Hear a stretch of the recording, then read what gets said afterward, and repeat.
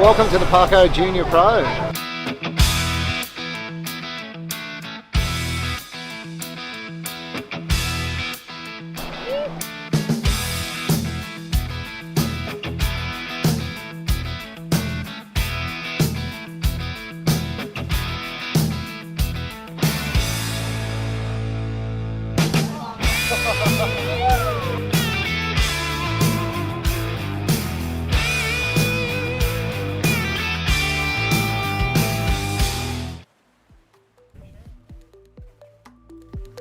Well, welcome back. 2025 Parko's Juniors Pro, presented by Campbell's Construction Co. This is Finals Day. My name's Crispy, and good morning, Jess. Good morning, Crispy. I'm excited to be back for another Grom Comp. I feel like these events are so much fun, and to be here on the sunny coast too. Apparently the waves have been pumping all week.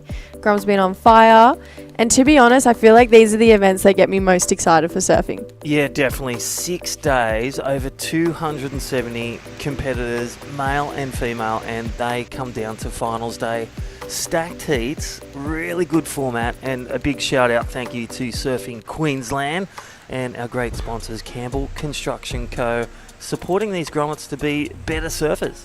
I love it. I feel like so many more brands are getting involved with sponsoring like our youth, our next generation coming through, and it's really paying off considering how well Team Australia is doing in those big international events. And it all comes down to, you know, events like the Parko and having brands like Campbell Construction Co. just getting behind everyone. So I'm here for Finals Day. I'm ready for it, and I'm stoked for all the sponsors for putting on this event. Yeah, definitely, and we'll get through them, but right now we have a final on hand.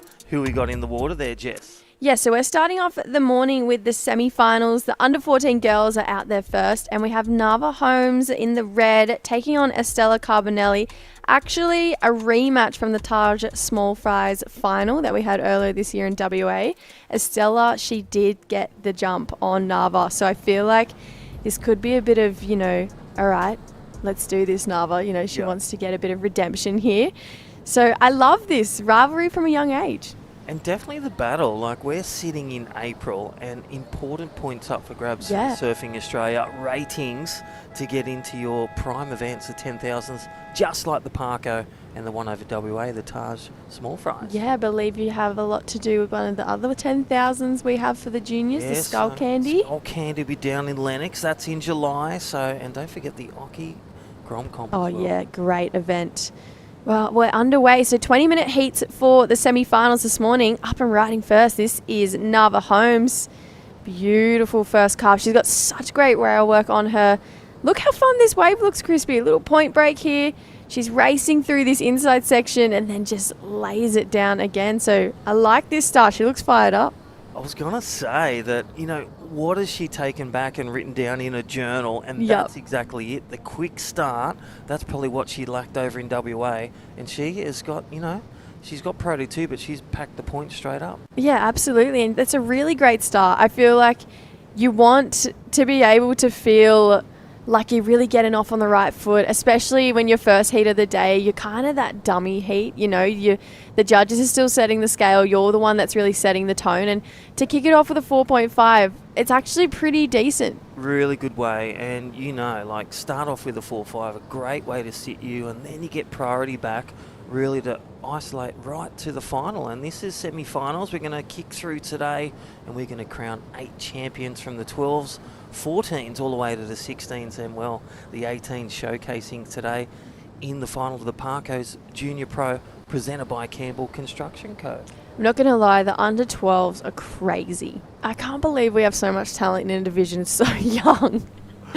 Well, then look at some of the, you know, Jagger Phillips. You know, you think, you know, he's in the 12s, 14s. He's now progressed to the 16s. Yeah, so wow. The development pathway through all the states has been really proven successful. As we see, you know, people like Dane Henry and Java Searle, to name just a few that have come through the pathway World through Junior Australia. Champs. World Junior Champions, the both of them now. Think of Ziggy McKenzie. She took away a title as well coming through this very similar program. So I feel like getting these girls involved from such a young age, especially in the under 14s, and putting them in man-on-man priority situations, it's really developing their skills right when they probably need it. I feel like, you know, when True and I were doing Grom comps and the Parko wasn't really around, we were more doing the Oki and the Skull Candy, we had priority, but to be able to surf man-on-man heats, that is such a skill to learn, and I feel like if you can navigate that from a young age, it's actually a really big game changer. It's like a 100-meter dash marathon. Yeah. With a bit of chest thrown in Definitely. there. I love it. I love that these guys get to develop their strategies from being under 14. So these girls are 13 and under, which is pretty wild. So, yeah, 20-minute heats, 16 minutes at 50. So just at the start, Estella, here we go, up and riding. Originally from Victoria, Jan Juck area, taps that off the lip there, really lays it in. Love how she used her arms all the way through her turns there. Didn't have the same kind of shape and power, I'd say, as Nava's, but she really attacked that first section. Yeah, it's going to be a good one where the judges sit this one. So 4 minutes gone, Campbell Construction replay. Look at it. Nice little wave, not as big as we said, but look at that first turn. Nice biomechanics. And again, staying in that pocket, nice carve backs. You know, judges want to see big utilisation of turns being present and then how that flow to that next turn. I saw a lot of Macy Callahan in that replay just then. It was a lot of, I feel like a lot of these junior girls, they either have a very similar style to, say, a Molly Picklum or a Macy Callahan. I feel like they're the two kind of more influential ones, including Steph Gilmore as well, but for these girls who are around, you know, Snapper and Cooley a lot, or the Sydney and the Central Coast, where a lot of these young girls are coming from, they've been super influential. And I saw a lot of Macy in that, and the judges rewarding that first section, Crispy, just attacking it. 5 points to start off for Estella. Again, go steeper, go more vertical, and those points will just trickle in. Yeah. And look at this, we've got a heat on our hands, so close. I mean, this is that chess match you were talking about. You know, 1 foot forward, then you got to answer back. You got to play attack all the time. And I feel like this is a very level start. Obviously, Estella just getting the best, but this is the start we wanted to see from these two girls. Yeah, that's right. And a big shout out to our supporters surfing Queensland. And again, watching your live heats if you want to see the scores, and go through your search engine. Live streaming all day for finals day, crowning 8 champions. Yeah, all the way from the under 12s, under 14s, like we're seeing in the water, under 16s and under 18s. And this is a bit of a special event, I feel like, for especially those people and the competitors the last year of the under 18s. You know, your son just graduated out of these junior events. It's almost like you want it more in your last year. And even that, going to the WSL Pro Juniors and the QS, it's such a great thing.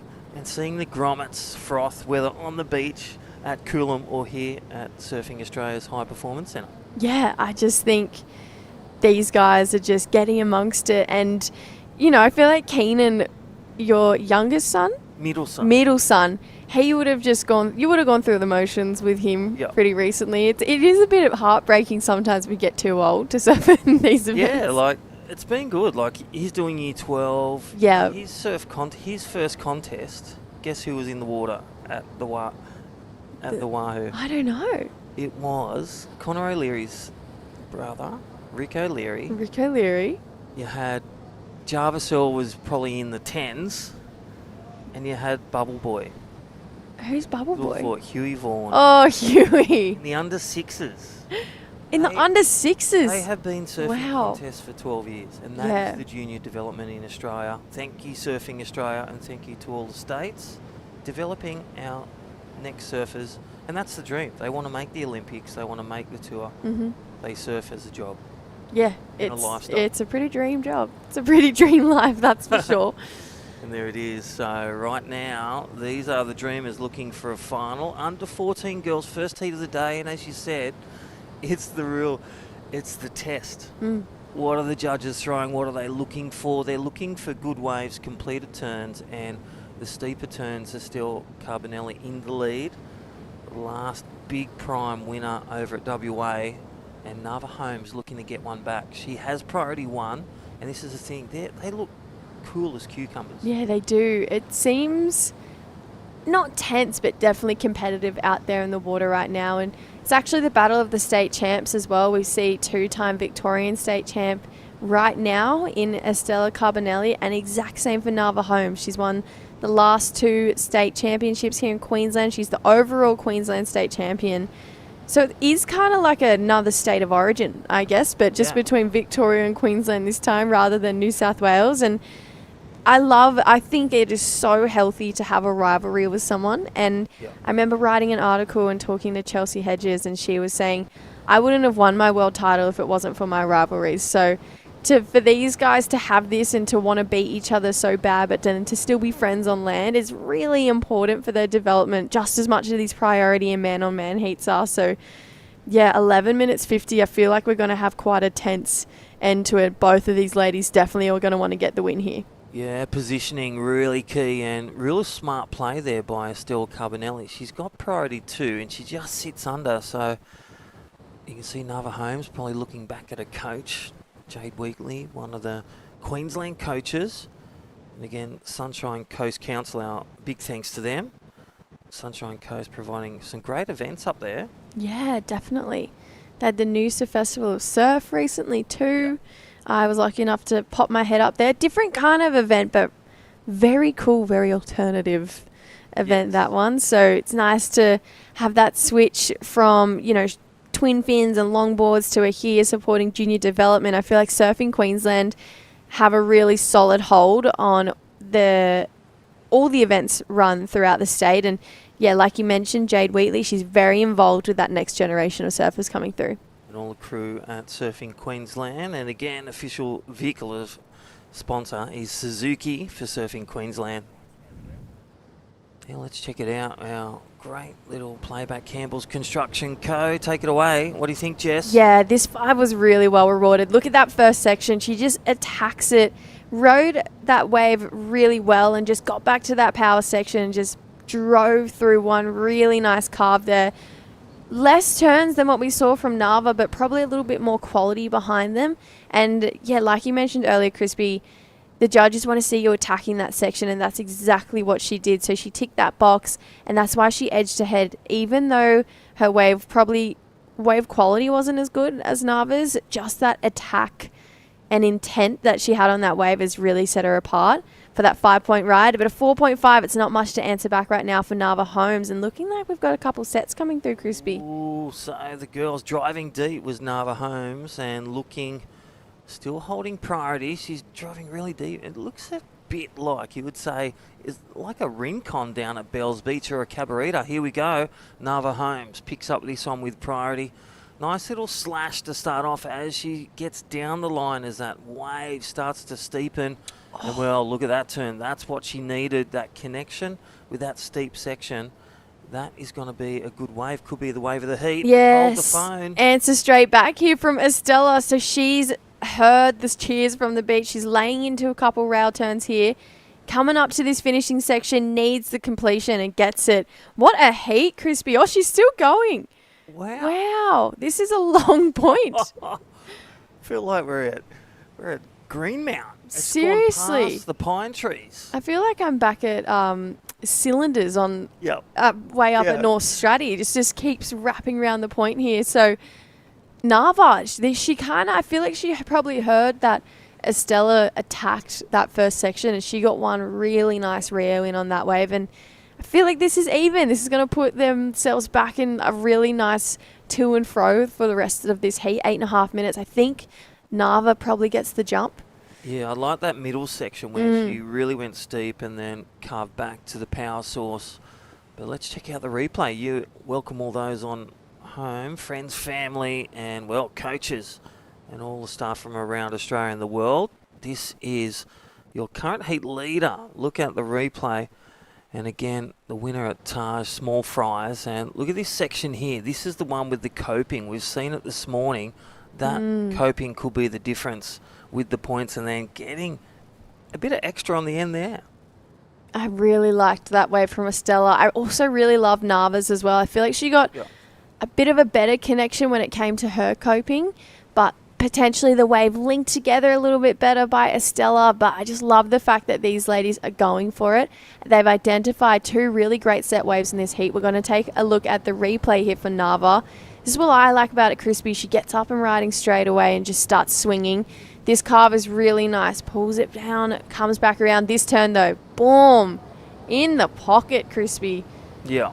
So I like that combo again. Yeah. Judges rewarding that first exchange. Less was more.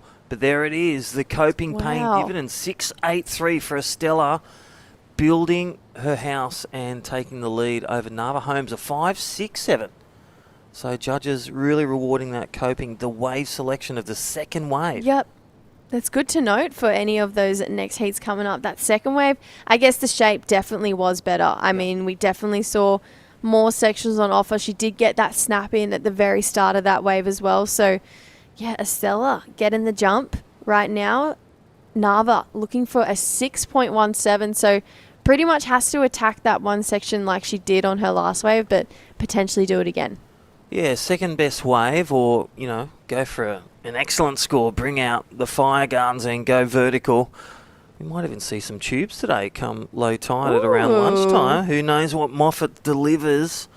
A tidy little spot, well done to Surfing Queensland and all the crew. And starting half an hour late due to the change of location, and best for the surfers and best for the Parko Junior Comp.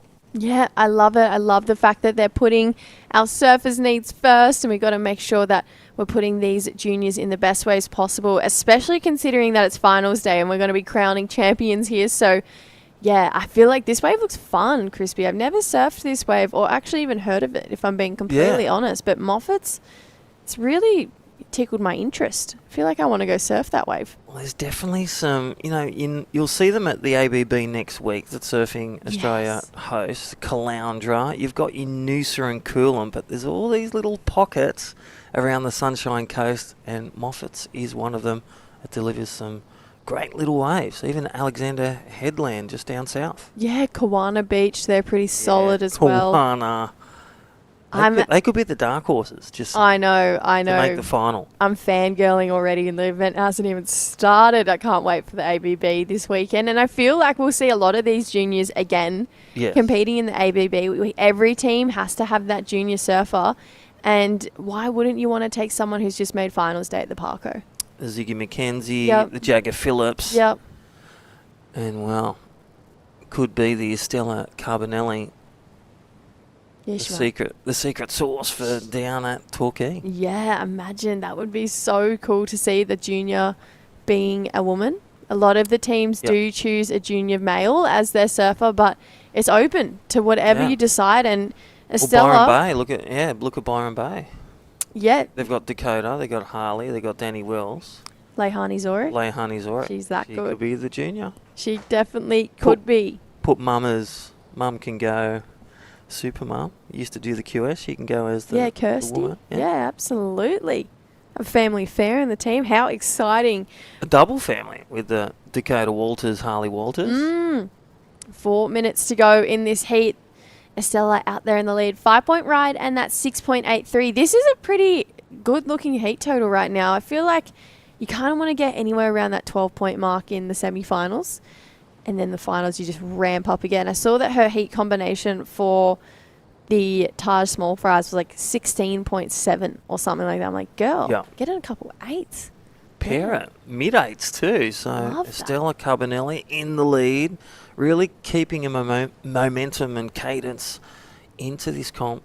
And again, the Parko 2025 Junior Pro, presented by Campbell Construction Co. Also, we are Feel Good, the sunscreen that feels good. Check it out. Protects against UV damage and nourishing and moisturising your skin. So we are Feel Good. I love seeing them around, whether it's Byron or Ocean Shores or down Lennox and up here at Cabba. Always in supporting great products like We Are Feel Good. Yeah, they've rapidly grown over the last few years. They're really good stuff, actually. I love their zinc, and it's always great to have a product that works. It benefits your skin while you have it on as well. A lot of sunscreens can be quite stripping on your skin and not actually be that good for you. But to work with a brand like We Are Feel Good, and they put your skin quality and skin health needs first, and then build a sunscreen around that is such a game changer, especially in the whole sunscreen department. So I'm a huge fan, if you couldn't tell, of the We Are Feel Good products. But Yeah, I feel like that's a really epic sponsor to have, even at these junior events, so that these guys can start looking after their skin from a young age. Because part of being a surfer means you spend a lot of time in the sun, which means you True. have to look after your skin. That's right. We don't want to look 20 when we're 40. We want to. No, I was going to say, I do. Yeah. I want to look 40, 20 when 20. I'm 40. All right, back to the action. Yellow flag is up. Under 14 Girls Semifinal 1, first heat of the day. And they've been selective with their waves. You Yeah, would agree, super. Jess? They've got 2 sets. They haven't scrambled around. They're really patient and adapting to the conditions. High tide this morning just before 7 o'clock. But Estella Carbonelli in the lead, a 5 and a 6.83, and Nava Holmes looking for that good score. Just around a 6, second best wave. Here we go.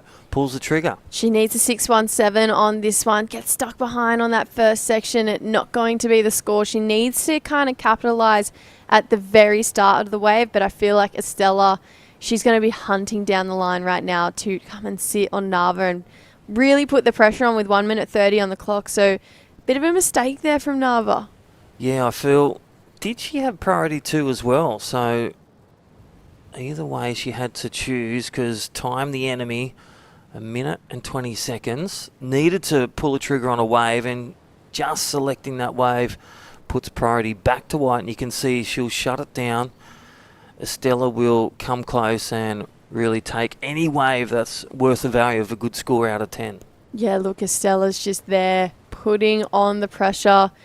Just sitting side by side, these two girls. 50 seconds. So what we'd really look for right now is a 2-wave set to see both of these ladies get one last roll of the dice. They're kicking and paddling for something. We're having a look to see 40 seconds on the clock. So Wow.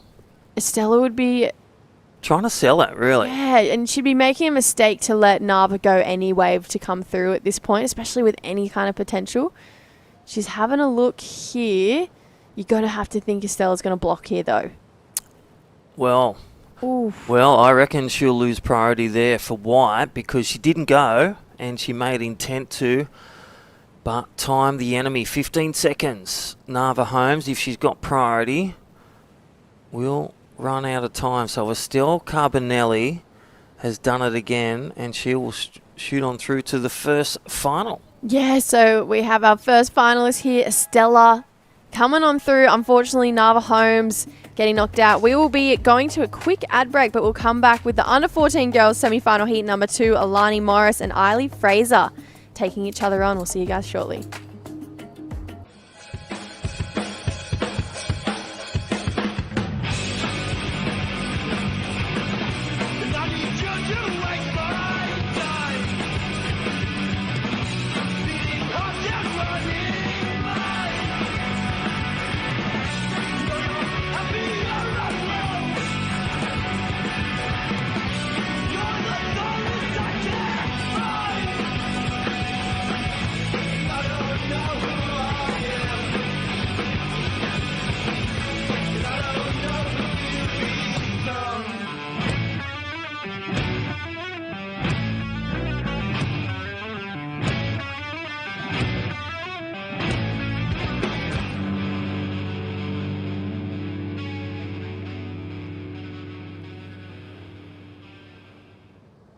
The mighty Suzuki Jimny is a 4x4 that's quite possibly built just for Queensland. Suzuki Jimny, built for Queensland, made for you. From just $34,990 drive away.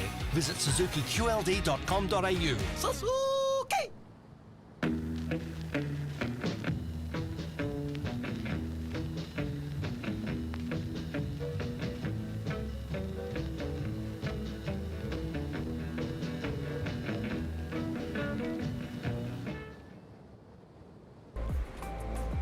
Righty, welcome back. This is finals day, day 6 of the Parko Junior Pro, and presented by Campbell's Construction Co. I'm Crispy, and welcome to the mic, True Starling, the sister of Jeff.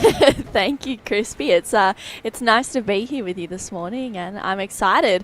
I heard some pretty great commentary in the last one of some fun waves, so I'm excited to see this one with Alani Morris and Eiley Fraser. Yeah, definitely. So well done to the first heat. And as you know, as a competitor over many years, that first heat is so hard if you've got it and you get through, you get a quick start and you get waves. That's always a bonus. So well done to the first heat of the under 14 girls, and Estelle Carbonelli getting the nod again. The previous winner over at Trig over WA at the Taj Small Fries, but we are here at the Sunshine Coast, and we're actually at Moffat's Beach. Beautiful place at Sunshine Coast in Australia. Check it out, destination Queensland. And we are here at the Parko's Junior Pro. And again, our great sponsors, Suzuki, the Sunshine Coast Council, We Are Feel Good, the sunscreen, and Flow Nutrition, some of the many sponsors of this 6-day event here at the beautiful Coolum, and we're at Moffat's Beach today. Yeah, it's a great relocation. I think they were at Ann Street the last few days, but it looks really fun. Maybe a little bit slow out there this morning, but when they come through, it looks really good. And Eiley Fraser actually got second at the Australian Junior Titles over at Wollongong earlier in the year, or toward the end of last year. Yeah, actually, I think in December. It feels like December. yesterday. I know, it does. Sammy I was Lowe actually going down crazy. there. You were Yeah. team manager. We were doing it from here, your sister and I. Oh, and that's tell you what, right. you were, bang on with Team New South Wales. Yeah. And that, as we said, Sammy Lowe, such a big amazing. fighter, his whole junior career, and one step closer, and he got the win. That is what dreams are made of. Yeah, literally, he just had it. It was a magic day, honestly. That whole day was so great. But I feel like this day here at the Parko's Junior Pro is going to be an amazing day. And I feel like to start off with the under 14 girls is a great way to start it. Like you mentioned, I was never a fan of being first heat of the day. But these girls are just making it look so fun out there. Yeah, there's some good waves at first heat. But right now, Alana Morris in red, Eiley Fraser in white, the under 14 girls. We're going to go through our semi-finals today. We've got our under 14 boys coming up, and again, some of these juniors, Ollie Holmes, Brendan Davidson, and they're under 14, so they could be 11, 12 and 13 going into these events. And then the 16 girls, one of the showcases for surfing Queensland, Miller Mayberg taking on Talia Tebb, as you know, Talia for surfing New South Wales, like Lucy Darragh and Eliza Richardson. So it's a state affair.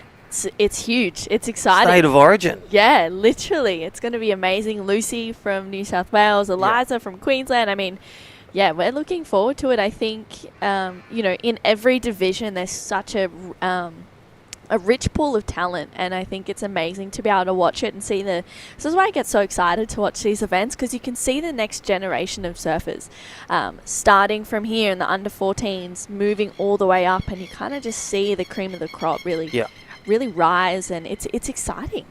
And to add to that, the great talent through the pathway from their regional, their states, and you've got Torquay Victorians versus WA Welshmen. Yeah.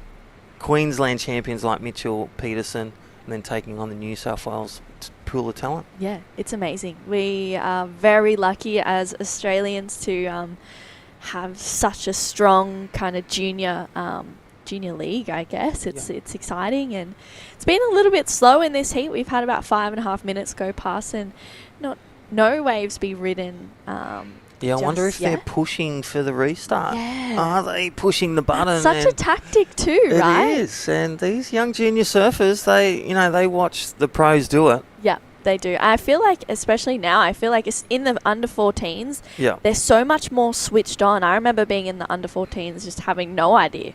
And these girls and boys in this division, they're so much more switched on. They're more aware of restarts and priority and everything else that's going on. It's amazing to see it. And it is high tide, I want to point out. So Moffat's does turn on as the low tide approaches.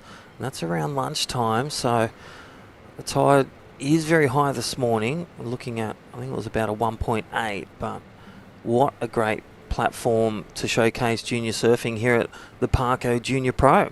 Worth 10,000 points as well. Yeah, this is a big contest, and it really matters to get a good result here. Semi-finals is one of those.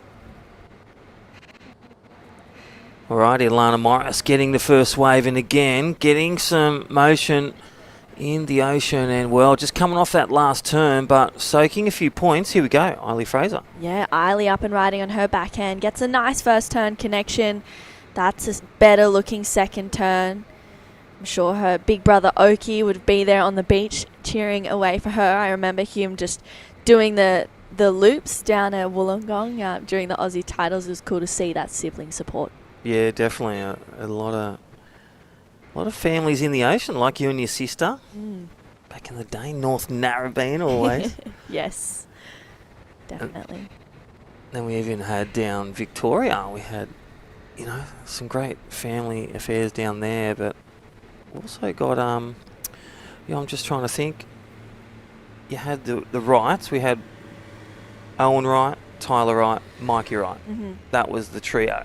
Yeah. Pretty amazing.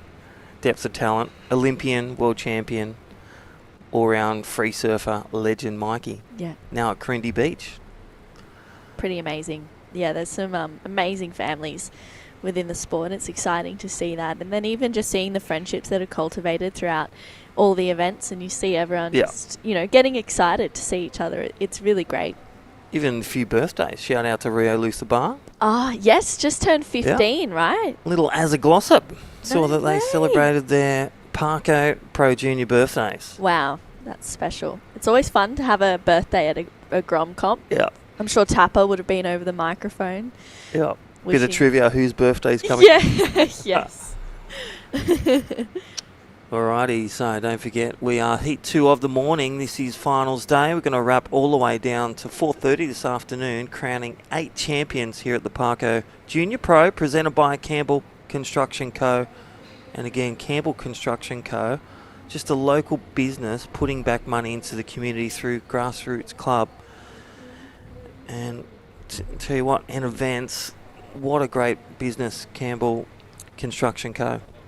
Yeah, it's pretty amazing. And to see all these sponsors just supporting the young junior surfers is awesome.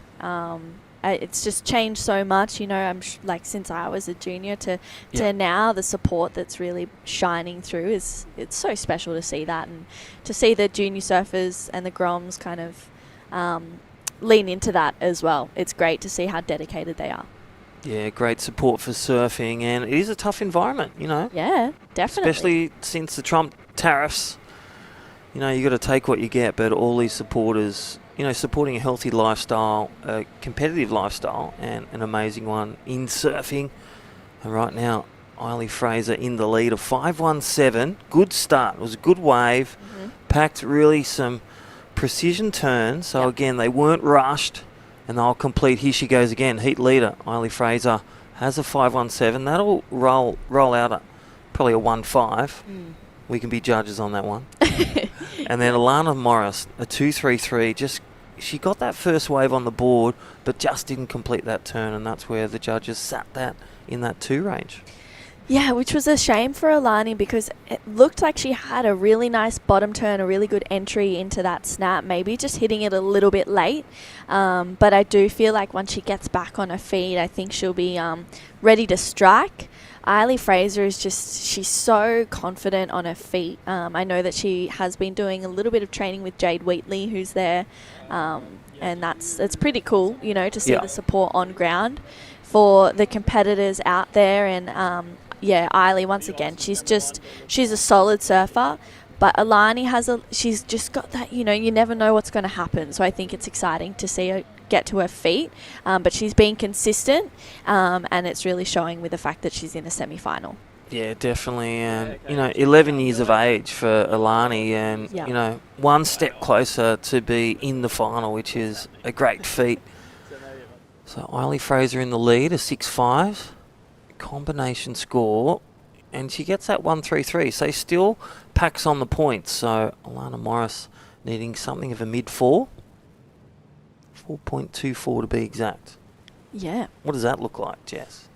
True. True, Jess. true, Jessica. Which one? Yeah, I think a score like that out there today, she's looking at 2 good turns, or even if she can find one similar to Eiley's. I mean, we saw what Eiley did. She did a carve, she got a good snap in, and then another carve, and she got a 5.17. So I think if Alani can stand out in the fact that if she can find a wave that allows 2 steeper turns or 2 steeper connections, and she'll really be nudging that 4 range plus, definitely. And she's coming off a good win at the Barney Miller down at Coffs. So Alana Morris and good old BL blast off. So she's been all around the country already. Yeah. Whether it be WA, down at the Northern Beaches at the BL blast off, and then, scoops over to Coffs Harbour, driving past the big banana. Yeah, that's pretty amazing, and she knows what she needs to do to get these scores too. She's confident in herself and her surfing, and it just shows such a mature competitor. And the fact that she's had quite a few wins as well to her name, I think that's pretty incredible. At such a young age, being 11, it's huge. I wasn't even surfing at 11, so I'm excited to see the pathway for these girls. Yeah, I was given a board when I was 11 and didn't know what to do with it. Yeah. Still remember the first wave at Cronulla. Didn't catch any waves, but I paddled around. Yep. You figure it out as you go, right? You do figure it out. No coaches, no filming. Apart from Andy King, he was getting filmed by Steve Brown in those days and Maddie Griggs. And they then turned into some of the best coaches around the world. Definitely. From Cronulla, Doug Marsh, Andy King, Maddie Griggs. Shout out to just to name a few, but... And to talk about that, Surfing Australia have put up, for all those watching and listening, 20 spots to be, you put your resume in online, check it out on Surfing Australia's HPC, to become a coach. Wow. 20 applications, thank you to Surfing Australia High Performance Centre. You want to become a coach and get trained by the best? Check it out. Check it out, definitely. It's it's actually really fun too, to be able to help people get better at something that you love. Looks like Alani, she had a paddle, but you can kind of see that high tide, the waves, maybe the girls need to sit in a little bit if they're struggling to catch waves. I mean, they know it out there. I've actually surfed Moffats once. I had a contest up on the sunny coast when I was young, and it was such a fun wave. I loved it. I had so much fun. I actually surfed it with Dylan Moffat. Yeah. So we were calling it Dill's Beach. Dill? Oh, what a legend. Yeah, it was awesome. We had the best time. But this high tide is just causing a little bit of havoc, but I feel like it'll get better throughout the day. Yeah, I feel there's good sand, nice little sandy point beach break, and throw a bit of reef in there. Yeah. As classic Coolum area and Sunshine Coast. And you can see there's still a bit of swell out there. There's ships in the horizon. Beautiful images there. Thank you to all the production team. MySurf TV and Surfing Australia. It's pretty amazing. It's just so great to be, finally a finals day for the Parko's Junior Pro, and I think it's awesome for the kids out there to be surfing and getting the experience, and I'm sure that they're asking Parko a whole heap of questions. Yeah. What do you do in this situation in a heat, or, how do I get better at doing this turn? And that's the beauty of having such a, amazing surfer. I mean, he's a world champion. Yeah. So I think to be able to draw on that for these juniors is pretty special. And you can see Eiley Fraser, just unfortunately going down on that one. She is still in the lead. She has a 5.17 and a 1.33. That last one won't go into the top 2. Alani Morris is still looking for a score to get into the lead. There's 4.5 minutes to go, so only 4 waves have been ridden in this heat, but I feel like we might see a flurry of action towards the back end of this one. Yeah, definitely. You can see just the patience, holding that priority. It's so crucial. They would have seen that first heat where there was 2 or 3 sets in 20 minutes. So Alani Morris really identifying.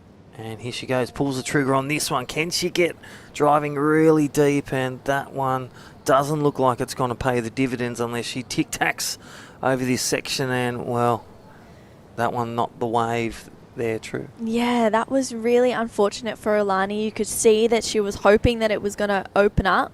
But just, that wave just didn't really give her an inside little bowl or a double up there. So she still has time, 3.5 minutes to get back out. She might even be able to pick one, a nice little reform runner halfway out, which I think if she can get 2 turns, and I've seen some of her surfing on Instagram, her backhand snaps are solid. So I think if she can get 2 turns, she'll definitely nudge for the lead and a situation change. Yeah, definitely. But Eiley Fraser holding the lead with that 517, the point of difference. Patience with that first wave that she got. We'll try and get a replay for you, all those at home. But Eiley Fraser, that 517, good looking wave with a couple of good turns and just commanding this second heat into the final to take on the Victorian. And then up next, don't forget, I think 14 boys. That's going to be under 14 boys. Look at this. Ollie Holmes and Brendan Davidson. That's heat 1. And then showcasing Sonny Brook and Mac Ringus. Wow. So, game on. Then crowning 8 champions today. True. Yeah, it's going to be super exciting. I have no picks for who's going to win. I'm excited to kind of see what happens throughout the day. But we're 2.5 minutes away from locking in our second under 14 girls finalist, which is super exciting. I was going to say Ziggy McKenzie, Jagger Phillips. They're in the mix today in our semi-finals. So just That's to name a few. That's going to be huge.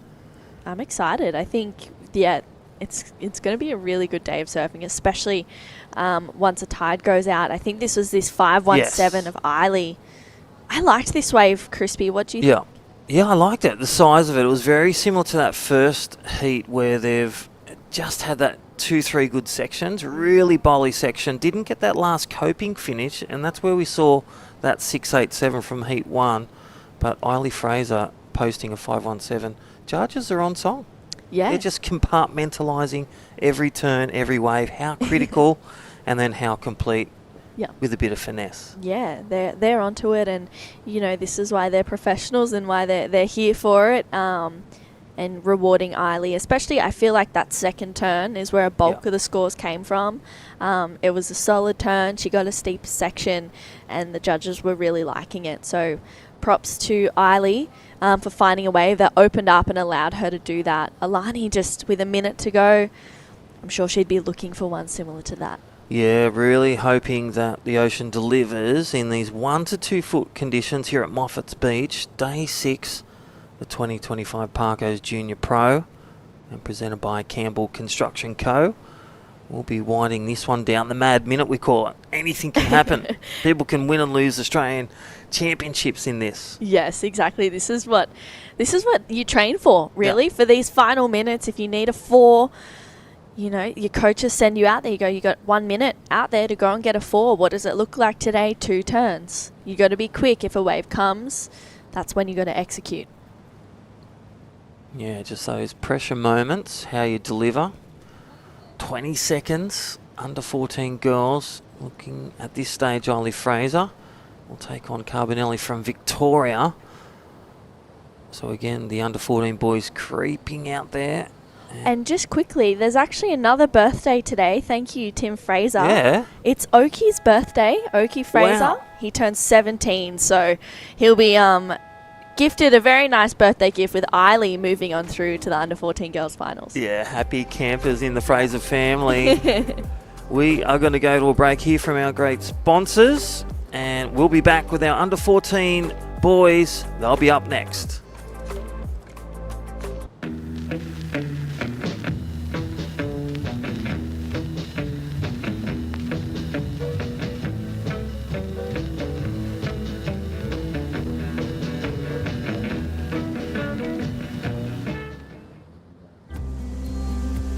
Here on the Sunshine Coast, you'll find the sunshines from above and from within. Come find your sunshine moment. For real. The mighty Suzuki Jimny is a 4x4 that's quite possibly built just for Queensland. Suzuki Jimny, built for Queensland, made for you. From just $34,990 drive away. Visit suzukiqld.com.au. Suzuki!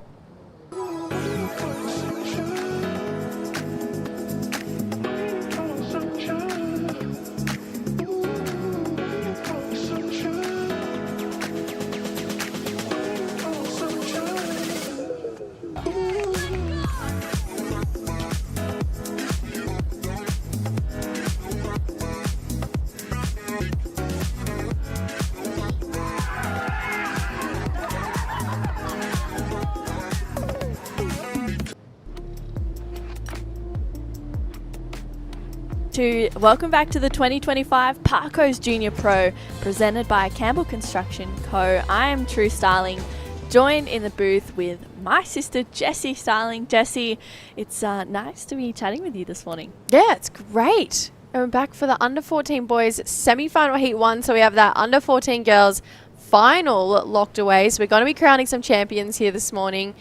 Here we have Ollie Holmes and Brandon Davidson battling it out. Sometimes I feel like you make it to the semis, you're like, yes!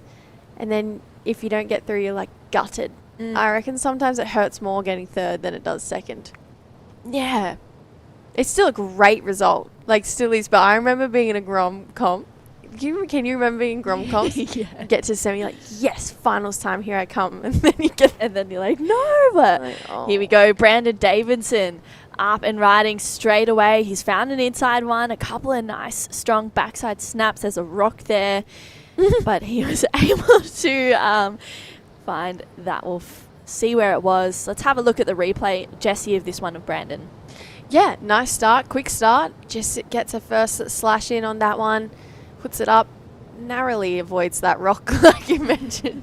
But, you know, sometimes you're just going to have a couple little obstacles on the way. You can see these guys opting to sit what looks like a little bit further up the point, so maybe trying to get a couple of those steeper faces to what we saw. I'm interested to see how this wave changes with the tide and how it kind of evolves, because this is my first time coming into contact or having anything to do with this wave, but from what I've seen so far, it looks really fun. I'm just quite interested to know how it shifts with that incoming tide, or outgoing tide. Actually, we had a high tide this morning. Yeah, I agree, but I think there was a location change. It was at Ann Street the last few days, so then changing it to Moffat's, I feel like Parko and everyone else involved with the figuring out where the best conditions are to run.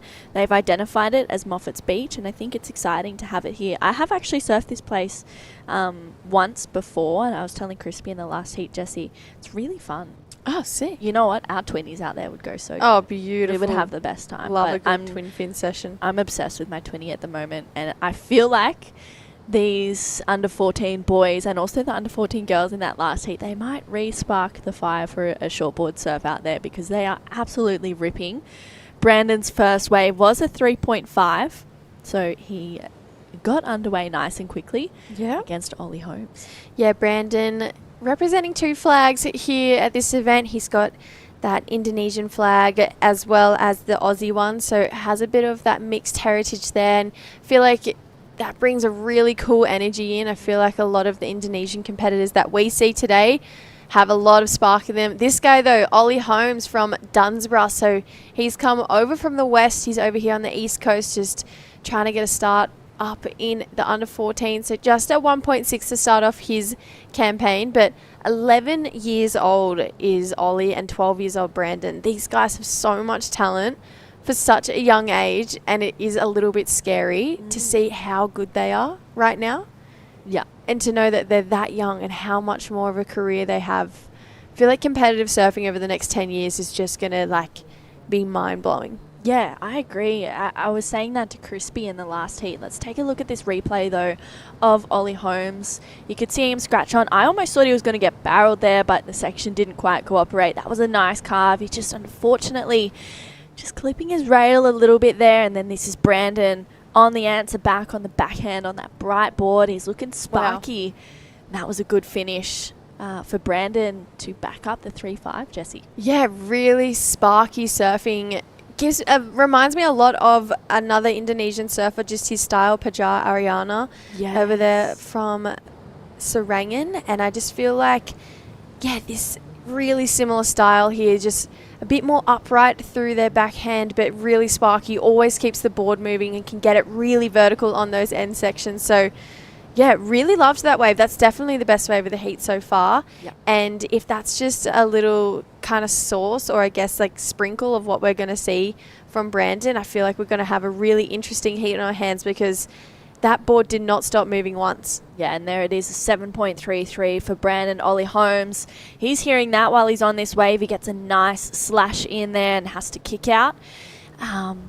back on that, Jesse. He's just got that beautiful, Brandon, that beautiful drop knee style as well, like as he goes into that bottom turn, as most goofy footers do. So it's exciting to see that. You can see him kicking. He's probably hearing that he's got that 7.33, that last wave of Ollie, a 3.33. So Ollie, he needs to kind of break the 5+ range to see, a better heat for himself in this one. But there's 13 minutes. Yeah, I feel like Ollie right now, he's just getting the ball rolling. I mean, 20-minute heats, it's definitely a short time frame, but when you're 11 and 12, 20 minutes is just like wave. Like, I feel like we're going to see a lot of waves caught in this heat, but I feel like Ollie right now, he's taken a lot of those slightly smaller waves that have a bit of a shorter end section to them. He needs to find one of those ones that stands up along the shelf, just similar to Brandon's did, because there was plenty of potential in that wave. He's clearly got the talent, Ollie.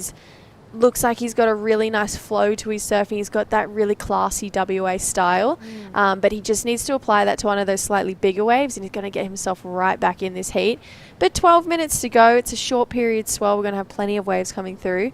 I'm not stressed for either of these guys just yet. No, and I just think they've surfed enough heats throughout the Parko's Junior Pro that they know what needs to be done and they know what's expected.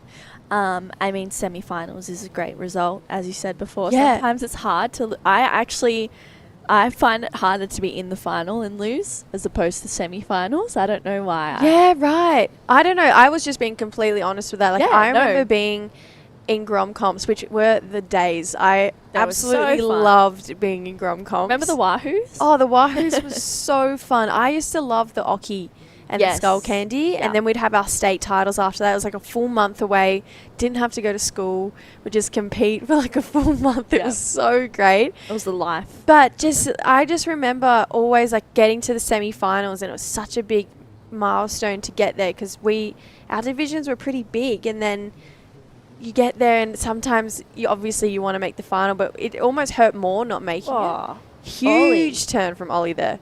Yeah, he is answering back from that 7.33 of Brandon. He's like, hey, don't count me out just yet. Another nice connection there for Ollie.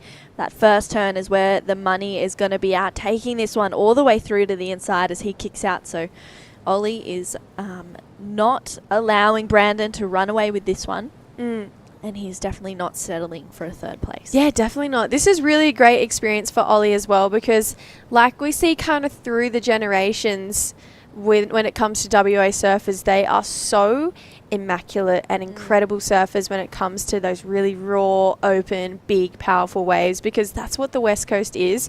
But for him to come over here and get this experience in these East Coast point breaks, in these shorter period swells that you don't get as much over there in WA, I think is going to be really excellent for his career and progress moving forward, even though he is 11 years old, which is crazy because he's doing laybacks like that here on this replay. Definitely his best wave so far, like you mentioned, True, and just laying the rail on a couple sections here. Definitely identified his best wave so far. And he's definitely going to put himself back in this heat. Yeah, I couldn't agree more. And, Ollie is just, he's looking solid in this heat. Let's take a look at the 7.33 of Brandon Davidson. I think that last one of Ollie's might have come in at a 4.5. So the judges are rewarding that, but they're asking for a little bit more, especially off the back of that 7.33 of Brandon's. I think we can have a look here. You can see how coiled he is off the bottom. He finds that first good turn. He's got more flow. He doesn't really have too many wobbles, and gets a really strong finish. So you could even see that the wave was different to what Ollie's was. Brandon's wave was a little bit bigger, had steeper sections as opposed to Ollie. It got that first turn, which was great, but then the rest of it was kind of carvy. So the judges were saying it was a good turn, and that's where a bulk of the scores are coming from. But as opposed to Brandon's one, it didn't offer as much flow and as many good turns. His board just did not stop moving. Like, it was alive for the entirety of that wave. And I feel like when it's small like this, that's the way you got to be. You just got to not stop moving. You kind of have to bring energy to the wave. And, thinking back again to the glory days, the Gromcomp days, when it was small, a lot of the time you'd hear a lot of coaches say just get up and get swinging, just get up and start turning, because there's no point waiting, because the power of this wave is right at the start. And that's exactly what Brandon did, and he just kind of created energy on that wave for himself, which allowed him to really attack that last section so aggressively like he did, which is obviously going to be rewarded with a great score when you connect as well as you did, like Brandon. Yeah, definitely. And he's looking really good. He had a little look at that one, didn't like it. So no surfers taking that wave. You know, I'm wondering, it's hard, and there's so many different strategies that you can go about in heats, whether it's, you know, be busy on good waves, or if you sit and wait for the sets.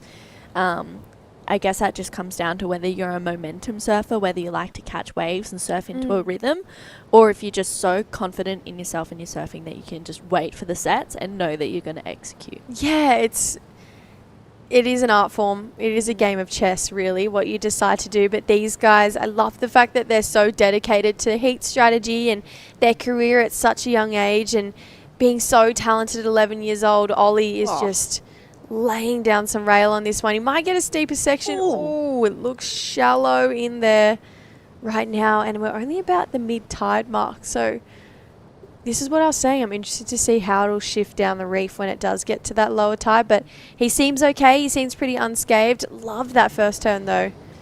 Yeah, that was really nice. You can see here he's so on rail and just driving through it. That was actually a better looking turn, but gets hung up, couldn't get a second turn, which was really unfortunate for Ollie, because that would have been, if he had the opportunity, a good two-turn combo. So we'll see what else he can do in the next 6 and a bit minutes. But yeah, like you said, Jessie, I'm excited to see how it changes with the tide here at Moffat's Beach. I feel like there's still going to be some good waves on offer. Yeah, definitely. I mean, they wouldn't have put it here if they didn't think it was going to be consistent all the way through. It's clearly the best option considering it is finals day, and I'm really excited to see all the divisions get out there today. And obviously none of this would have been possible if it wasn't for all of our sponsors, including, you know, Campbell Construction Co. They just support local sports on the Sunshine Coast, including board riders clubs, any local businesses. They're really into putting money back into the community, which I think is such a difference when it does come to, you know, these junior development comps. And this is such an early stage of these guys' career, and having a brand as important as Campbell is really cool for these guys. And then to have some big company brands, including Suzuki and We Are Feel Good. I mean, I think these Groms would know how lucky and cool that is to have a car company sponsoring a Grom comp. That is just insane. So yeah, I'm sure a lot of these guys probably eyeing off those Suzuki Jimneys. They look like pretty cool little cars. Yeah, definitely. And having Flow Nutrition there as well would be super cool to kind of inspire the kids to eat like an elite athlete.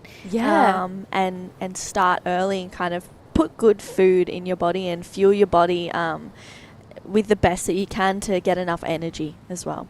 Yeah, and I love that they're implementing good habits from a young age, especially around Grom comps like this. A lot of our state titles growing up, we had Woolworth sponsoring our events, which brought, you know, a lot of fruit and veggies down. And these guys, to have someone like Flow Nutrition, even something like Neo Active, where it's this new brand that Joel Parko started along with his sister and his nephew, Bianca and Ty Richardson. And honestly, it's just about redefining wellness, discover a new way to nourish with focus and minerals, and just, you know, become a better person from the inside out, because looking after your body is such a massive part of being an athlete. And I'm so proud, I think, of the way that the community, especially when it comes to these Grom comps and Surfing Australia, have put in the effort to make sure that our junior surfers know this and know how to do it, so they don't get to 16 and be like, oh, maybe I shouldn't be having a cupcake for breakfast every day, you know. And that if you use the right amount of food and nutrients and just nourish your body, the competitive surfer you are and the athlete you are, it's just going to increase your game so much more. So this is a really incredible event sponsors wise for these junior surfers. Oh, absolutely. It's exciting for them, and I think to have that backing is pretty special. You can see the next heat paddling out. That's Mac Ringis he's going to be taking on Sunnybrook as well, which is super exciting. And it seems like it's a 3-minute paddle out. It doesn't look to be too far away to get out there for the boys. So I'm excited. In about 3 minutes, we're going to be welcoming our first under-14 boys finalists, which is super exciting. Ollie has that 4.5. He does need a 6.23, if my maths is Quick right. maths. 6.33. 6.34. 34, sorry. Thank you, Live Heats. 6.34. Thank you, Live Heats. This is why I don't do quick maths. But yeah, he needs that score to get up into first for Ollie. He has a time. He just needs a wave. Yeah, absolutely. I mean, Brandon, he's kind of stalking him like a shark right now. He's just like, I am not letting this final slip through my fingers, and good on him. Like, that is the job he has to do. This is the role he has to play. Ollie, however, has to find that space and that wave kind of away from him. But like you said, True, these are the situations that you train for. Yeah. You put yourself in these simulated situations when you're training with your coaches, or you're just down the beach and you're out there by yourself where, okay, there's 5 minutes to go. I need a 6 and I've got second priority. How am I going to get out of this? You know, these are the moments that these guys are training for. 1 minute 50 on the clock. Let's see how Ollie navigates this pretty tricky situation, which not a lot of comp surfers like to be in. Yeah, it is. And, you know, it's a hard one, but I do feel like it's achievable. I think with 2 good turns, if he can find a section where he's able to find good flow and really lay in his rail like we saw in that last wave, and then also get a good hit, I feel like he'll really be pushing for the 6 plus range, which is where he needs to be to get to first place. But you can just see Brandon, he's become Ollie's best mate out there. He's not letting him go anywhere. He's giving him no room to breathe, which is exactly what Brandon needs to do in the position he's in right now. But he's going to let Ollie go this wave. Ollie, he's up and riding. He needs a score to get to first place, but that wave doesn't do much, and you could see the frustration coming through for Ollie on that one. It was, it looked like it might have offered something, but the wave just kind of died out on him, unfortunately. Yeah, I love how passionate he is, though. He's 11 years old. He really wants to be in that final, and he's given it everything. He's given himself every opportunity to be there, still swinging on waves with 30 seconds to go. And it is actually really admirable for someone who is so young and has such a long competitive career ahead of him. I wonder if he'll be hanging around for the ABB this weekend. Ollie Holmes would be a great addition to any team. He's very talented, but right now you got to think that Brandon's probably not going to let any chances get away from him right now. 10 seconds on the clock. No takers on this one, and I'm not sure if any more waves are going to come through, True. Yeah, it doesn't look like it. With 3 seconds to go, it looks like it'll be Brandon Davidson. He's going to be the first finalist for the under-14 boys, which is going to be super exciting and amazing feat. And Ollie Holmes, he had a great heat in this last one. Don't go anywhere. We'll be right back with semi-final number 2 of the under-14 boys. It's going to be a great matchup.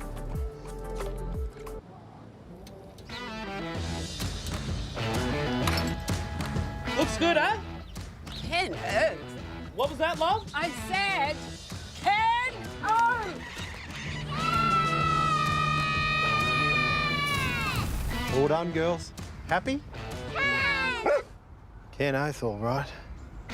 From big jobs to even bigger jobs, get the Ken Oath feeling.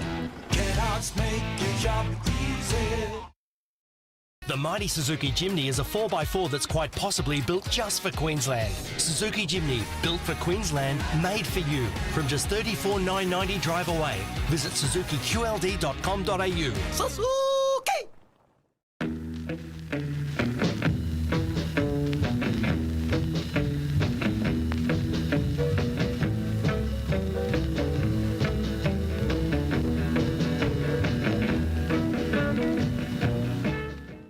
Such a vibe down here. It's absolutely packed. There's so many women that just live and breathe surfing, and at any skill level, at any age. It's such a good vibe.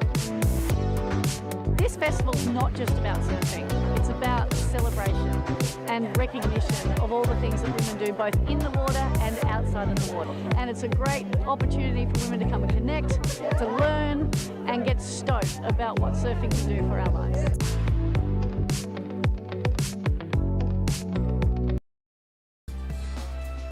Beautiful day here on the Sunshine Coast. We are at Moffat's Beach to crown some champions of the 2025 Parko's Junior Pro, presented by Campbell Construction Co. I am Jessie Starling, joined back in the booth by Crispy.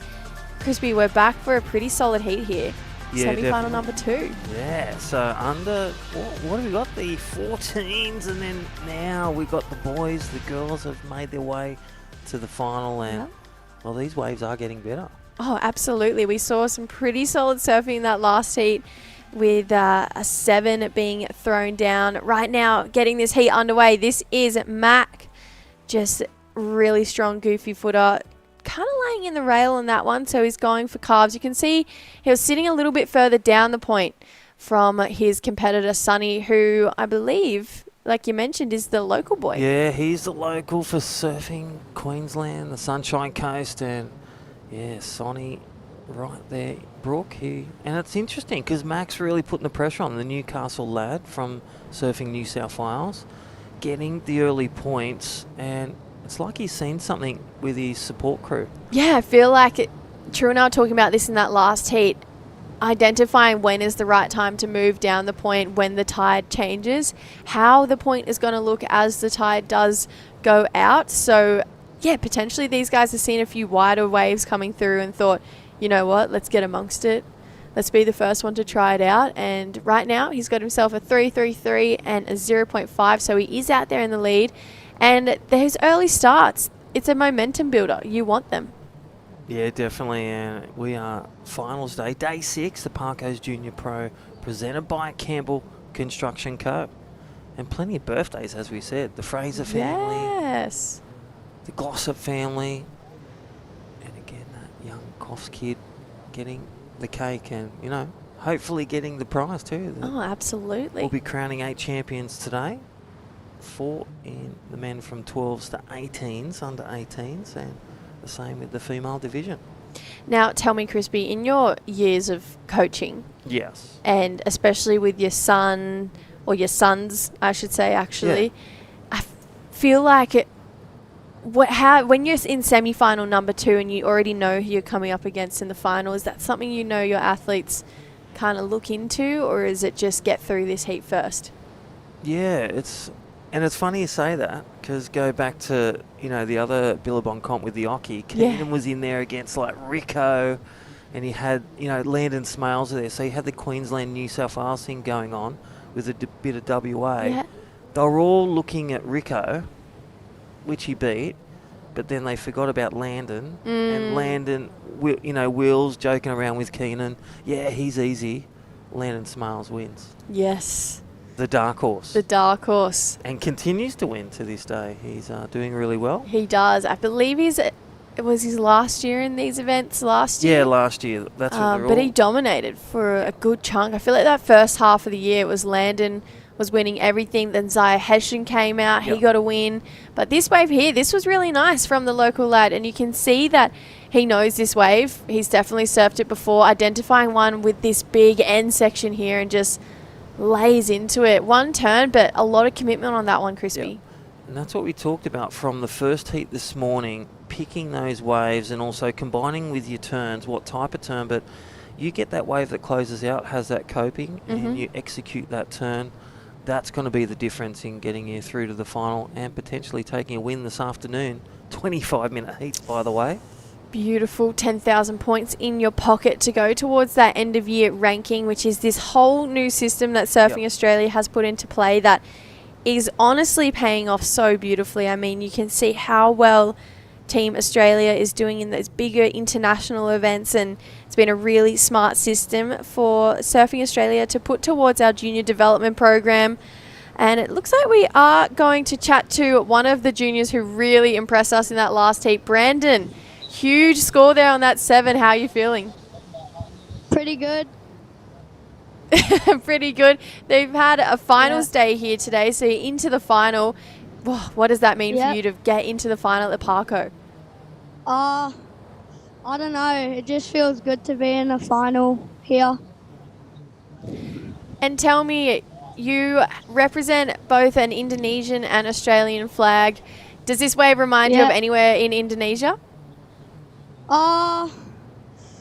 Maybe Tiger Tracks in G-Land. Little right. Nice. And, you know, whoever you're going to be versing in the final is in this semi-final right now. Are you paying any attention to it? Do you want to know who you're competing against? Yeah, I saw them get a few fun little waves, but I don't know who I'll be against. It doesn't matter. Hey, at the end of the day, it's all about you, right? Yeah. All right, love it. Thanks so much, Brandon. Well, good luck in the final, and hopefully we talk to you again later. Thank you. Well, how he is frothing, and great to see the next generation under 14 boys. There's your semi-1 winner.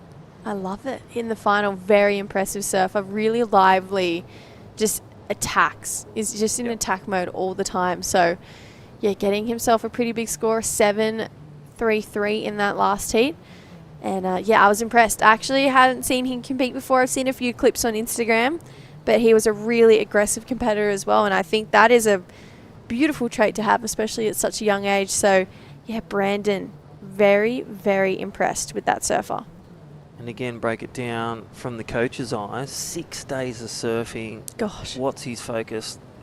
They know the criteria. And again, that keyword attack, mix that with wave selection, a good looking wave with some great completion, choice of turn. And that is how you play a really good form going into your finals. That first wave of Sunny coming through, it's a 3.83, so has him out in the lead just from that one turn. So quality is paying off today. The judges want to see that high risk intensity maneuver. Like we mentioned, if there's a coping there, you have to hit it. You have to capitalize on those sections. 11.5 minutes to go. One wave locked in of consequence. But two actually equal score lines for Mac and Sunny. And if anyone watching on doesn't quite understand why Sunny is in it, because he has the highest wave score based on 2 waves. So it does put him in that lead in that first place position, but not a massive score required right now from Mac. A 0.51 is all he needs. Yeah, as soon as Sunny gets a wave, whether he falls off or stands up, it's going to lock in as a 1, so he'll go extend that lead. But Mac Ringus, 0.5 and a 3.33. And that is your man from Newcastle. Recently come back from a regional win last year. Oh. And then you had Sonny heading down, having a great little campaign at the Sunbar as well, and Sunshine Coast events. Yeah, beautiful. And looks like he's having a paddle here, bit of an inside one, but it's going to have a steep section here. So really identifying these copings, but shallow rock right there. So he has to try and get out of this one for the man in red. But like you mentioned, it's just going to automatically increase his scoreline. He's going to put a little bit more pressure on the Novocastrian Mac. So just a bit to keep an eye on for Mac. He's just going to make sure that his competitor doesn't keep edging away. Bit of a smaller one here, Christy. What are your thoughts? Yeah, so there he is, Sonny Brook getting up on that one, and it's really close to the rocks. You can see that's still a bit high tide, but still banging in that quick wave. And, well, Mac Ringus getting the wave, and it's like he just frothed out on that one. Went a bit too early, went a bit straight-legged, and came off that. Yeah, that was the turn he needed. That was the attack that he needed as well. Unfortunately, you got to land those turns. They're the maneuvers you really got to have control of. Sunny out the back, so gets a carve to start this one off. Wow. Lays into it and then just brings it. This was really great wave selection, actually, and you can tell he's feeling it. Already extended his lead. I think he's going to do it again on that one. And really going for it, keeping busy. We haven't talked about it much this morning, but getting that smaller wave, banking in that second wave instantly. And then look at this one. Thank you, Campbell's Construction replay. That nice little layback hack. Look at the maturity and really the combination of turns. Staying in that pocket. That's where the energy is to get that speed and really execute that full turn. So that will be potentially the wave of the heat. Stand by. Wave for Sunnybrook. He did take out Kui in the under 14 boys, being literally a 12-year-old. Wow. That was in December. And then that is your Sunnybrook local, looking to dominate all the way to the final right now.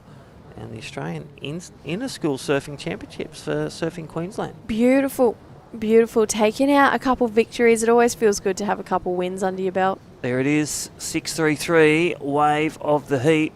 And well, it's just turned up. Look at this one on Mac. Nice. Super vertical on that second one. And he knew after that last wave that he was going to have to land those turns right out. I'm so glad that he capitalized on this one. Look at that first turn. Really beautiful, tight in the pocket, didn't mess around, straight back up there for a vertical snap. And he's on that very familiar sharp eye spray, so it looks like he might be on that Synergy model. Yeah, must have, got in the back van of Dane Henry and pulled out one of his junior boards. So Mac Ringus. It was like as soon as we said Mac's up, he just smacked that lip. 2 big turns. Where are they going to go with that one? I'm not quite sure. 6.33 for that last wave. He did one less turn, but they were pretty quality maneuvers. I thought I liked them. Yep. So, yeah, definitely something for the judges to scratch their head on, to really think about. 7 minutes 30, I feel like this heat is really starting to get underway. You can see he's splashing the water a little bit. I love the way, and again, you've done the beach commentary, the webcast for many a year. I love the way these juniors, they know what they need. He's waving his hand saying, I want my score. Yeah. But these professional judges here at the Parko Junior Pro, they know how important this score is, the replays. And there it is, a 6.83 on the back of 2 vertical turns. Mac Ringus is ringing the bell in the lead. Situation change. You can see he's excited because he's paddled for the next lump of water just that there's moved through on that one. So he wants to get rid of that 3. Look at this replay, Crispy. Yeah, love the first turn. Good, nice wave, nice and tight turn, and then finishes on that coping turn. 2-turn combo. There it is, 6.83. It's pretty much the wave of the day so far, the biggest score for the men. Beautiful. 6.83 is all you need. We did have that 7 in that last heat. Yeah. And a goofy footer as well. So right now it's been a goofy footers kind of playing field. If Mac gets through, we're going to have an all goofy footer final for the under 14 boys. Wow. And look at this. This is second time in this heat. And the judges don't do this because it's just the way the averages come out. They have a tied score. But because Mac has now the biggest wave, he's in the lead on a tied score. Here we go. Slashing this one back to the pocket here. He's looking to better that 3, but that wave kind of not giving him the energy that he needed. So he's going to have to get back out there, reassess. 6 minutes to go. He knows the pressure's on. He knows that he's got to get a wriggle on, get a move on, because Sonny, he's talented. And that 3.83 he's got could be gone in a second. He just needs 0.01 added on to his last score. So a 3.84 to take the lead. So only an average score. So Sonny capable of 6.33 has the LK, the local knowledge. I love his last wave where it's like the heat just turned up. The set came through. Sunnybrook got the set. He took the lead. And then the second wave came where Mac Ringus got the coping. But that was some nice surfing from these boys in exchange. Semi-final action. Parko's Junior Pro, presented by Campbell's Construction Co. Absolutely love it, Crispy. 5 minutes on the clock. I feel like we might be getting a few sets coming through. I'm seeing a lot of the kicking and paddling up the point, so potentially maybe another flurry. I'd love to see 2 more waves like those last 2 just come through and we get Mac and Sonny just to capitalize on them, and it's just an all-out battle between these 2 guys with 4 minutes 40 on the clock. But this is nice. It's nice to see in the under 14 boys 4 names that aren't regularly in that finals kind of burst. We see them pop up in those quarterfinals, those semifinals even, but to have these guys here, it's such a big event so early on in the year. I feel like we've got really fresh names coming through because a lot of those graduates who dominated those under 14s have gone up to the 16s this year. So it's really opened the field for these under 14 boys to get heats under the belt and figure out what kind of competitor they are. Alrighty, here we go. Sunnybrook looking for that average score, and there's that layback, that synonymous turn that we saw on that first keeper wave, and well, he's going to throw the kitchen sink into this one, and still time on the board, 4 minutes remaining. Has he done enough on that wave? And we'll try to get that replay. But Sunnybrook, there was that nice layback hack. It's not going to be that 6.33. No. But is it enough? I think so. I definitely think it betters his 3.83. He almost didn't get onto it. That first section there would have been nice, and then he just lays into that. I do think it's smaller wave. It is smaller. It has a lot of commitment to it, though. You can tell he was really trying. I just don't quite know where the judges will go. It could go either way. Yeah. Well, Sunny Brook awaiting the score, and well, there it is, a 4.57 situation change. They're loving that commitment, and again, John-esque. That layback at WA when he brought that out. Very John-esque. Sunny Brook, ladies and gentlemen, just brought out the hero John's, former world champions layback in the crunch moment. This has taking been the lead. The most ping pong match heat because we've seen both of these guys in the lead at multiple times. So let's see if Matt can answer back. He's done it once already. Let's hope that he gets the chance to be able to do it again. Let's take another look at this replay. This was the 4.57, so scratches into it. Had a nice steep section here. Wow. And just he knew that layback was going to score. It gave him a really solid score on that last one. And smart surfing, played his cards very well. Yeah. Beach commentator telling him exactly what they need, a 3.84, and he posted a 4.57. So Mac Ringus does need a small score. Again, an average one. Thank you, Campbell Construction Co. Look at this one on the replay. Looking to come back, and this is a couple minutes remaining there, Jess. Not the one when you fall down on that. That's the pressure. Yeah, unfortunately, you can tell he went up pretty straight-legged into that one and that board coming away from him. So you could see the frustration too. He did splash the water as he went back out. I thought to myself, we might have got a wave and maybe not capitalized on it. So it's so close right now between these two surfers. Mac has to really try and get himself some distance from Sunny because these guys are so competitively smart from so young. They know they have to sit on their competitors in these dying stages of the heat because a final burst is literally 1 minute 30 away for Sunny. And Mac, he needs to try and make something happen in the next 90 seconds so that he can be the one in that final berth. So, and you can see him playing bumper cars. Yeah. Really paddling close. And this is the priority. Really trying to sell a wave and take ultimate priority. And, well, that one was a lemon. And he wasn't falling for that for Sunnybrook, the local for Surfing Queensland. Had a couple of great wins and great performances last year when he stepped up a grade in the Kui at Sunshine Coast. And then Mac Ringus looking to ring the bell. He's got the mad minute left to get that average score. Yeah, only needs a 4.07. That's absolutely nothing, especially for someone of his talent. Looks like he's having a swing, but there's no wall on that one, so he needs one of those waves that is slightly bigger. Sunny sitting a bit further out and on his inside, so it is really smart. But if I was him, I would almost be trying to sit that little bit closer. This doesn't look like it's got a 4 on it, that wave. So Mac really trying to force the situation at the moment. And fair enough, that's what you got to do in these times. But he's just like begging for a wave with a wall to come through. And he might have just got himself one. Let's see here. Yeah, not the one, but, well, he's going to really replay those ones that he fell off with the completion. Those incomplete turns, but what a great equal third for Mac Ringus. So Sunnybrook ringing the flag for the locals. He'll get through to the final. We'll surf today, 8 finalists, and we'll come back with our under-16s, Talia Tebb, Miller Mayberg, and there is your equal third in white and your winner going through to the final. How was that, Jess? Yeah, beautiful semi-final here from both of our competitors. Love seeing the to and fro between the both of them. Really solid matchup from our under-14 boys. Like you mentioned, we're going to come back with our under-16 girls.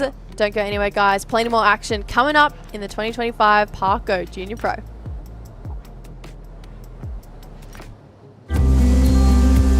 Here on the Sunshine Coast, you'll find the sunshines from above and from within. Come find your sunshine moment. For real. The mighty Suzuki Jimny is a 4x4 that's quite possibly built just for Queensland. Suzuki Jimny, built for Queensland, made for you. From just $34,990 drive away. Visit suzukiqld.com.au. Suzuki! Looking good, eh? Cano. What do you think, Nonna? Giramento de che. Hey, boss. Kenneth sorted it. All good? Kenneth. From big jobs to even bigger jobs. Get the Kenneth feeling. Kenneth. It's such a vibe down here. It's absolutely packed. There's so many women that just live and breathe surfing, and at any skill level, at any age. It's such a good vibe. This festival's not just about surfing. It's about celebration and recognition of all the things that women do both in the water and outside of the water. And it's a great opportunity for women to come and connect, to learn and get stoked about what surfing can do for our lives.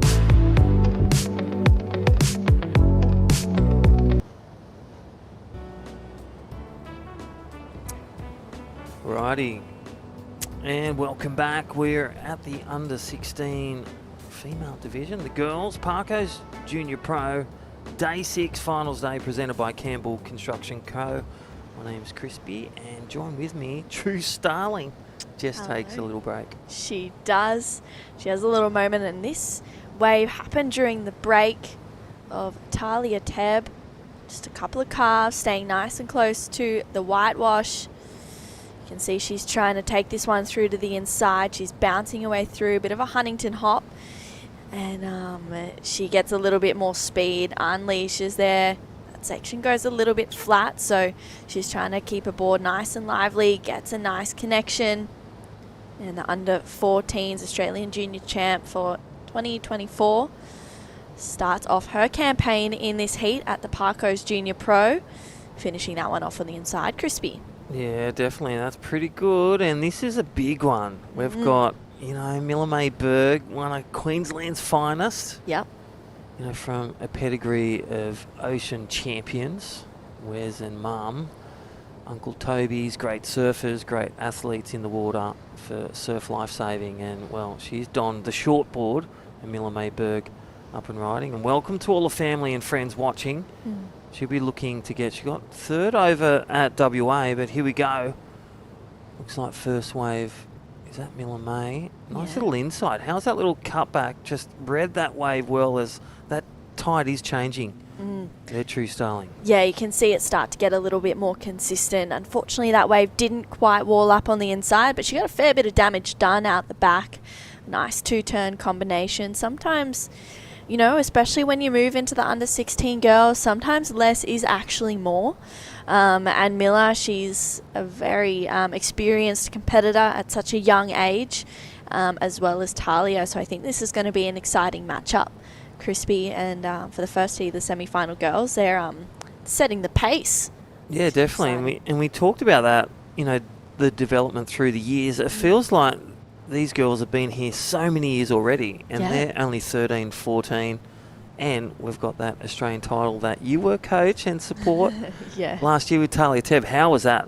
Wrap us through that. Yeah, it was honestly a really special day. Talia, she just was locked in throughout the whole event. Honestly, I'm not taking any credit for that. That was all her. She did such an amazing job. It was more just a sense of support, and she wanted to play footy every now and then, I think, just to keep distracted until she was ready to lock in. And when she did, she was, a force to be reckoned with. It was great to see. She had some great one-turners. There was a few moments from the coaches on the beach, myself and Maddie Cattle, and we were like, oh no, what's going on? And her dad Nigel was down there the whole time as well. I think he was feeling a bit nervous, but he has absolutely no doubt in Talia. I'm sure he's there as well for, or maybe it might be Mum, I'm not too sure, but I think that, the support that Talia has from her family is really special, and I think she feeds off that. It's really cool to see. Yeah, the support, the wraparound support, and the junior development really proving for all the states. And again, this one's Queensland and New South Wales, and we're going to go to our last heat's winner. It is the Grom, Sunny Brook. Sunny, well, a bit of local knowledge, loving the layback, a bit like John. How are you feeling? Congratulations on making the final today. Yeah, I'm feeling good. It's pretty hard out there, but it's pretty fun as well.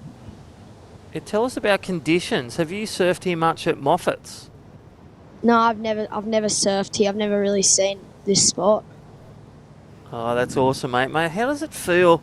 Talk us through when, you were both neck and neck and he was in the lead and then that wave come through, that second wave. What was going through your head? I was getting really nervous, and then I just saw the set coming through. I just hoped it would be the one, and yeah, I just saw a wave with a slight wall, which was pretty good wave. Now talk us when you're going through with the game plan. There's a lot of cat and mouse out there, a lot of paddling deep or paddling around. Is that part of your plan, or you just adapt to what's going on?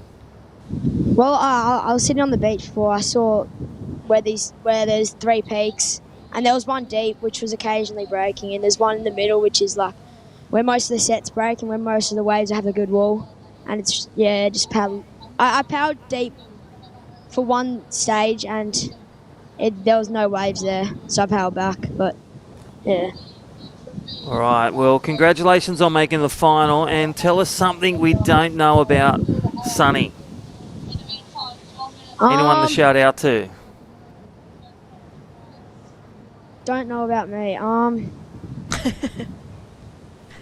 What's something special? What did you have for dinner last night? What was the dinner prep before finals day, Sunny? I had pasta. Yep. Good Lots fuel. of carbs. Delicious. Yeah. There you go. Lots of carbs. Yeah. Pretty sure that was Mick Fanning's final day dinner meal prep. So you're onto it, Sunny. We're looking forward to see you in finals day. Well, in the final actually of under 14 boys. Yeah. Good luck. Yeah. Thank you. Well, that is Sunny Brook, and he'll be taking on again Brandon Davidson. That's going to be a showstopper this afternoon. 25 minutes. We're going to crown 8 champions. They're true Starling. We are back to live action. Under 16 girls, and packing on the punches and the points. It's the Queenslander Miller Mayberg, the Australian, taking on the New South Wales Australian, former champion last year. Yeah, Miller, she's found some groove with a 5 and a 5.07. I actually, watching that 5, let's have a look at the replay of it. It looked like it wasn't going to be much, but she just identified it. Quick foam climb there, and then driving through this turn, really snaps it and gets a solid second carve in there as well. So Miller, that was pretty much 2 turns for a 5.07 for Miller May. And she's just really putting in the effort out here, and it's exciting to see it. And she turned an average wave into a real good score. Yeah. And I love the way she is through that first turn on, but live action, this is Talia Tebb, former Australian champion last year, and just weaving away through. You can see those waves start to break out a bit further, but just coming a bit unstuck. Yeah, it was just on a carve as well. Those simple maneuvers, sometimes they're the ones that really gets you. So bit of time for Talia. She needs to regroup right now to get herself back into this heat. And then Miller just catching this one as well. On the inside, you can see the difference from this wave of Miller. She's just driving through it, maintaining speed and flow, but that wave dies out. You could actually see Miller took that one off on the inside. Talia is sitting further out the back. So there is a bit of a positioning difference between the 2 girls out there in this heat. So we'll see which one pays off. And I like the way she kept busy. There's only been 2 or 3 wave exchanges for each surfer in these first 4 heats this morning. Mm-hmm. But right now, Miller Mayberg really keeping the energy flowing and the busyness in the water, looking to, take a wave. She can take any wave that Talia Tebb with priority leaves, and just keeping that distance away, waiting to get that priority to get on that spot to really execute a way to the final. Yeah, exactly. And it's, I don't know, Crispy, if we were having a heat out there, are we sitting out the back? Are we sitting on the inside? I mean, there's opportunities for both, but it's more of the sense that we just heard from Sunny. He tried to go out the back, and there wasn't much going on. It's a little bit slow. He identified that the best waves were a bit further in. Yeah, he did all the hard work at the start and the middle, and then just with that average wave when he did that layback and got the full 5-7, that was the point of difference. Yeah. So close. And commiserations again to equal third, Mac Ringus. He flown the flag for the Central Coast Surfers, and Ollie Holmes doing a great job. And yeah, there's only one winner. Yes, there is only one winner. And I mean, the semi-finals, to be bowing out, and it's an amazing result, but you always want to make it that one step further to get to the finals for sure. Especially in such a big contest like this one, the Parko's Junior Pro, it's at 10,000. Yeah. These points really matter to these junior surfers. And you'll hear about the rankings, so check it out, liveheats.com for live scores, and then also live streaming. Check it out, Surfing Queensland. And big shout out to the Point Coolum. That's where everyone's been, getting that steak and schnitty. The Point Coolum looking after Surfing Queensland and the Sunshine Coast. And when we come to Sunshine Coast, we always stay at the Point Coolum. Definitely. It's the best place to stay. And I'm sure a lot of these surfers will be staying there. And as well, this event is streaming on Surfing Australia's YouTube channel. So if you can't get it on here, jump over there, pop it on at work. Yeah, good Maybe morning. not at school, but low-key at school. Yeah, so it's a sport of surf. Yes. That's it. It's sport day today. And it is. It's always sport day. It's always finals day. So Marley May Berg, all the family and friends watching. The Queenslander a 5-0 and a 5-07. Got a third over at the Taja Small Fries in WA. They would have taken the JCO Caravan over there, didn't they? Yeah, for sure. Natalia Tebb, she is looking only for, it's a mid-range score. Yeah. Probably the best score of the heat.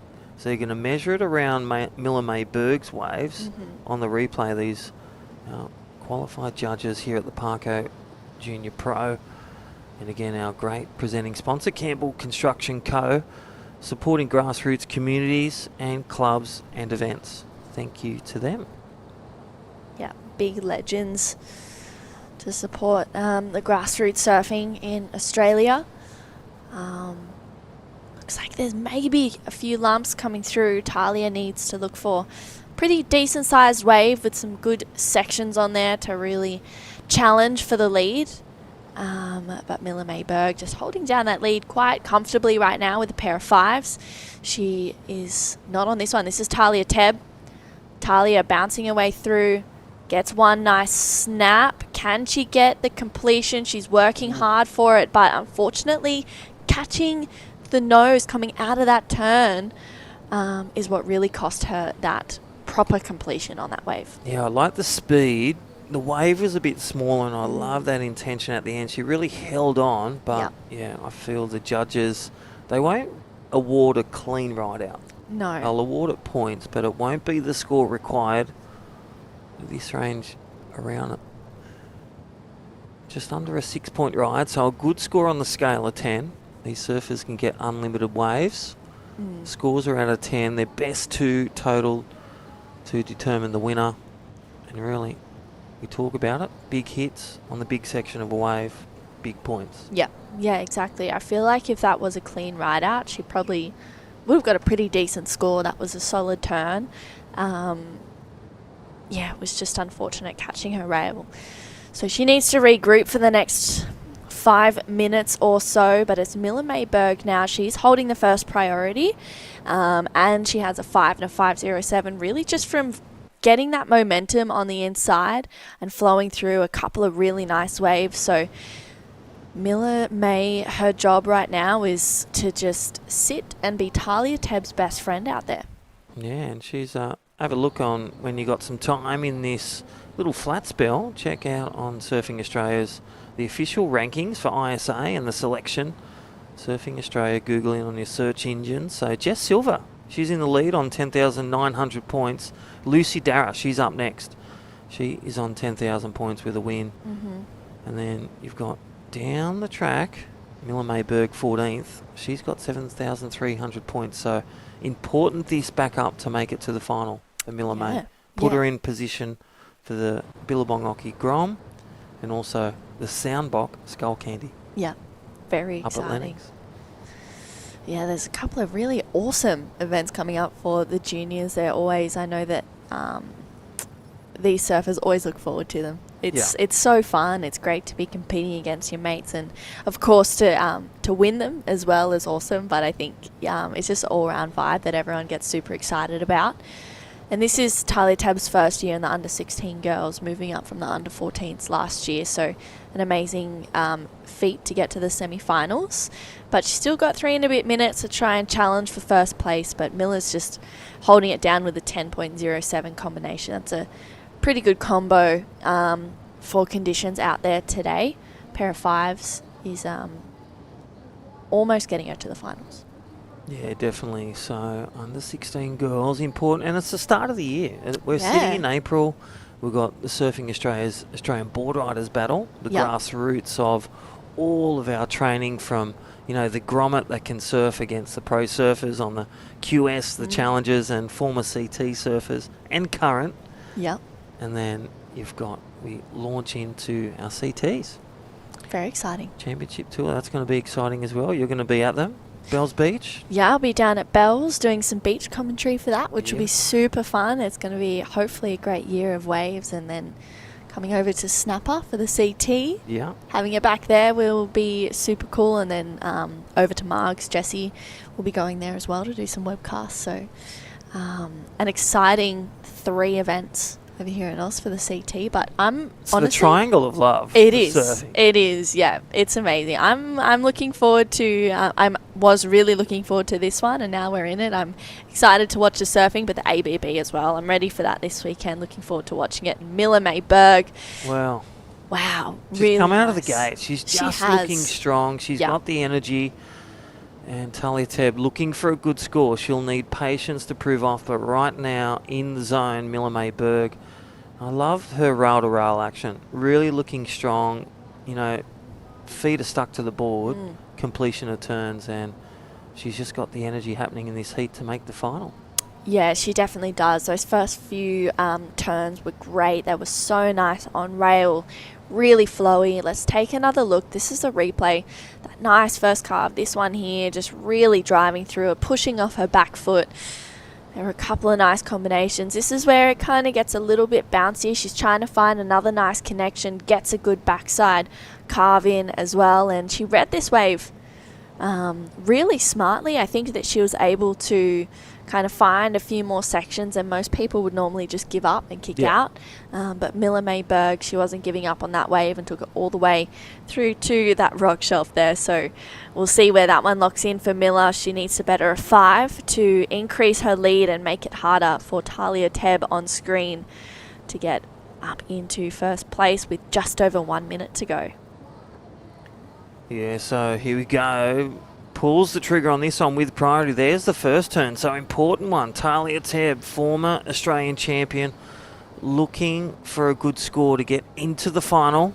And she's going to look for the connection here with a bit of flow. And, well, how's the hop and bop? And, well, gets the connection on the inside. Important one. This is for the judges. 40 seconds. Wow.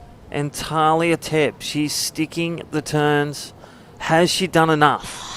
I don't know. That's a really hard one to answer. That was a beautiful carve from Miller May Berg. Gets a second one in there. She's taking this one through to the inside. She's trying to answer back and kicks out with 20 seconds to go. I feel like it's a hard one. I feel like if Talia Tabb gets it, then Miller, I don't know if it's going to be seesaw. I mean, Talia got that good snap, which we haven't seen on that good section. And that was the biggest wave. Yeah. But there was stuff in the middle. Let's look at the replay. Campbell, all those watching via YouTube, and there's that big set, big snap. So we are on hold. Nice carve. Just that second section. I feel they're going to compare it to Miller May Berg's first wave when she done those 2 turns. Yeah. Or the 2 snaps and carve. It's just under that or just over that. Well, that previous to last one of Miller May Berg's was a 4.33. They've locked that in. They still have her last wave to come in. And then there's that, obviously, that last wave of Talia Tabb. She needs a 5.57. I feel if she had that second section of a snap in connection just after that first turn, the score is no doubt a 6. Yeah, But I agree. feel it's just going to come under, but we're not judges. We'll leave it for you and for all those at home watching. Let's look at the replay. Yeah, this is that 407. So this is the last wave of Miller Mayberg. Came in at a 407. Couple of really solid calves. I mean, she's got great flow. We're still waiting on this last wave of Talia Tebb to determine our first under-16 finalists. Talia looking for a 5.57. She got that one nice snap. Will they reward it? She got another calve, as he said, Crispy, but not as much flow on the waves as what we saw for Miller May. So we'll see where it locks in. This is why I'm so glad I'm a commentator. Don't have to make these decisions. Well, they throw down their score. Wow, there it is. It's a 5.3, so it's just not enough for Talia Tebb. It's Miller Mayberg moving on through to the finals. Wow. So Miller Mayberg takes the win. Talia Tebb, a great clutch moment, but just under where Miller May, the energy. We're going to hear from our great sponsors, and we'll be back with our heat number 2, Parko's Junior Pro, presented by Campbell Construction Co. The mighty Suzuki Jimny is a 4x4 that's quite possibly built just for Queensland. Suzuki Jimny, built for Queensland, made for you. From just $34,990 drive away. Visit suzukiqld.com.au. Suzuki!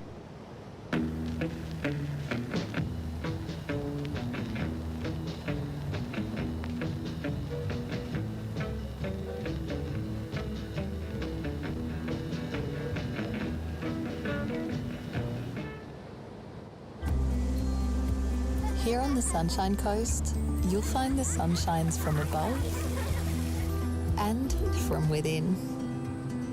Come find your sunshine moment, for real.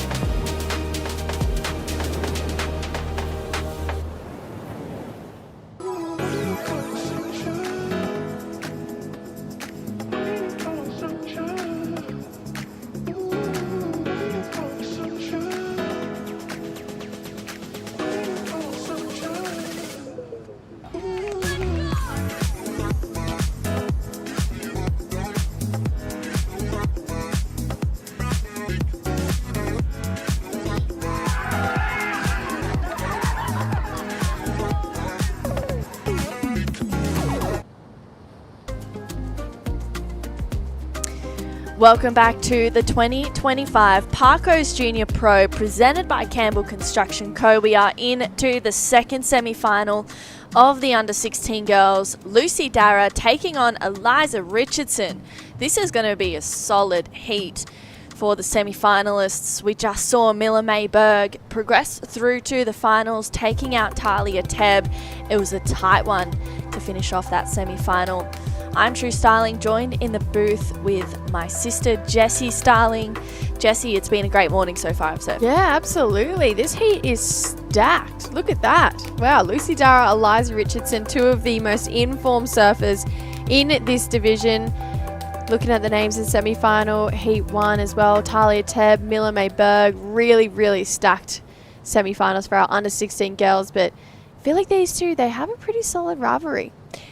Yeah, they definitely do. Lucy and Eliza competing really well against each other, and there is definitely that rivalry there, as you said, Jessie, which makes for a really exciting heat.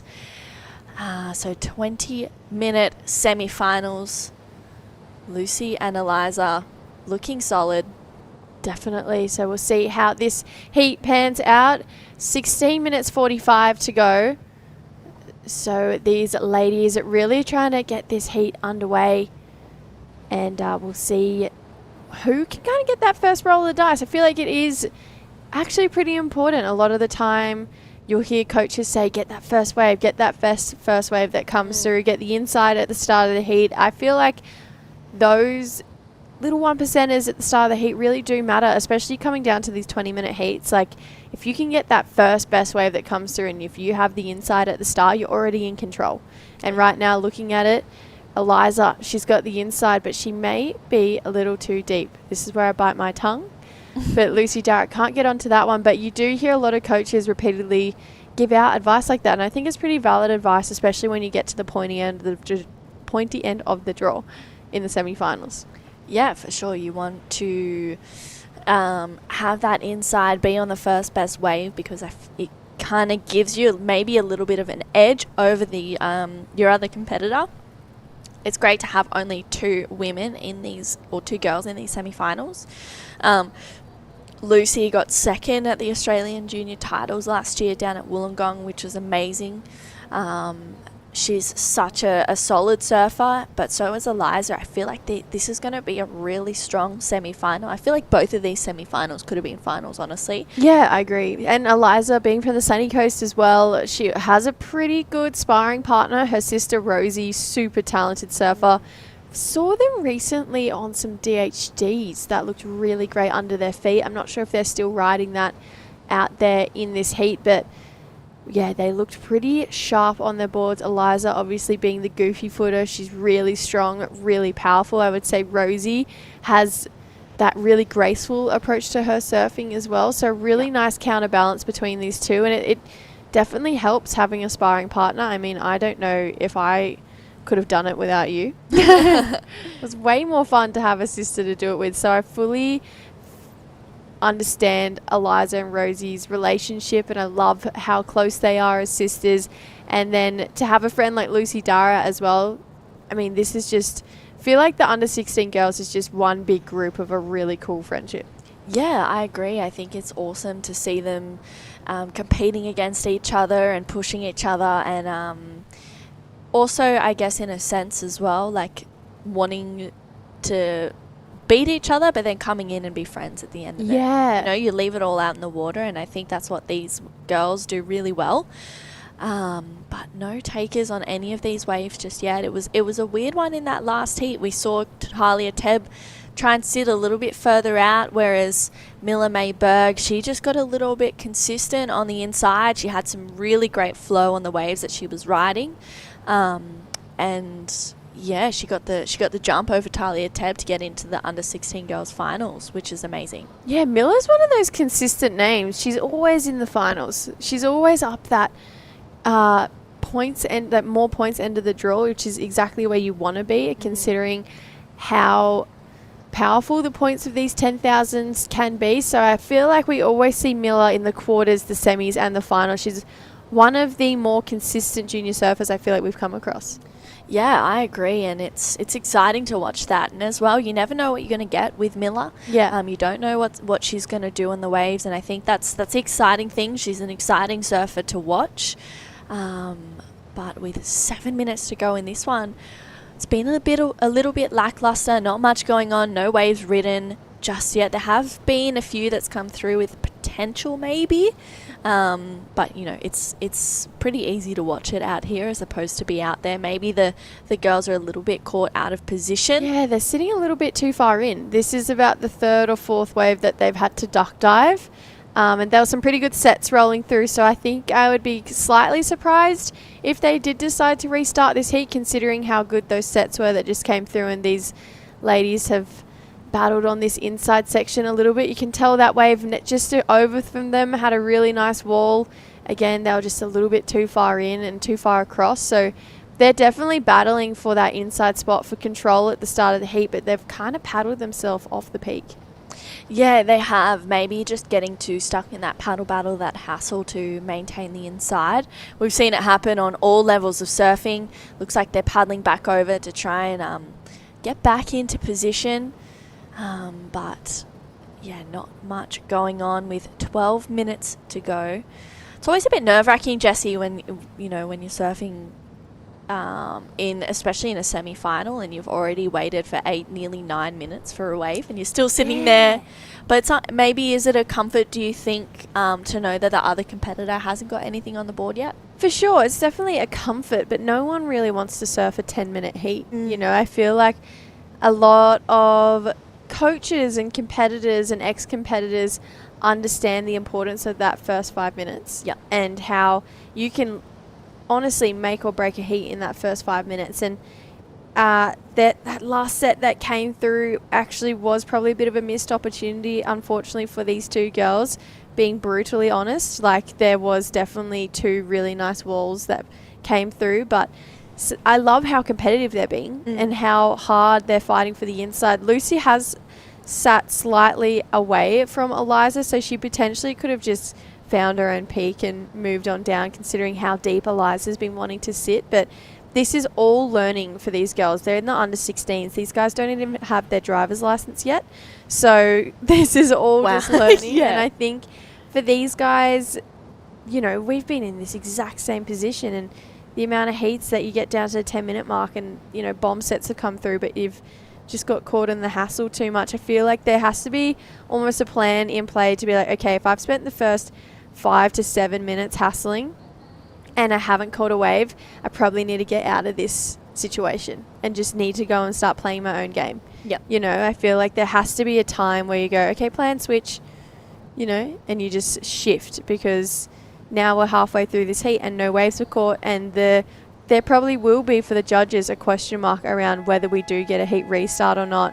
Hearing that hooter, we are going to get one, which I find is lucky for these competitors. Yeah, definitely. Maybe the judges and the staff seeing something that we couldn't, and that's kind of the beauty of being on site. They're able to see what the conditions are doing, what the waves are doing. We do have the luxury of the best angles and what's going on. So there has been a heat restart. The under 16 girls semi-final heat 2 will be restarted back to 20 minutes. So let's see how these girls go. And if anything more comes through, it's kind of having a little bit of a moment right now. What are your thoughts on heat restarts, if you've ever had any? I can't remember. I have had a couple. Don't love them. Yeah. No, I actually do love them when you're in a heat and it's like super small conditions and absolutely nothing has come through. And you're like, oh, thank God, another 20 minutes. Because, yeah, no one does want to surf a 10-minute heat. But it kind of does go back to that point where, okay, fair enough, if no waves are broken for 10 minutes, fair enough. But if it's a positional error and I've just been caught up in the hassle for 10 minutes, you got to have that plan in place where it's like, this is great learning, because I have done the exact same thing that these girls have done. But you have to have a plan in place where you're like, okay, where I am is not working.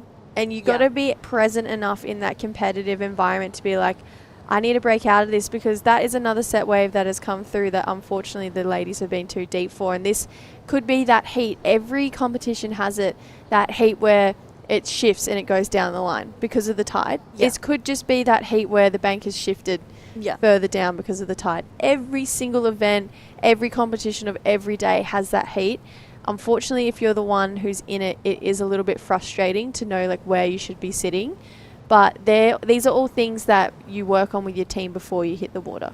Oh, definitely. It's part of the process of surfing is to learn to adapt and to kind of either change your mindset or change your tactics or adapt with where you're sitting, or, you know, you got to move with the ocean. It's one of the beauties about the sport, but it's also one of the hardest things, because you can't control what is going on out there. You can't control the ocean. All you can do is control yourself. So I think you always want to go out there with at least two plans. Plan A, this is where the best waves are coming through. It's been coming through all morning, but for whatever reason, if that's not working, I'm going to switch to plan B. Yeah, I feel like, you know, that's how we did it growing up. We always, like, no matter where we were, we had a plan A and a plan B. And I feel like, I know Jade Wheatley, she coaches very similar with that plan A, plan B. You obviously coach a lot of these juniors coming through, and I feel like it's such an important thing to have. But we've got this heat underway here now. Eliza Richardson up and riding, and she's just got a really powerful backhand and just found one of those kind of nuggets that's just hugged those rocks, and she might even get herself an inside link up here. She gets one last slash in, and we have a heat on our hands. We're underway. We are underway. We have scores to lock in for first of Eliza Richardson, and she started off with a bang. She had nice flow, some good turns on some pretty nice sections. And it's the battle of the goofy footers. Pretty sure Lucy's a goofy footer. Yeah. So it's a battle of the goofy footers out in this heat. Let's have a look at the replay. Nice first turn, a bit snappy for that first one of Eliza, but she drives through the second one. It's a better looking bowl here. Gets another nice backside carve. And a good way to start this heat off, Jessie. Yeah, definitely. I love her intent. I love her aggression when she's on the wave. This is all, we wanted to see. We want to see these ladies on their feet because they are so impressive to watch when they do actually, get their heats underway. And look at that first wave, 6.83, so 15 and a half minutes to go. I feel like the heat is underway now. We've definitely got a competition between these two girls. They definitely have a solid rivalry. And yeah, if I came off harsh in a way, I guess when I was saying about the plan A, plan Bs, it's because we've watched these two ladies compete in so many Grom comps now that I feel like we know how good they are. And considering that they're in the under 16s, they're close to that age where they're going to start doing WSL Pro Juniors. And then that obviously, morphs into the under 16 and into the QSs and then into, the Challenger Series. So they're at that point where these are really great opportunities to figure out what kind of competitor you want to be. And I know that both of these girls don't like being that usual sit and wait competitor. They're quite aggressive in their wave catching competition style, which is one thing I really appreciate about both of their strategies. Yeah, I definitely agree. I feel like it's I think it's an interesting thing, because when you're in the juniors, I agree with you, but there's also a point where I want to add as well that you're actually in the under 16s and in the under 18s doing these events. It is an opportunity to kind of make mistakes and not have any major consequences.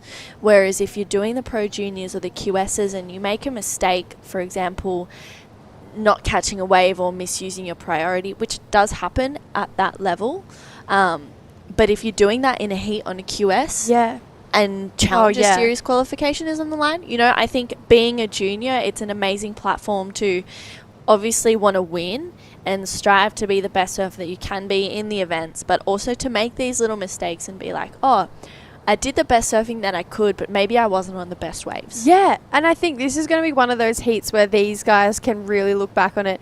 I can honestly put a heat on paper where I had a heat like this with Ellie Harrison and we spent 10 minutes hassling each other and didn't get a wave. And we didn't get a heat restart because waves came through, but both of us like to have the inside at the start of the heat. And it's those heats that you look back on and you're like, okay, what can I do better? What can I do different? And yeah, like you said, if you can figure it out now, which the under 16s is such a perfect time to do it, which is why I think this is a really great learning heat for both of these ladies. Take out the surfing because they're both incredible surfers, but the strategy side of things, because that is such a big part of being a competitive surfer. This is going to be one of those heats where I feel like they're going to look back on and be like, I learned lessons in that heat. Oh, I absolutely. really learnt lessons in that heat. Yeah. And I think they're going to appreciate that because, I can still pinpoint heats where I'm like, oh, okay, I shouldn't do that, or next time I'm in a situation exactly like this is what I'm going to do. And I think, it is such a great learning curve for both of these girls. And now Eliza, she's gone back to her usual competitive strategy where she's just swinging on anything that comes through. And that usually puts Eliza in great rhythm with sets. Yeah, absolutely. And especially when it's small and maybe a little bit inconsistent like this, the drop and weight theory, probably not the best one to go with. No, I agree. But it's hard because when there's not that many waves coming through, you can say that and be like, oh, drop and weight isn't the best way to go. But when it's a little bit flat, there's not much that you can really do. But I think in Lucy's sense, she could probably come, sit in a little bit more, try and get a couple of waves. But I just want to confirm that there was actually a heat restart because in my live heats it says there's 2 minutes left. So there is, so we actually have 11 minutes 40 on the clock. So we're going to have half the heat that says 0, but we actually have 10 minutes to go. So there was a heat restart. Lucy looking to better a 6.83. She wants to get up in that sixes range to really meet Eliza's first wave. She might get herself a nice inside connection here, but unfortunately that wave just lacking power that she needs And she's going to get herself back out there. Maybe have a look at that wider bank because there's definitely been some sets coming through there. Yeah, we'll see where she ends up. Lucy's a smart competitor, as we all know. She's got a really powerful backhand. I feel like her and Eliza are really evenly matched in this heat. Yes. It's more just what waves they get on. If Eliza gets the best waves of the heat and does her best surfing, kind of puts Lucy at a disadvantage, and vice versa. So I think wave selection, especially today, for all competitors is going to be really important. Choosing the best waves out there and then converting by doing your best surfing is, on finals day, you want to be doing that anyway. But when it's like this, when it's slow, when there's maybe not as good waves coming through, it's important to be like, all right, this bank halfway out or wherever it is the best. This is where the best waves are coming through. It's a right. It's clearly a right. It's been a right all morning.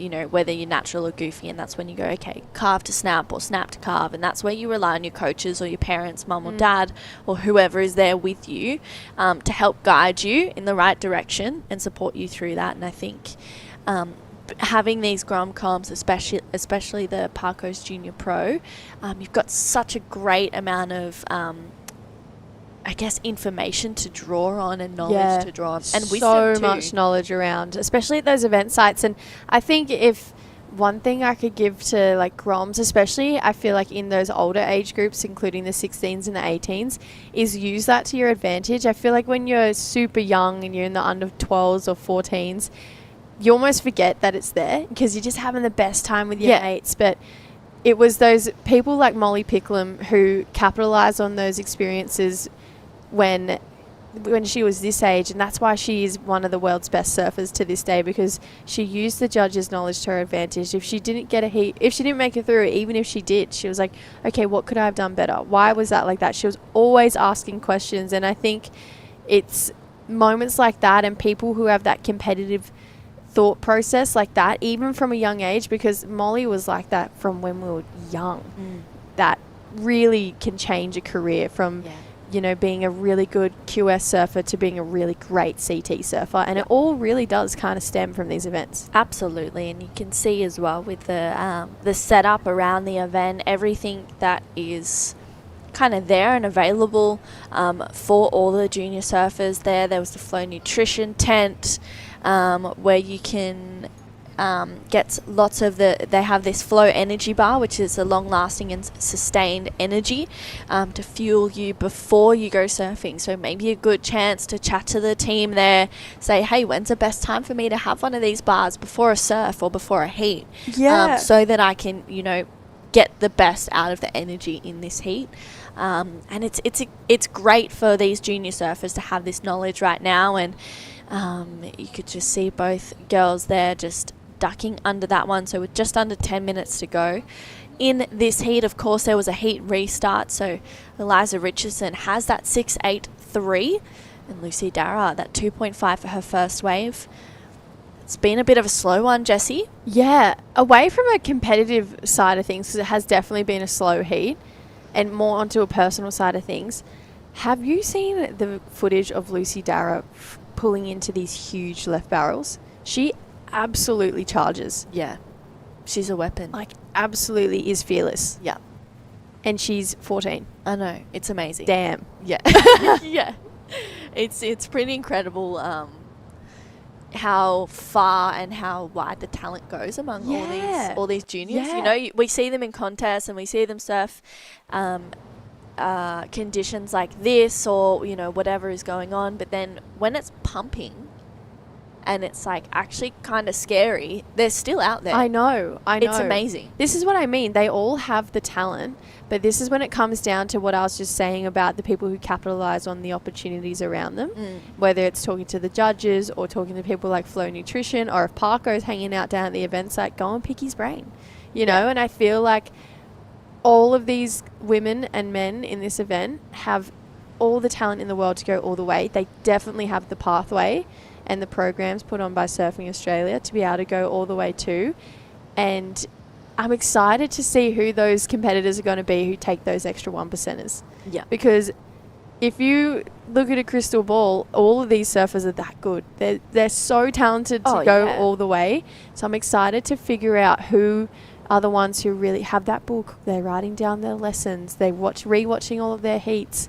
And but then as well, you know, like you can be super focused and dedicated, which is of course what you want to be. But I do think as well, you got to have fun with it.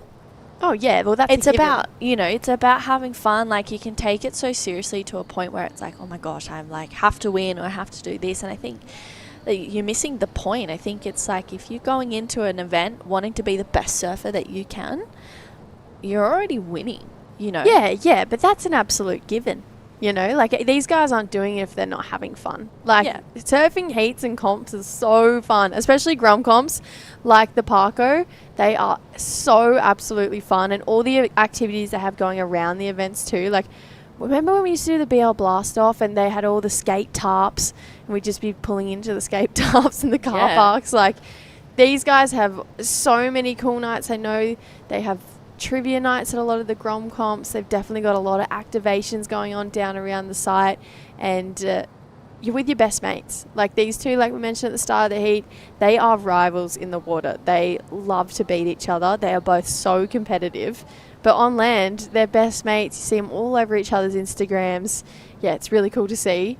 But yeah, I think just in general these events are so fun, you know. Yeah, definitely, for sure. I think there's definitely a, compared to, you know, the juniors in the past, as a more they're way more switched on, which is pretty amazing. Yes. And with just under 5 minutes to go in this heat, it is Eliza Richardson with a 6.83 out in front, and Lucy Dara, she's got that 2.5. She needs a score to get up into first place, and Lucy, she's trying to sell Eliza onto this one.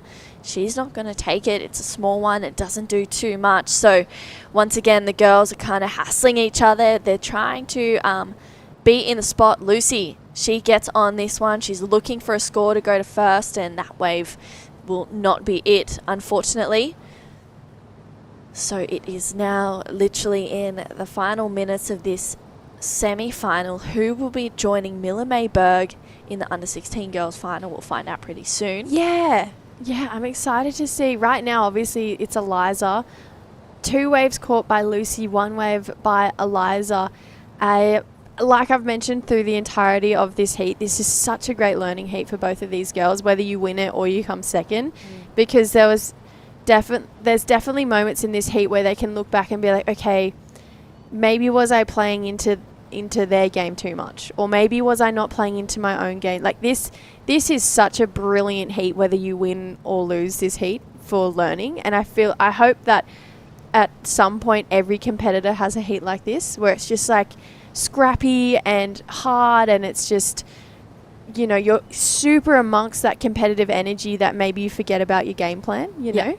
And I think this is such an incredible moment for both of these ladies in their career, that they'll hold on to this heat. Like, I just feel like this is going to be that heat that they will hold on to and learn. Like that heat I had with Ellie Harrison, I hold on to so many moments for that when I do compete. Not that I compete too much anymore, but you always have a few of those heats where you just can think back to it, draw to it, and be like, okay, this is how I'm going to change that. Like, I just think this is a really cool moment for these girls.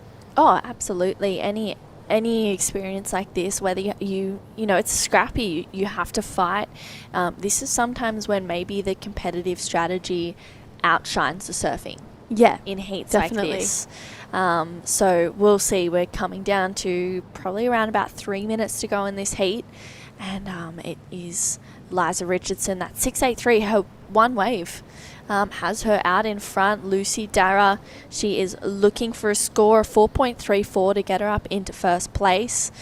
And yeah, it's been a really a tricky one, but we know that both these girls are capable of so much more. And I think, you know, whether in contests, like you said, Jessie, Lucy absolutely charges. Oh my gosh. Eliza throws down some pretty massive turns as well. So it's exciting to watch them in heats, but also outside of Arashi as well, to see them just absolutely shining. And looks like they're maybe having a look at this wave. Who is going to take it? I think Eliza would have the priority right now, but she's going to let Lucy go.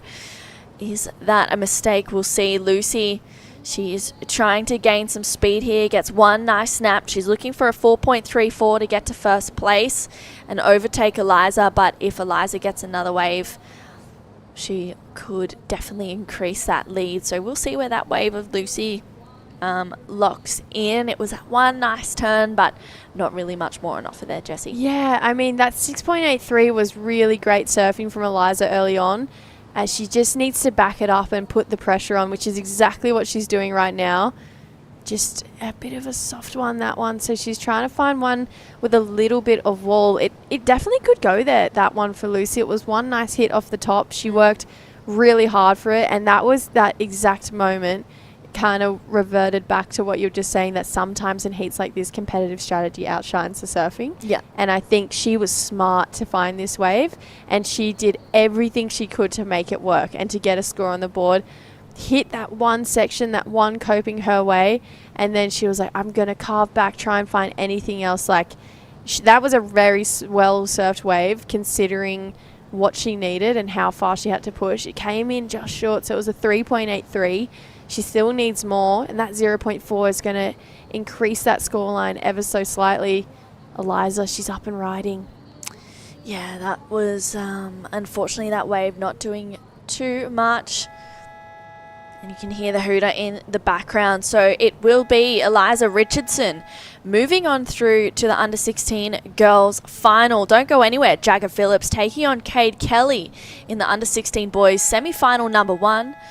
It's going to be an exciting one. Don't go anywhere. We'll be right back after this break.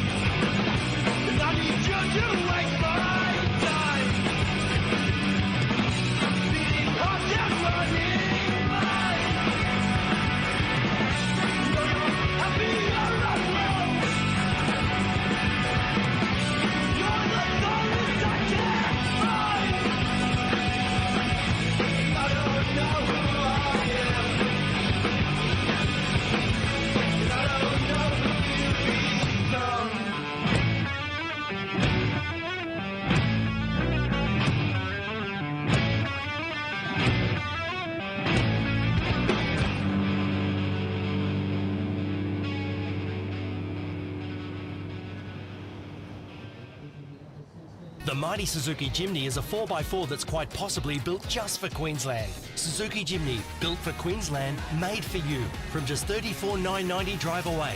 Visit suzukiqld.com.au. Suzuki!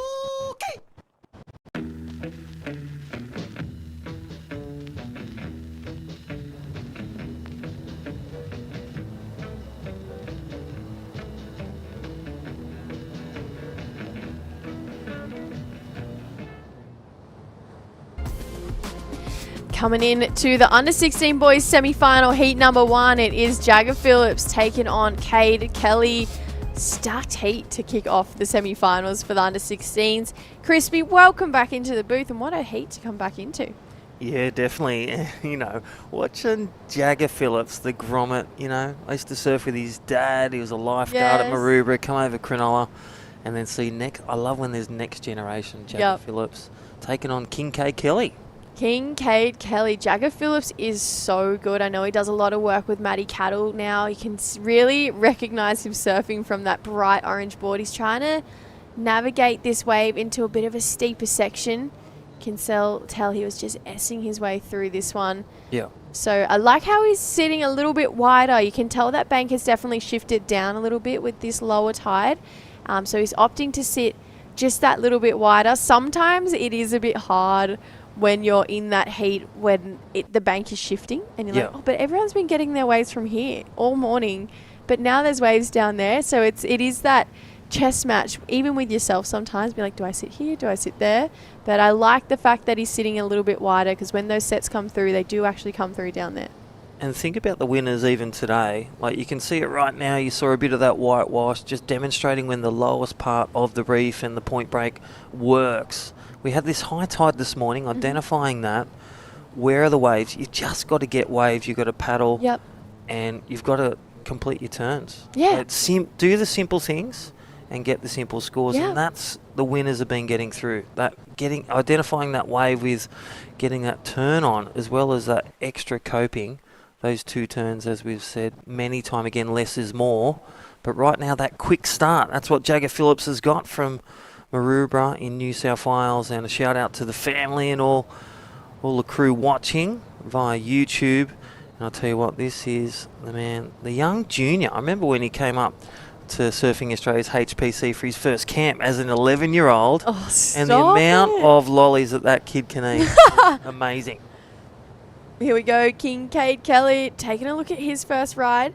So carves that one back. This one might have a bit of a section to work with, but just getting a little bit swallowed up by some deeper water there for Cade, which is what we saw was happening with those waves from that top peak in that last heat. We saw a lot of them fizzling out through that inside section. So Cade just getting his heat underway. I would say, Jagger and Cade's first wave's kind of similar, just a bit of a smaller carve and then not much through that inside section. But these 2 guys, I could imagine on land, in heats as well, but on land they would have a lot of fun, these 2. I could imagine them running amok. Well, let's look at the replay. Thank you, Campbell's Construction.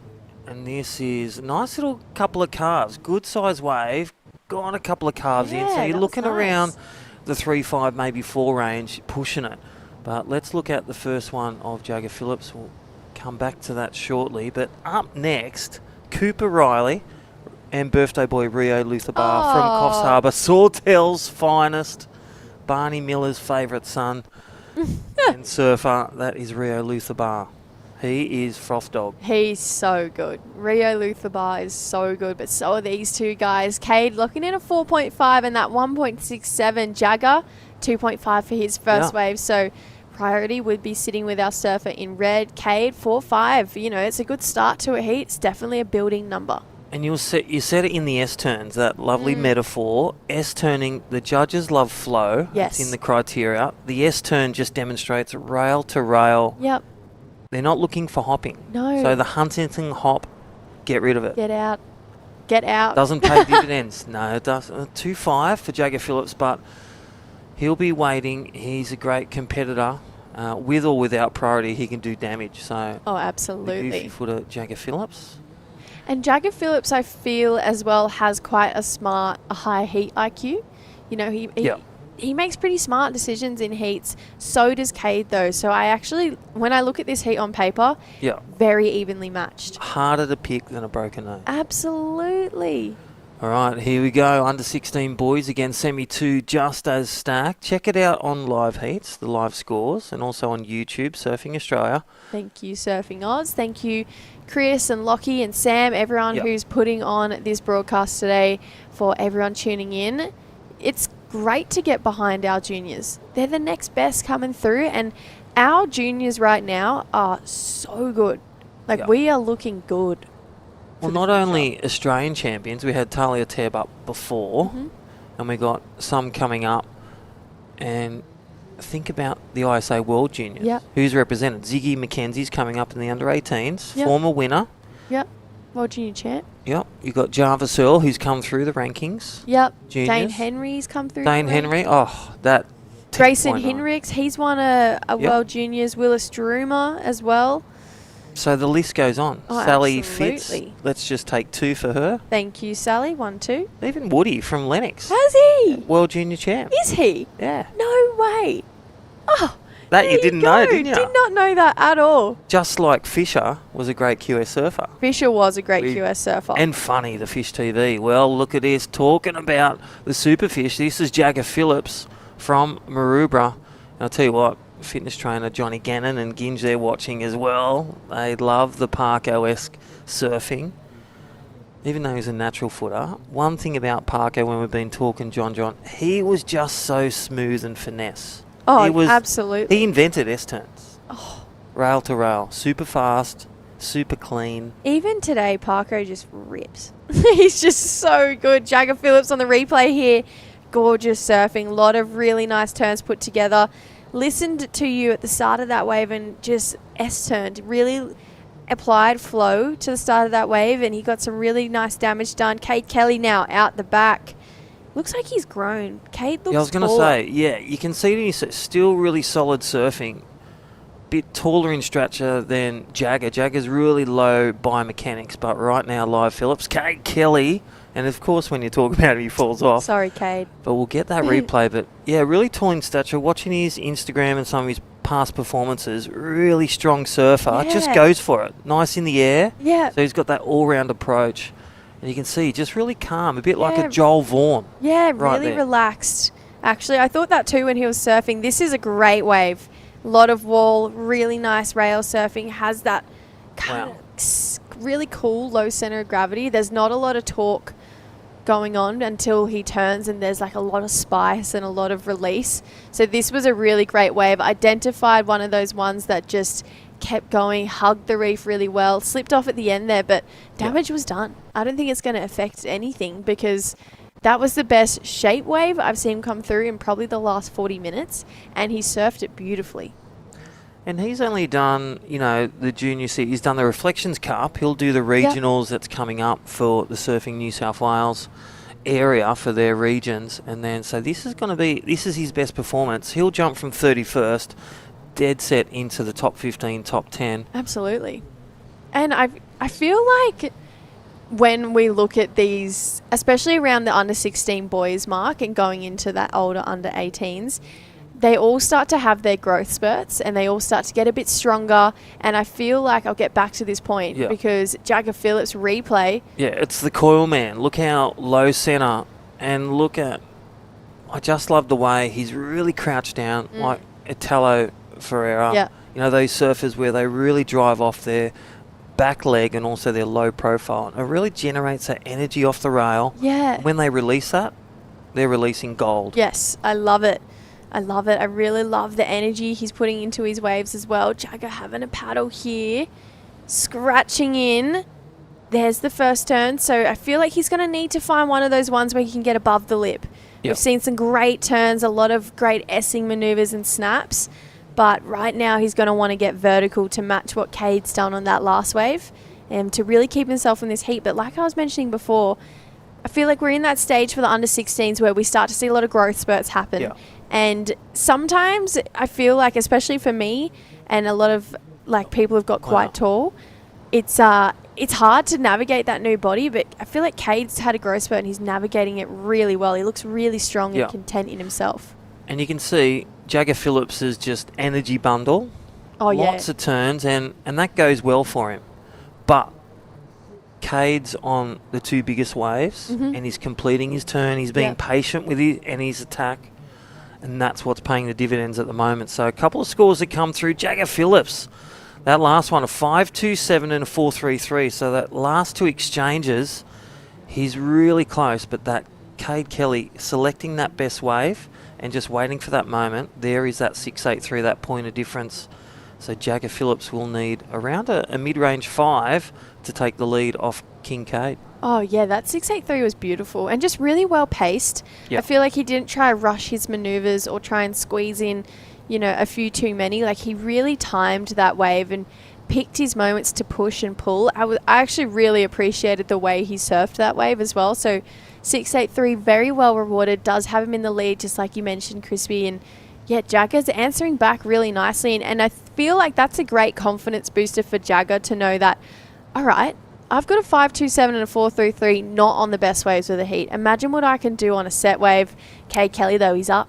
Wow, nice little fin drift there. Drives deep, so strokes into that one. Nice little fin drift, looking for the foam climb projection into this, and he gets around it. So nice little carve. So good meterage from Cade Kelly as he gets a connection with this Moffat's Beach Reef.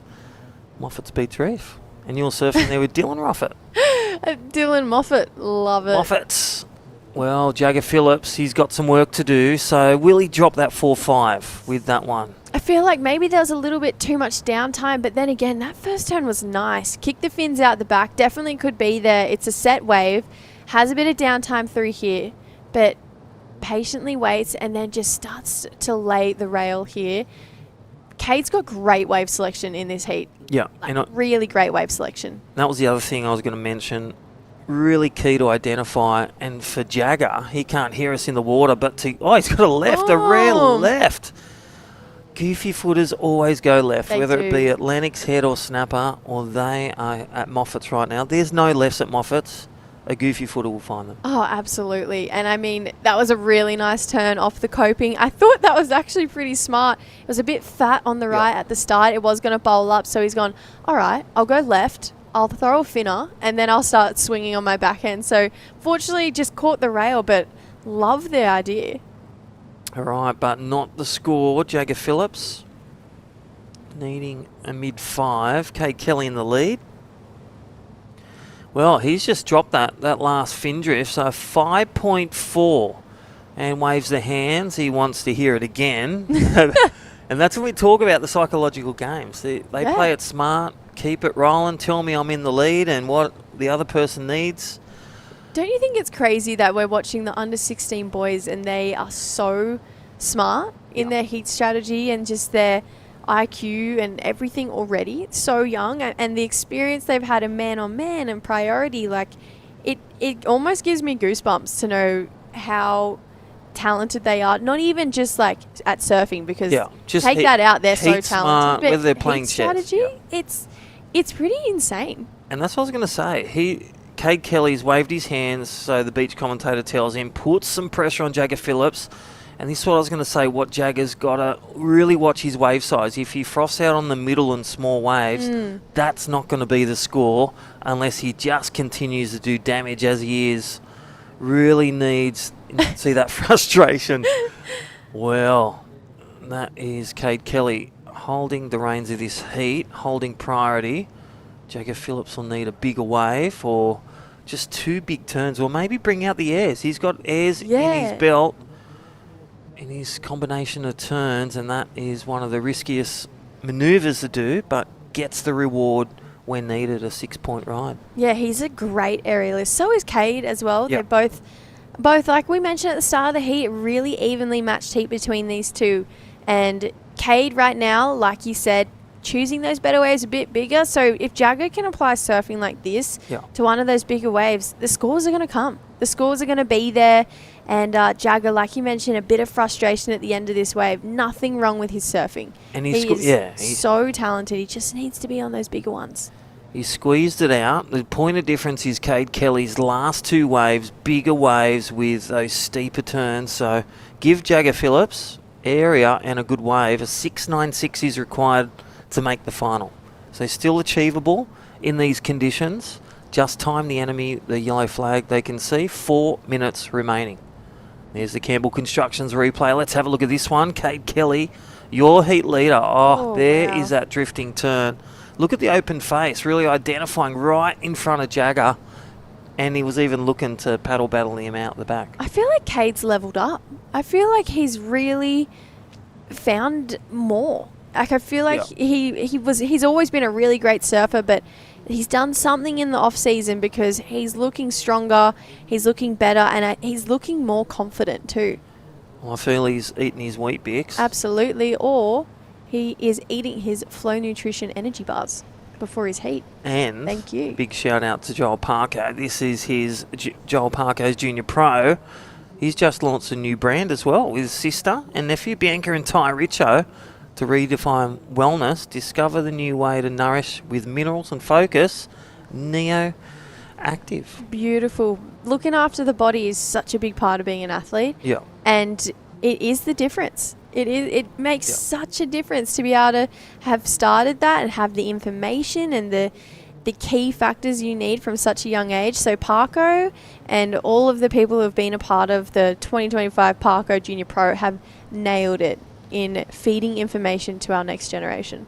All right, leading the charge. Look at that, 14.66, 7.83. That was the wave and the 2 turns we've been talking about it. The less is more. Those 2 vertical turns, Cade Kelly on a big wave of 7.83 just gets away with the heat. Wow, sick. He's just dropped gold. And there we go, Jagger Phillips. He's got to really pull the rabbit out of the hat. There's the first turn. Good looking wave for him. Second turn for Jagger Phillips from Maroubra, New South Wales. This is the fight back he's needed. under 2 minutes remaining. Can he do it with one wave? He's definitely got a good score there, but it's just been extended from Cade Kelly's 7.83. I honestly feel like that's his best wave. That's the size of the waves we were talking about just before that he needed to be on to really answer back. Let's take a look at this replay. Fades left to go right. Just so perfectly timed in the pocket. That board did not stop moving once. It was alive. It was active. Kicks the fins out there and then just says, I'm not done yet. Just get one last carve in. Jagger is just... that was definitely better. I mean... Yep. This is what we're saying. The surfing, he is so good. He just needed to put that surfing on a bigger wave. He listened to us, Crispy, because that was really brilliant surfing to watch. I feel it's going to be around the second best wave of Cade Kelly's. Yeah. It's going to be just under his best, but I feel Jagger Phillips needs another one like that. Yes. As you can see, Jagger will creep over and really shut down the distance between Jagger Phillips. And there it is. An 8.83 wave of the heat, but still not enough. Wow. 0.46, just under. And he's found himself a little inside link up here, so this is actually still a bigger wave than what his 5.37 was. He's caught behind, puts it up for one turn. I'm not sure if that's going to be quite enough. And he's desperate for more. I love the fact that he's going for it. This is the closest wave with the biggest wave and performances thus far on finals day. So Cade Kelly, if he didn't extend on that last wave, Jagger Phillips would have got the gold. And how many factors involved? What a great contest from our equal third as we wind down. Jagger Phillips posting an 8.83 wave of the heat, but his second backup wave that Cade Kelly gets along to the final. So... well fought for Jagger Phillips, showing the prowess of his progression in junior surfing, and he'll take an equal third, and commiserations to him. And then Cade Kelly advancing through to the 25-minute final this afternoon for the under-16 boys. How exciting for these two. Very, very impressive semi-final to watch. We are coming back with semi-final heat number 2. Don't go anywhere. More action coming right up.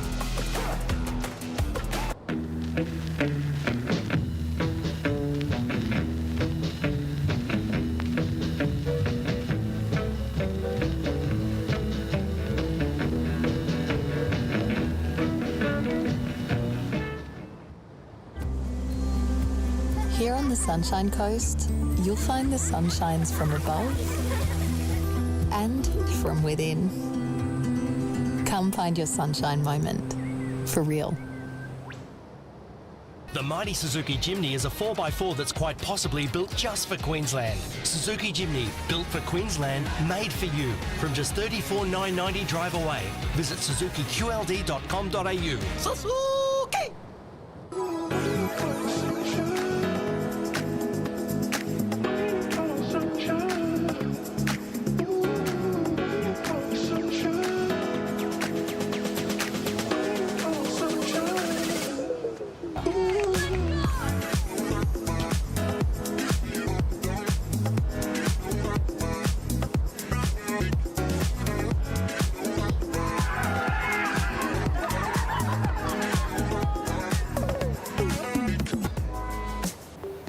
Righty, welcome back to Finals Day, Day 6 of 2025. Parko's Junior Pro, presented by Campbell's Construction Co. My name's Crispy, and welcome back, True Starling. Thank you, Crispy. I'm looking forward to commentating this semi-final for the under-16 boys. I feel like it's going to be an exciting one. And from what I heard, that last heat had fireworks in it too. It's like the foam has just settled in the ocean, and that was Jagger Phillips. He posted an 8.83, but just come under the score required because Cade Kelly got 2 blistering waves and flies through to the final for the under-16 semi-1. And, well, this is what you missed. This is Rio Luthabar, Sawtell, Coffs Harbour, New South Wales surfer, and he is the goofy footer that he is power punching.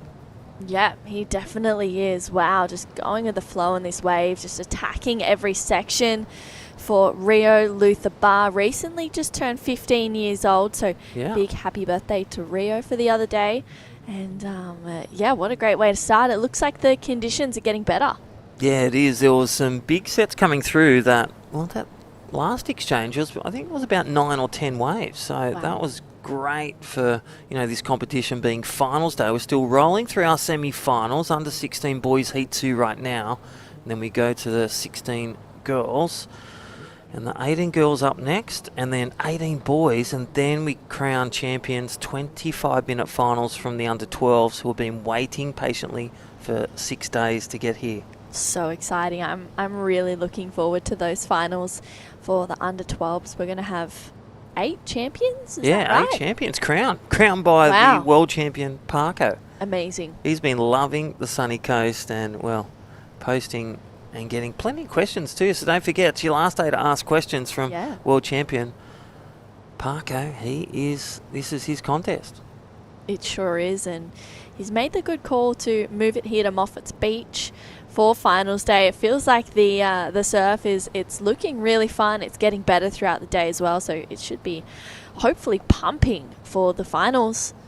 Yeah, definitely loves the low tide and nice little reef sandy beach at Moffat's. And here we go, Cooper Riley. As he said, another local kid from surfing Queensland, Sunshine Coast. He got 3rd in the Kui Cup last week, this month, and he's found his way into semi-final. First wave of 7.33, so he's got some work to do to really get his final campaign underway.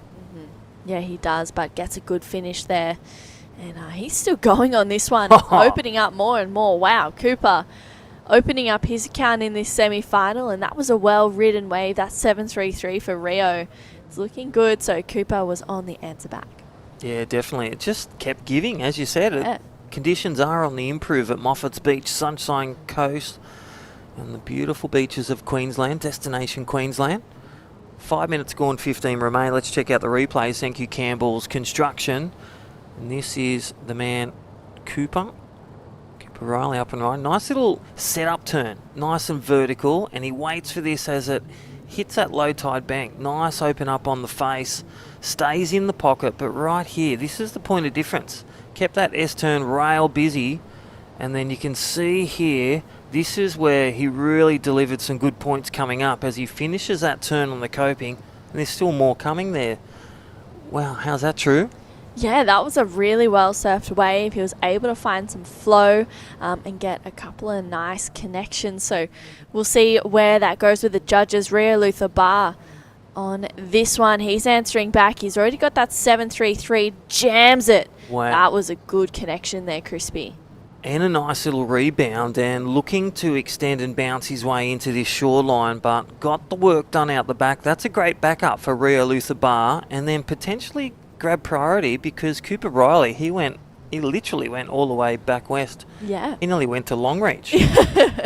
Yeah, he took his one all the way to shore. So, yeah, really smart surfing for Rio to get that back up and then get back out there with priority. I love this wave. What do you think, Crispy? Yeah, I love the way it's a quick backup. And he's identified there's some points. He's done 2 banging turns and a nice little reform. I feel it's a good way to go into that first 5 minutes and really pack on some points. He's got opens with a 7.33 and then Rio Luther Bar from Sawtell, Coffs Harbour area. And again, Sawtell board riders, all the crew watching, they'll be no doubt looking forward to ABB. Yeah, it's super exciting, and someone that I'm looking forward to talking to, Cade Kelly. He is down there, just progressed through to the finals of the under-16 boys. Cade, it's true. How are you going? Yeah, I'm feeling so stoked. I'm just over the moon right now. Hey, I didn't actually get to watch that heat, but from what I heard from Jesse and Crispy, there was some fireworks going down. How special was it to share that semi-final with Jagger? Yeah, it was so tricky. Jagger's such a good surfer. In the end, he got that 8, and I was a bit nervous. I didn't know whether he was going to get that 5 again, but just luckily I got my 7 and a 6. Yeah, you definitely did more than what you had to. I feel like the conditions are definitely getting better. It was a little bit slower this morning. What's the game plan for the final? If you need to keep it to yourself, definitely do that. But are we going to see some fireworks from you, Kato? Yeah, hopefully. The waves are a bit it's a bit slow, but you know, you can kind of see which one's going to wall up to the inside. So yeah, just get a couple fast ones at the start, and then try and get some big ones. And being here at the Parko's Junior Pro, Cade, what's been your favourite moment from the event? Definitely surfing a reef break for the event. It's been pretty fun, and street's been really good. Hanging with heaps of my mates, which is good. Don't get to see them often. So yeah, surf's been alright. Just a bit small though. Yeah, a little bit small. I feel like it usually is for the junior contest, but you're just excelling in this one, Cade. So good luck in the final. We're looking forward to seeing it. Thanks, guys. No worries. Good luck. Wow, Cooper. Straight up and into this section, driving through. Really nice on rail. Crispy, this is a good looking wave. Yeah, definitely. So Rio Luther Bars dropped his second score, but Cooper Riley just pulls up on that one. His first wave is 6.43. So this is a close one on hand. Look at this replay. Campbell Construction, thank you for your support. And nice little drift turn over there as he comes around. Big open face, nice wraparound carve. A bit like Punch O'Sullivan back in the day, or Taylor Knox. And then, you know what? Good second wave back up. This is going to be, the next half of this heat is going to be fireworks. Rio Luther Bar holds the lead. Again, go back to his second wave, a 5.33. Identified it was a closeout, banged out 2 turns. These kids know the value of a wave, and that is maturity through their junior career, all their training, their coaching, their board riders through the grassroots, and it's coming out now in the 10,000, which is the Parko's Junior Pro comp.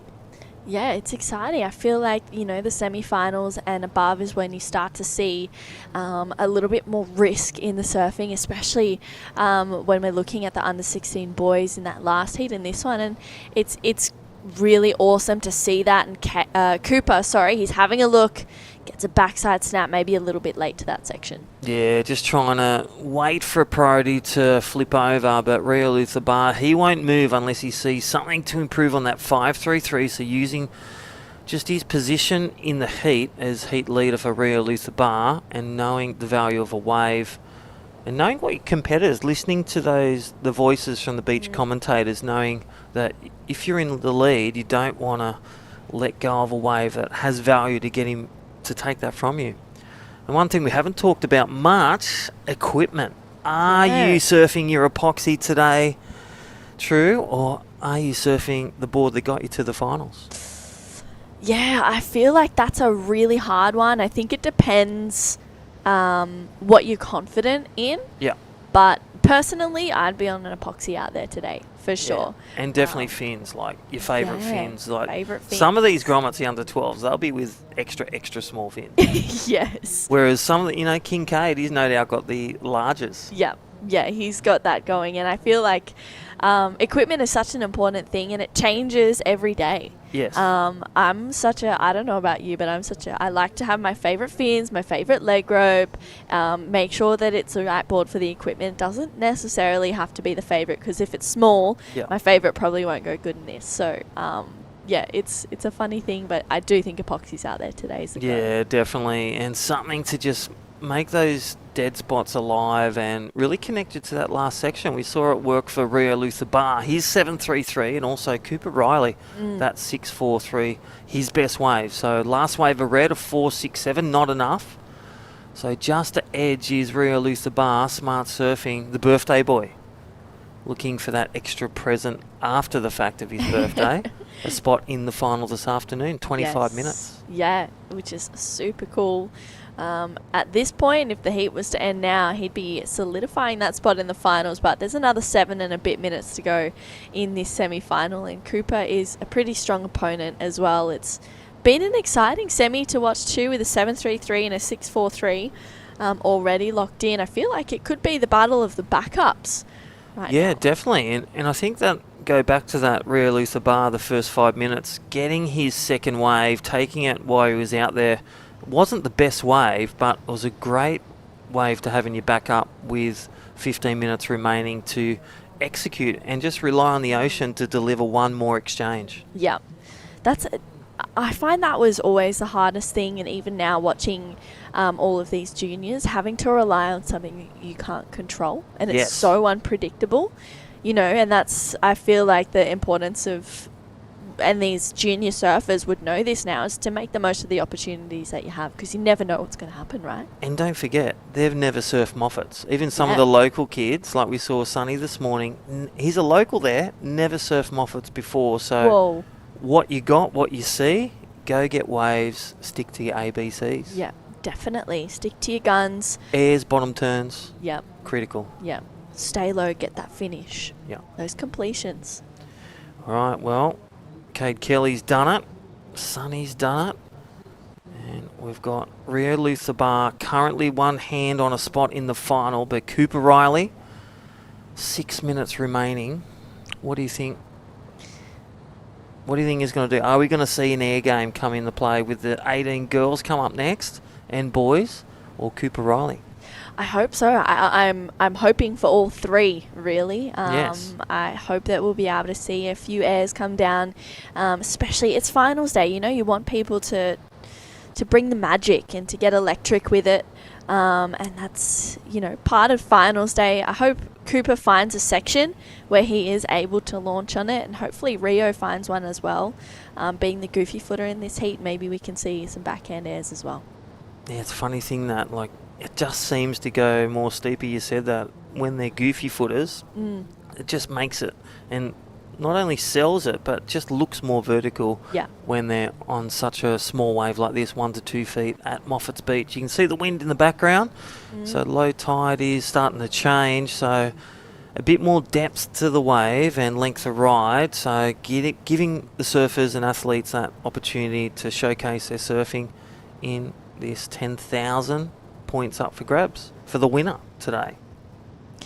Yeah, it's huge. 10,000 points for the Parko's Junior Pro. As you said, it's amazing to be able to claim those 10,000 points, and it's great for the ratings as well, for the ISA ranking points, and then also good for the seedings throughout the next events. Yeah, that's right. Rio Luthabar. He's sitting second on the list, so he's gone over the Taj. We saw Cade Kelly. He's only done Reflections Cup, so he's made one final on a 7,000 ranked event.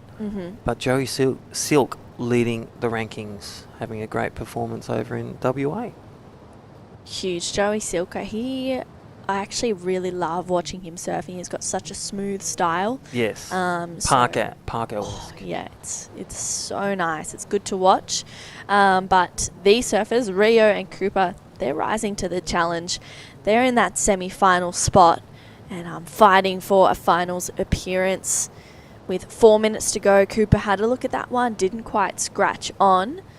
Will Rio get on this one? He's not gonna put in the arms anymore for that wave. Unfortunately, it kind of died out, so there is priority in these heats, so it's important that comes into play.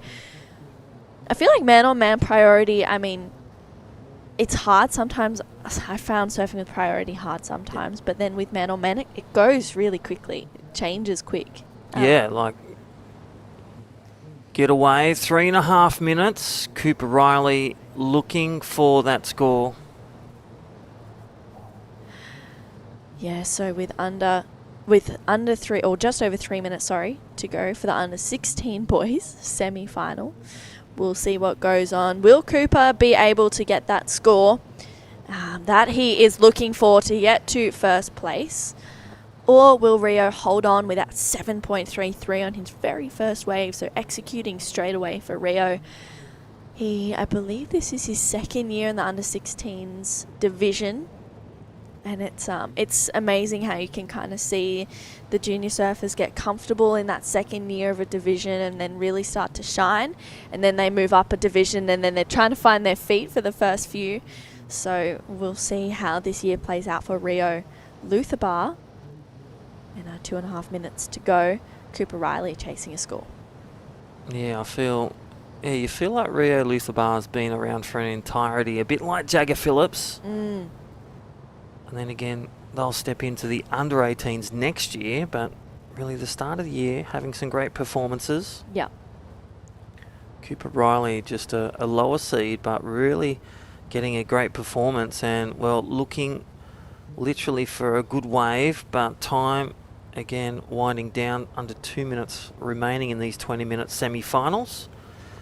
And then we're going to see the under-18s two-person heats as well for the girls to start, and then the under-18 boys, former ISA world champion. Great to have Ziggy McKenzie. So many final berths from her. And again, dual passports. You know, growing up at that ocean Indonesia reef, getting some great, really development through junior years, and really smart play that we see a lot of athletes these days, and past and present. They go on a trip. You don't just do the comps. You really got to be selective with your comps, and Bede Durbidge, a big advocate of that, super coach, of really developing yourself, whether it be Fiji or WA or the heavy reefs of the South Coast, or heading overseas to hit the Colosseums like Hawaii. Yeah, definitely. It's pretty huge, and it's cool to see all these surfers tapping into that and charging and putting themselves in uncomfortable situations to get better. I think it's pretty awesome to see. And Cooper... Oh, he's got to pull the trigger, and that wave, not the worth. But this is where under priority 2, what do? Do you sit and wait and let it whine out, or do you pull the trigger and go? Try to get that separation? Yeah, I feel like with 30 seconds to go, trying to find that separation is probably not a bad call. Well, here we go. A bit of a pulse. Yeah. No, they can see it on them. They're all paddling, scratching into this. This will be an important one. Wow. What wave does red? There's a couple behind it that he can't see. White's going, so 10 seconds. This will be the last ditch effort for the man in red. And Rio's like, did I make the right decision? Yeah. Can you get a 6 from a reform? What do you reckon? Oh, wow. I don't know. It looks like he got up before the hooter, but I don't know if this is going to be the 6.24 that Cooper is looking for. I mean, it's got a potential nice-looking wall. Gets a nice carve in there. He's staying with it. He's trying to... Oh, unfortunately, that one just didn't get through to the inside. I don't think it's a score that he's looking for, Crispy. Yeah, so great effort there from the under-16 boys. So Rio Luther Bar there is your winner in white. And commiserations to the man in red. And we'll be back after this short break. The under-18 girls, former world champion, ISA, Ziggy McKenzie up next. We'll hear from our great sponsors. See you soon.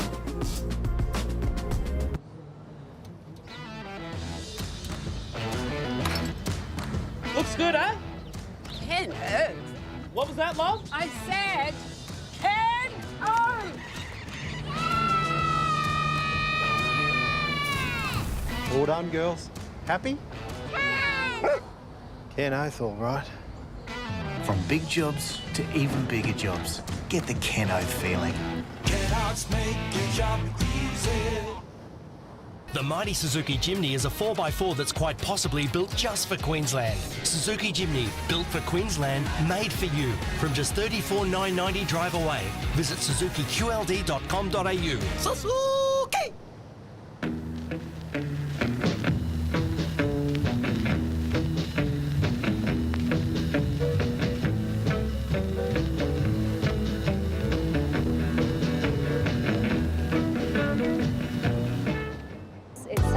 Down here, it's absolutely packed. There's so many women that just live and breathe surfing, and at any skill level, at any age, it's such a good vibe. This festival's not just about surfing, it's about celebration and recognition of all the things that women do both in the water and outside of the water. And it's a great opportunity for women to come and connect, to learn and get stoked about what surfing can do for our lives.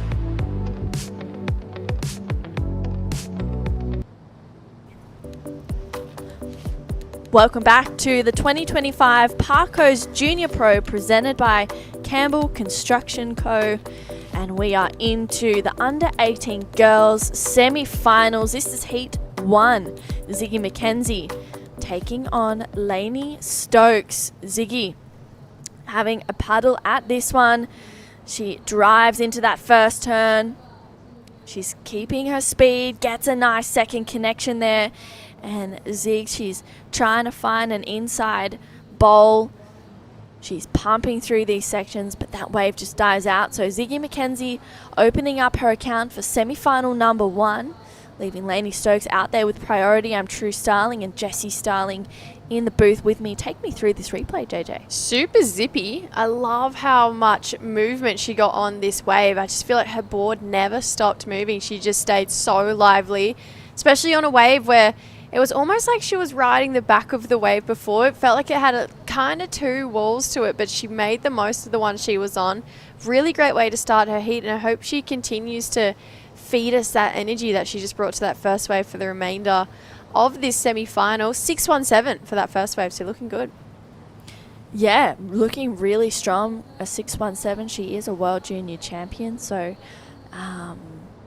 Ziggy is just bringing the heat in this one. She's looking solid. But Lainey Stokes, sister of Taj and Zeb and Charlie Stokes. Yeah, I was going to say that. I was like, pretty sure Lainey Stokes is the youngest Stokes. Yeah, she is. So to be in the semi-finals is amazing. And Lainey is, she's looking for a finals berth as well. So she lives up on the Sunshine Coast. I'm sure she would be used to this area. And Ziggy McKenzie live action gets one nice snap in there. That was a solid turn for Ziggy. She kicks out of that one. Sometimes one turn is all you need. Sometimes one big crack off the top like that is all you need, and there was a really great section there. She capitalized on it. She didn't go hunting down the line. I love the fact that she, you know, made the most, and we've seen single turn waves be rewarded so far in the morning of the semi-finals. We have a lot of finals locked away. We are in our last lot, and soon enough we'll have all of the finals gone and done, our semi-finals, and we'll be into the final action. But right now, if Ziggy keeps bringing that energy, I feel like she's going to find herself there. Yeah, I agree. A 3-6-7 for that last wave of Ziggy McKenzie. She is just building her house right now, setting a good foundation and moving up from that. So great to see Ziggy just staying electric and being on her feet and finding a bit of groove. I feel like throughout the morning we've seen those people that have been sitting and waiting. It's been hard to get in rhythm. So Ziggy's learning from other people's mistakes, I guess, and she's just trying to build house and gain some momentum in this heat. And you can see she's having a look down the beach as well. Ziggy paddling into this one, just doesn't quite scratch on. Yeah, all good though. She's got second priority. She's created a little bit of space between her and Lainey, which I think is pretty smart. And it feels like we've got a bit of a pulse. It feels like the swell's picked up a little bit from what we saw a few heats ago. Yeah, it's definitely getting more consistent for sure. And there's a little bit more texture on the waves that you can kind of see. But I actually don't mind it. I think maybe it's creating some better opportunities. Ziggy, nice snap to the pocket. You can see she's just trying to be super lively on her feet, pumping through. Unfortunately, catches a bit of rail. So she's such a light-footed surfer. She's got so much energy. You can see that she just tic-tacs her board through those dead sections. So she's looking really strong in this one, Jessie. Yeah, definitely. I love the fact that she's just staying alive. Like, she's staying so upbeat on these waves, and that is exactly what you have to be doing when it does come to surf like this, where it is a little bit slower because of that shorter period swell. And she's just making it look really great, really easy. And yeah, like I've said from the start, love what she's bringing. Lainey, I've actually never watched Lainey compete before, considering how much of the Stokes you see compete. So this is my first experience with Lainey, and she's kicking off her campaign here. Yeah, it gets a nice carve to start, but unfortunately that wave just dies out. So Lainey gets her first score locked in, but she needs to gain a little bit of momentum in this heat. Still 13.5 minutes to go, not even halfway down. So Lainey, she's just finding her groove, and it's exciting. I'm the same. I haven't seen too much of Lainey compete, so I'm excited to see what she brings in this semi-final for the under-18 girls. And up next in that second semi-final, we've got Stella Green taking on Alice Hodgson, which that's going to be an awesome semi-final as well for the under-18 girls. Oh, definitely. The level is high. It's really great to see that they're continuing on their progression through the years, through the rounds, and it is getting to that point where I feel like they're looking like really, they're looking like really mature competitors, and they're making smart decisions with, for lack of better words, like a slow brain. Like they're slowing it down to make it to make better choices. You know, they're staying more present. They're reacting to what's going on ahead of them with a really level head, level mind, and they're all looking like really sharp competitors coming through, which is what they need, because for a lot of these women, it's their last year in the 18s, and then they go on to those pro juniors, QSs. See a lot of these girls dabble in both of them already, so including this lady on your screen. Yeah, Ziggy snaps it, gets that second turn in, driving through a third one. She is once again such a lively surfer. Gets another snap in there for Ziggy. She is not wasting any section out there. And unfortunately that wave just fades out on the inside, but the damage was done. Lainey Stokes, nice snap to start this one off. Driving through a second one. The flow in between turns, wow, that's a good looking wave for Lainey Stokes, holding that rail. And less turns, but maybe a little bit stronger quality there. But someone who had some quality surfing in that last semi-final for the under-16 boys was Rio Luther-Bar. Rio, congratulations for making it to the finals at the Parko's Junior Pro. Yeah, thank you guys heaps. It was pretty fun, but kind of tricky as well. So yeah, really happy to make it to the final. Yeah, it looked like a really tricky heat, but you came out of the gates firing with that 7.33. Talk me through that wave. What was going on in your head? Well, I couldn't hear that well out there, and then I was pretty sure the heat had started, so I got that wave and just tried to surf at my best. Got an alright wave, paddle back out, and then I heard the buzzer go again, and I was like, oh no, had it not started yet? And then they announced that it had started, so I was nervous, and I'm yes, that was a good one. So yeah, I was pretty happy to start like that. And Rio, it's Jessie. Just tell us what it's like out there, because we have this cool view where it looks pretty fun, but maybe it's a little bit shifty out there. Did you find it was pretty easy to navigate? There's a out the back section and deep that I was trying to sit on because they wall up more. It's pretty far out and near the rocks, which is fun. And then trying to get it to the inside, I was just trying to pick a wave that stood up out the back to get a big turn, because I couldn't really quite tell if they were going to wall up on the inside or not. So it was tricky, but there's definitely some good opportunities out there. So yeah. And I also want to say a big happy birthday to you for the other day, Rio. 15. Happy birthday. Hey, is this a pretty cool birthday present to make it to the finals? Oh, it's the best birthday present I could wish for. Yeah, I'm so stoked. Yeah, we're so proud of you, Rio. We're looking forward to see you and Kato have a great matchup in the finals for the under-16 boys. We'll let you rest up and lock in, so we'll see you very shortly. All right, thanks, guys. Thanks, no worries. Rio. Thanks, Rio. Gosh, love him. He's just awesome. Brings really great energy. And yeah, what a great birthday present. He's got that birthday spark about him this week. He's feeling all alive. Ziggy, though, like we've mentioned, she's sparky in this heat, making the most of every single section. Held her rail longer through that one. And then it's just snapping this one all the way through. She's staying super alive. And just couldn't link that one through. She got some damage done. This wave, though, true. I liked it. Yeah, me too. This was a solid wave. There was no bouncing in between those turns, just pure flow, rail to rail surfing.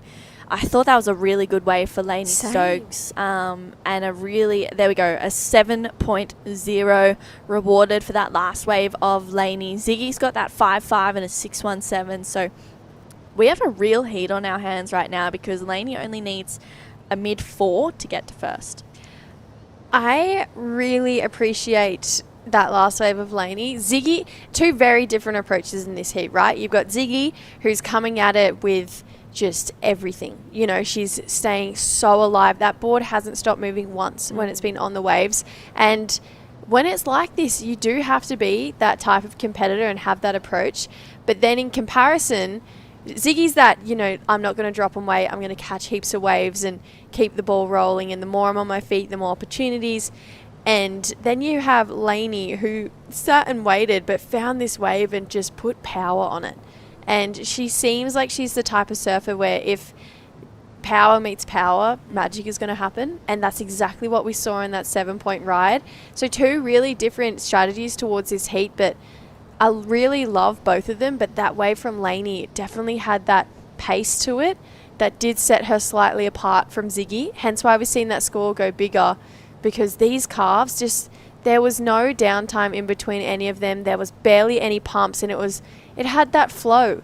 It had exactly what the judges were looking for. And a lot of the time you talk to judges who work on those higher scale events, and they're saying there's difference between a QS surfer and a CT surfer. Obviously we're not there, but as QS surfer and CT surfer is the downtime in between turns. Yeah. And not having that kind of twitch in between turns.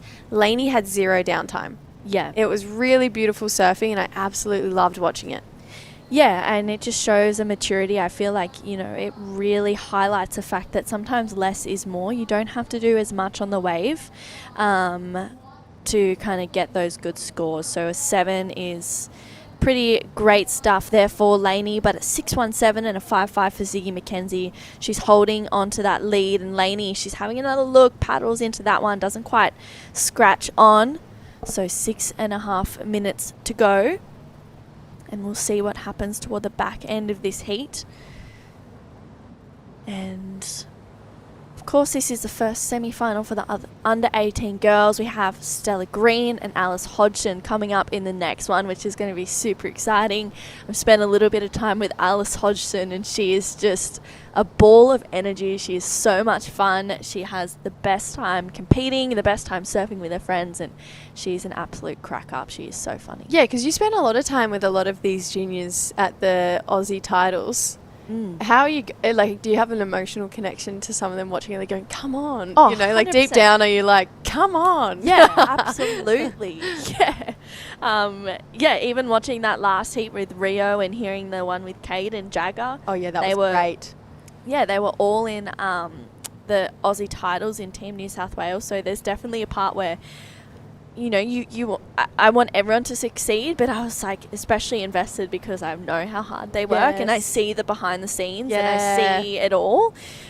So yeah, I'm like, come on. And, watching Talia in that one with Miller May Berg was such a great heat, and I think that there's great lessons there for Talia, and I think, you get to a point where you're like, you want the best surfer to win the heats, but you're also like, oh, come on, like, you've got this. And show your surfing, but then I see with Ziggy and Lainey, Ziggy I've trained with Adam Duffner as well, and I know how hard Ziggy works too. Yeah, she does. So I'm also like, come on, Ziggs, like, you've got a 6.17 and a 5.5, like, let's better the 5.5, make it harder for Lainey, who has a 7 right now. I feel like, in a way, Lainey kind of has the upper hand because she does have the best score of the heat, but I just get invested with everyone. I watch heats and I'm like, go, you got it. And when people fall, I feel it for them. Yeah, definitely. And I feel like with Lainey as well, like, she's so new to the scene too. Like, then there's also a soft spot for Lainey where she's like, you kind of like, oh, she's doing it, and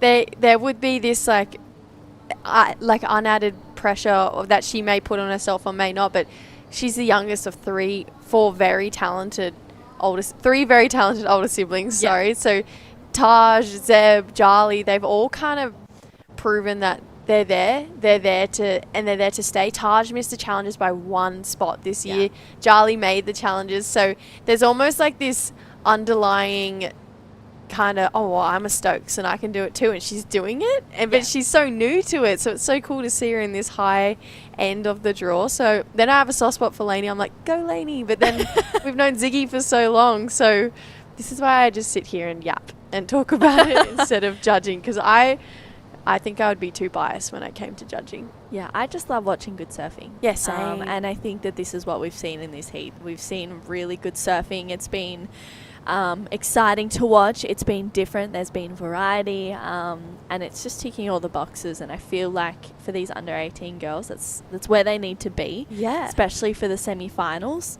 Yeah, it's exciting, honestly, and you can go into events and be like, oh, I think that so-and-so is going to win this event. And then someone else comes flying out the gates and it's like, whoa, where have they come from? So it's you never really know the answer to those questions, but I think it's exciting because you see new talent and you see people have the best events of their lives. And sometimes you see people who you expect to do really well to kind of make a few mistakes, which is great too. Oh, part it's of the amazing. process. But Yeah, this heat has been really exciting to watch with Ziggy and Lainey. 2.5 minutes to go. And yeah, it's exciting, and I feel like these girls are just putting on a show. It's been a little bit slow the last few minutes.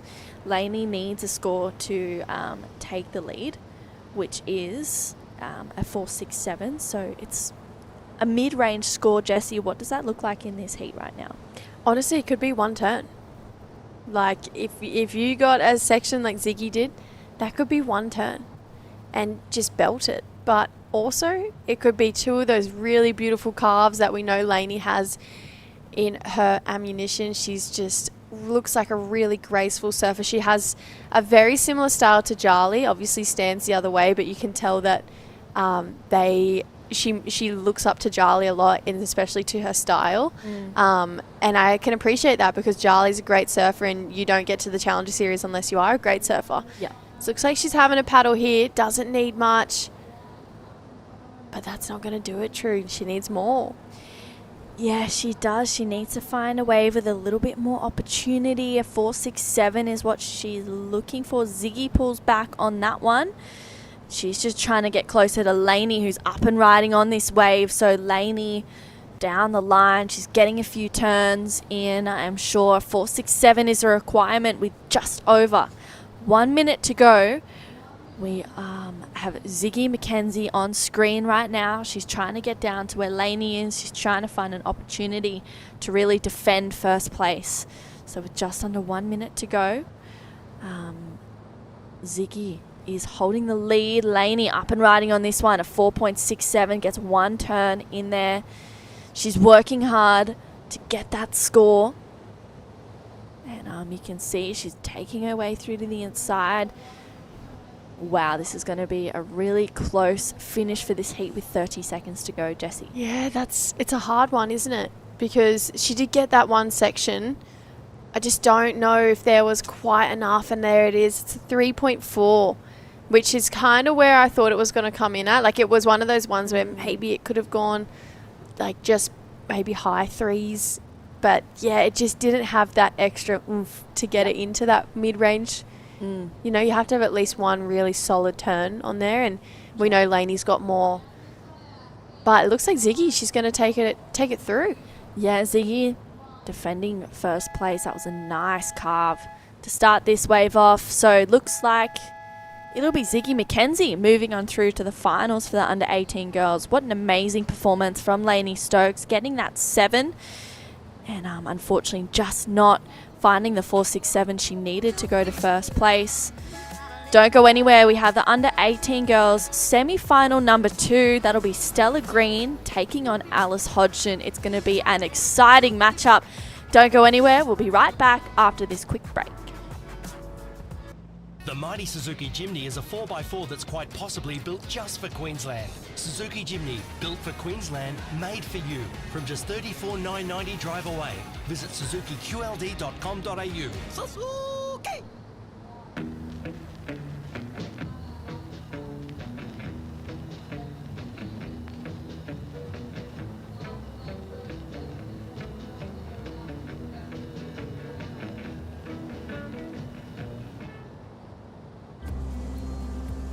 Here on the Sunshine Coast, you'll find the sunshines from above and from within. Come find your sunshine moment, for real.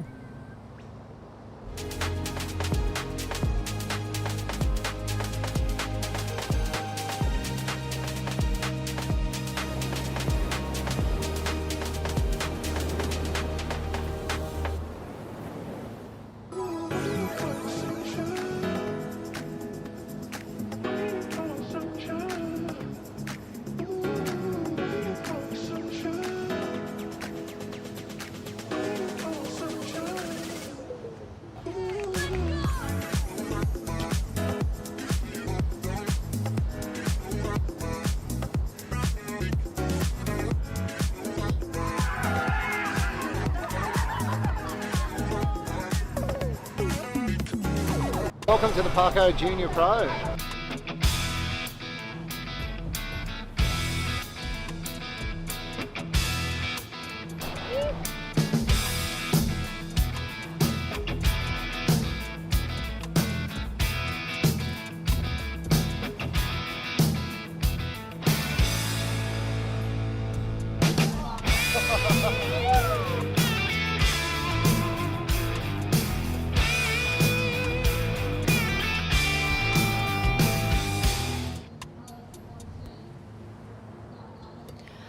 Welcome back to the Parko's Junior Pro presented by Campbell Construction Co. We have the Under 18 Girls Semifinal Heat number 2 in the water. It is Stella Green taking on Alice Hodgson.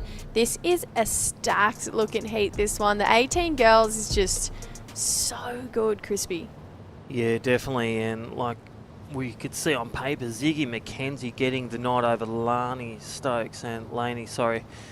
She had a big performance, you know, from a pedigree of great surfing and competitive family. And I'll tell you what, this one is stacked. Stella Green in red versus the south coast of New South Wales, Alice Hodgson. Already a wave gone. Yeah, Alice Hodgson getting the start. So this is a good looking set wave here. And just trying to get this heat started for her. Patiently waited. So just a little bit caught behind at the start. Full roundhouse here. And then a couple slashes. So just getting a first wave under her belt. Maybe a bit of nerves out of the way there.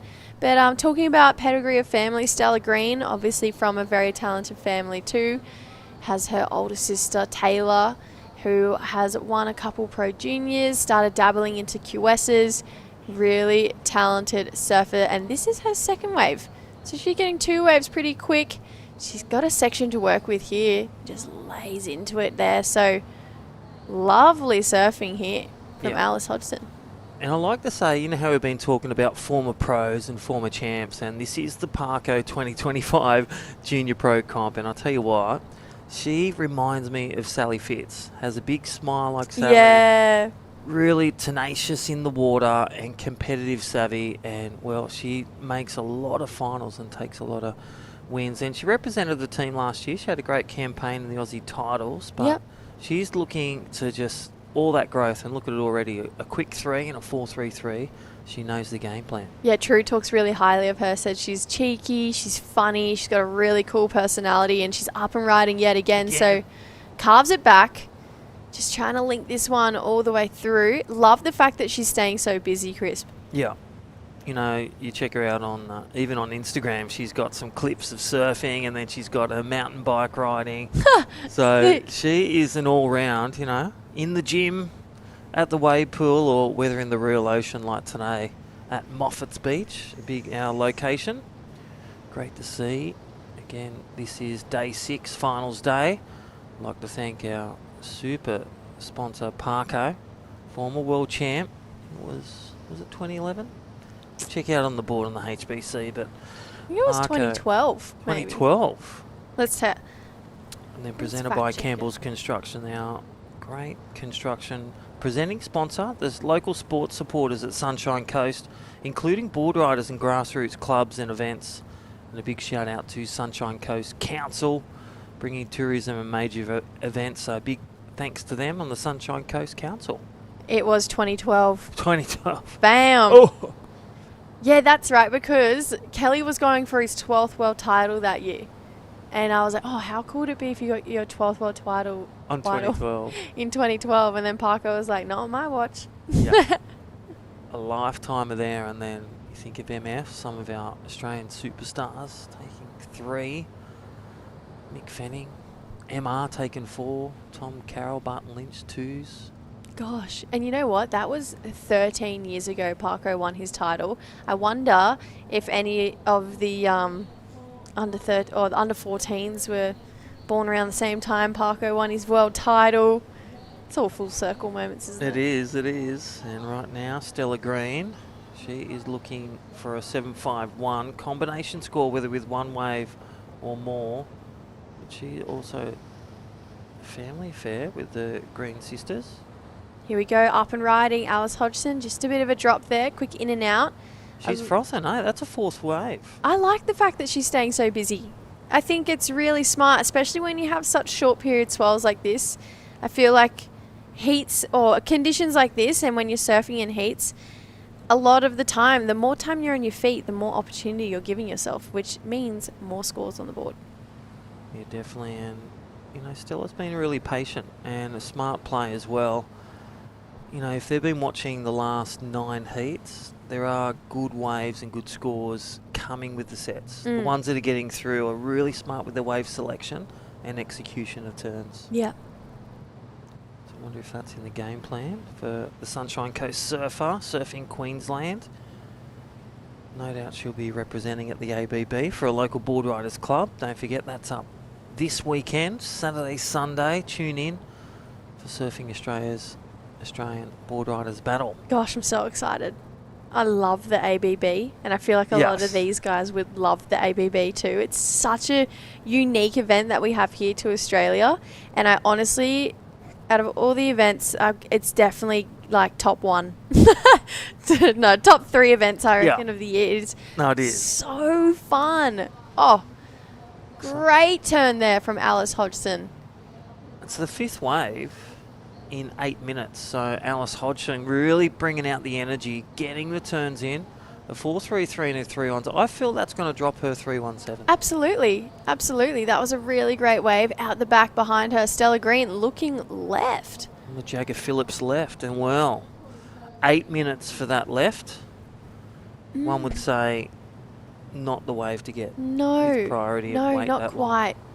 But Alice getting 2 nice turns in here. I'm going to say this is her best wave. Look at this coping. Yeah. Belts it.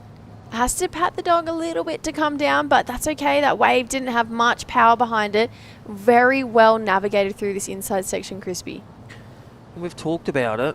I reckon Alice has grown about a foot since I've last seen her last year. Absolutely. So a lot of training. Thank you, Campbell's Construction. And it's great to see the development of the surfing prowess. The under-18 girls, Alice Hodgson stepping up.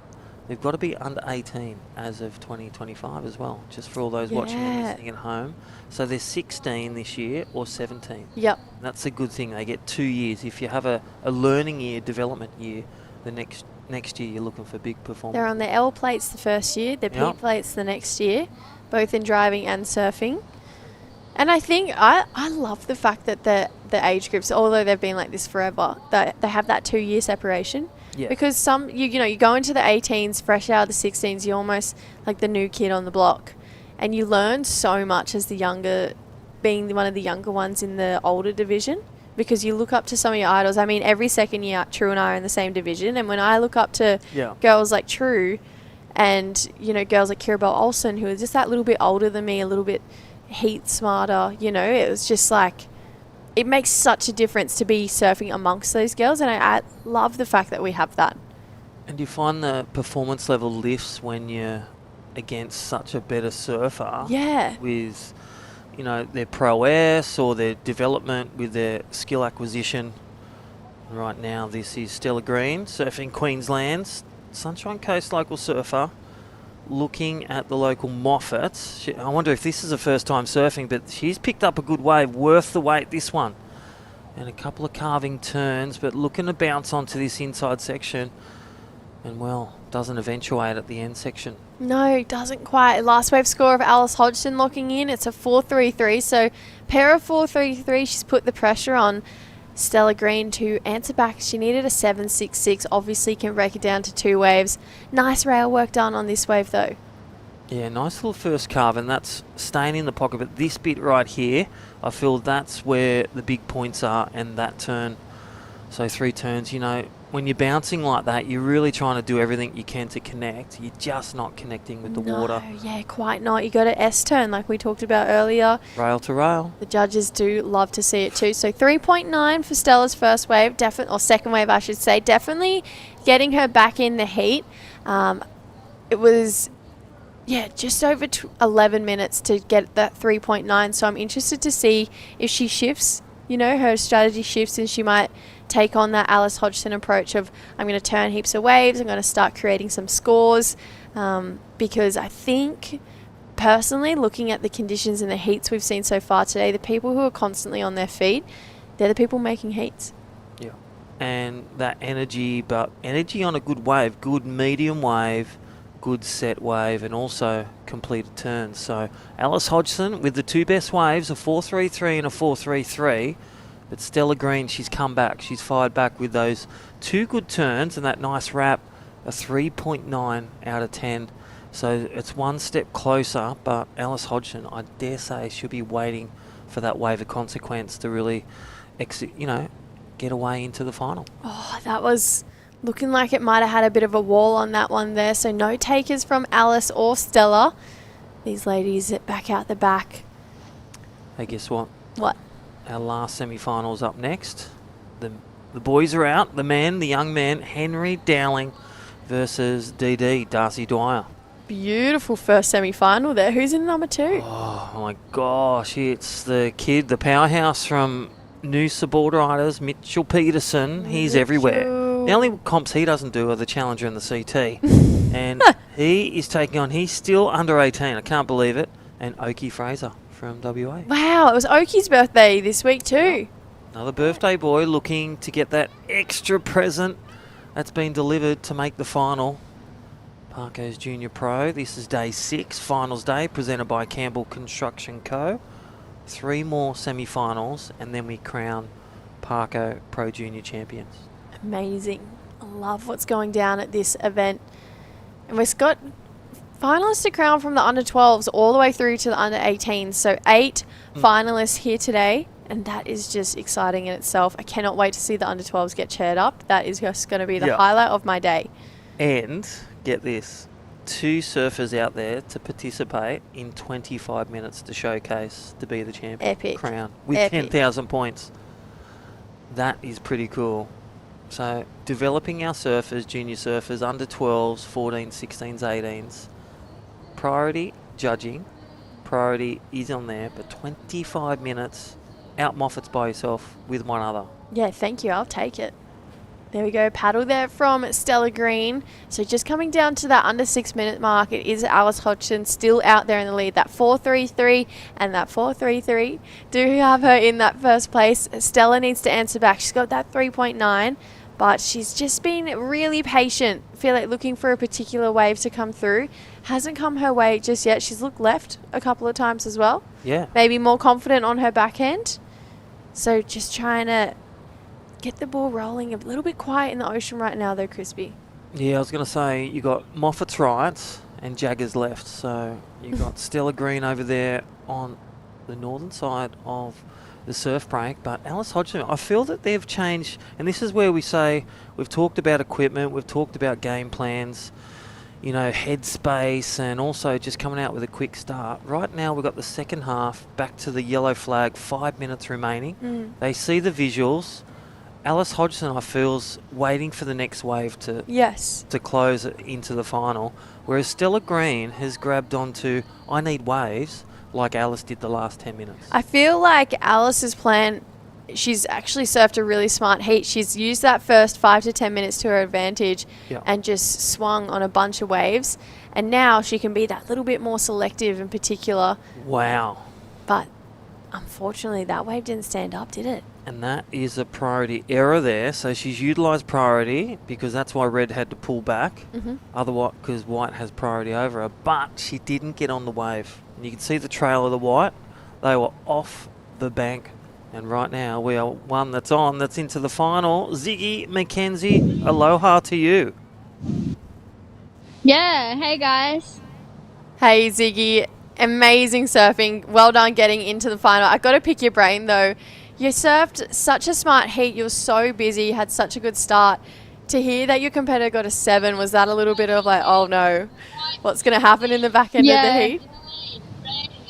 Well, she was up the top, and I kind of got a sneaky little one on the inside, and I was hoping that it kind of stopped working up there and she wouldn't get a good one all through like the inside and out back. But then she got that 7, and I was kind of like, oh, I'm like in a good position, but not, because I think she only needed like a 4. So I tried to get another backup, and I think I got a 5, and then just kind of sat on her and hoped that a good wave didn't come. I actually don't know if I got a 5 or not, maybe a 4. No, you did. No, you had a 5 and a 6 in your lineup. You actually surfed what I thought was a really smart heat, stayed super busy, then got a little bit more selective towards the end once you got your scores in place.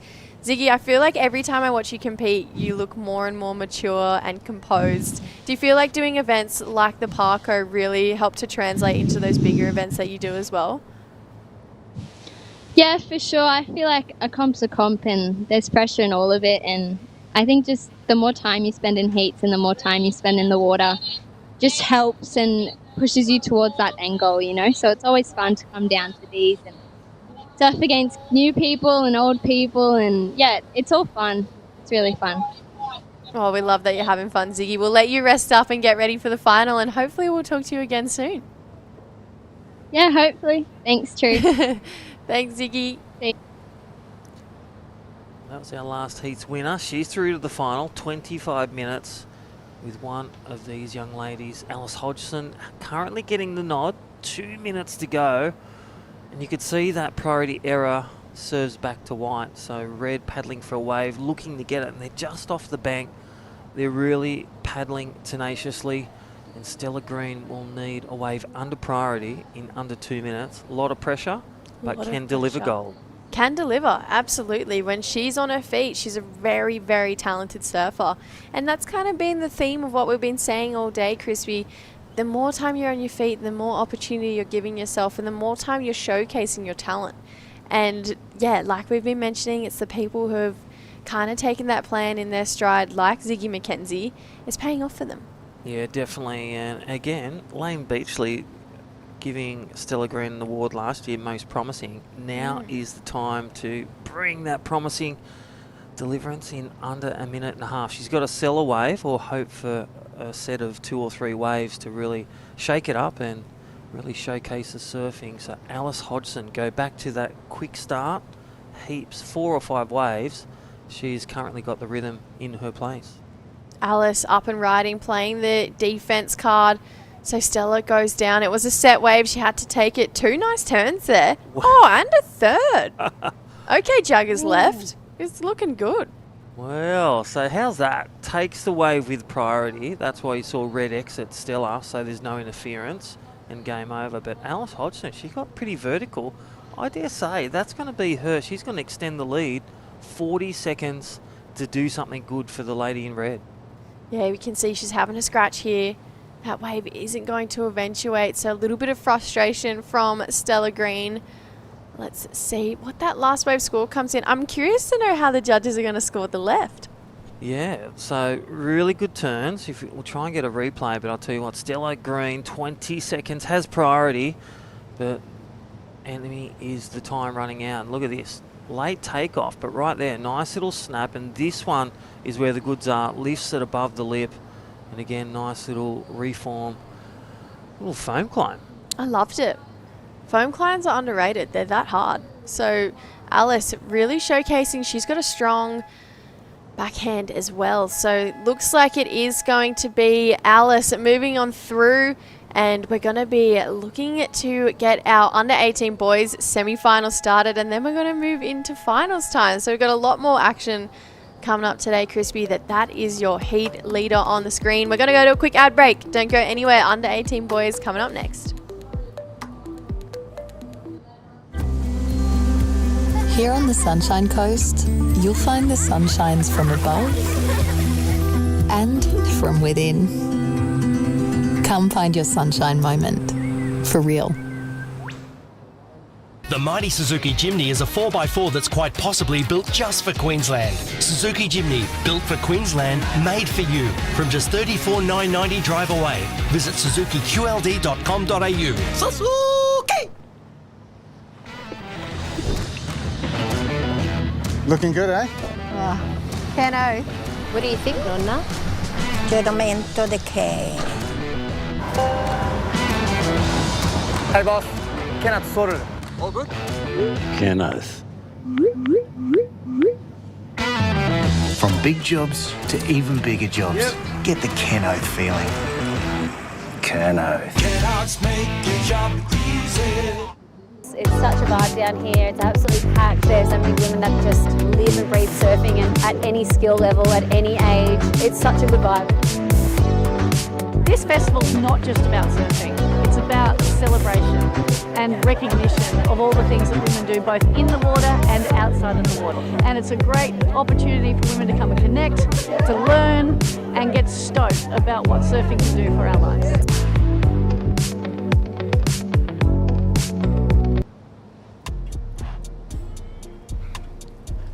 Alrighty, welcome back to Day 6, Finals Day 2025. Parko's Junior Pro, presented by Campbell's Construction Co. My name's Crispy.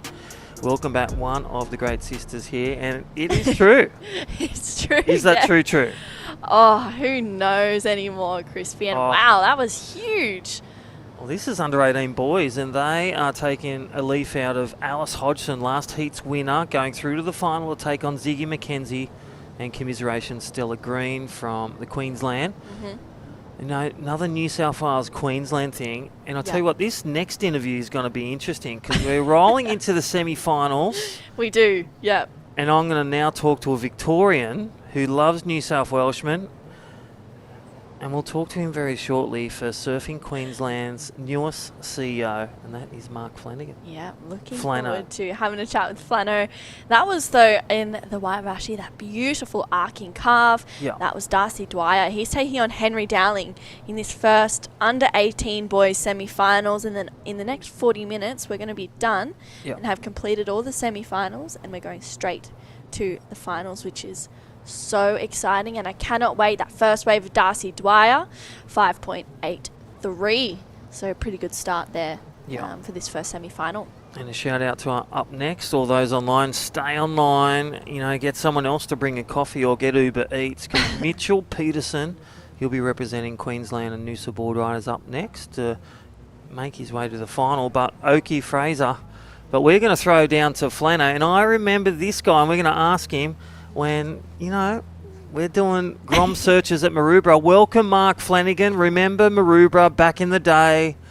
Huge Maroubra. Yes. That's how far we go back. Congratulations, CEO.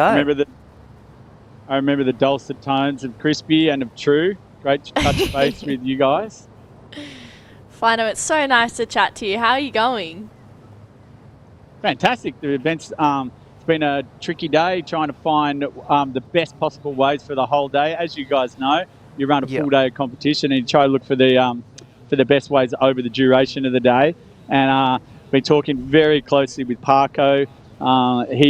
He grew up in this area. He used to love this wave. He just showed us where he used to live just up the street. And he was like, he's been pacing around as an event director sort of mode. It's going to be really interesting when you have a chat to him just after myself. That is awesome. Hey, Flano, talk to us through Surfing Queensland. What's the last 6 days look like? Bit of golf, bit of, lolly raffles. What's going on? Chrome cutlets. Well, this is a 10,000. This is a 10,000 event, as you know. So we do what I'd like to call froth and bubble, like some promotion, looking after the grommets and having a bit of fun. We do that, but it is a 10,000 event on the Surfing Australia Junior Series. It's an event that we're stoked to have in Queensland, and with our partners like Campbell's Construction and We Are Feel Good and Suzuki and whatnot, all pitching together with the Sunshine Coast Council as well to get this event up here and get it in the water and offer Queenslanders and the visiting surfers the opportunity to surf for 10,000 points. It's epic to have it up here in Queensland. It is awesome, and I'll tell you what, 2025 Parko's Junior Pro, it's really delivered the goods. We've got 20 heats today. We're going to crown 8 champions. Who were some of the surfers, the male and females, that have impressed you throughout your 4 decades in the surf history? Well, it's funny. I was speaking to Reef Hazelwood this morning, who was just sitting on the bench seat because he lives in the area, and I remember surfing. I remember him watching him through his development stage. But there are standouts. Molly Picklin was a standout. I remember Sally Fitzgibbons through a junior series. I think I'm showing my age there. I remember Steph Gilmore getting a 10 in a Grom Search event. But pretty much everyone, as you guys know, these events, the 10,000 events, are the cream of the crop of Australian talent. We're stoked to have them from a Surfing Queensland perspective. And I think that, and history would say that if you surf well through these series, the people that we're looking at now are the stars of the future, and our WCT, our Challenger Series into our CT participants are surfing right now in this competition.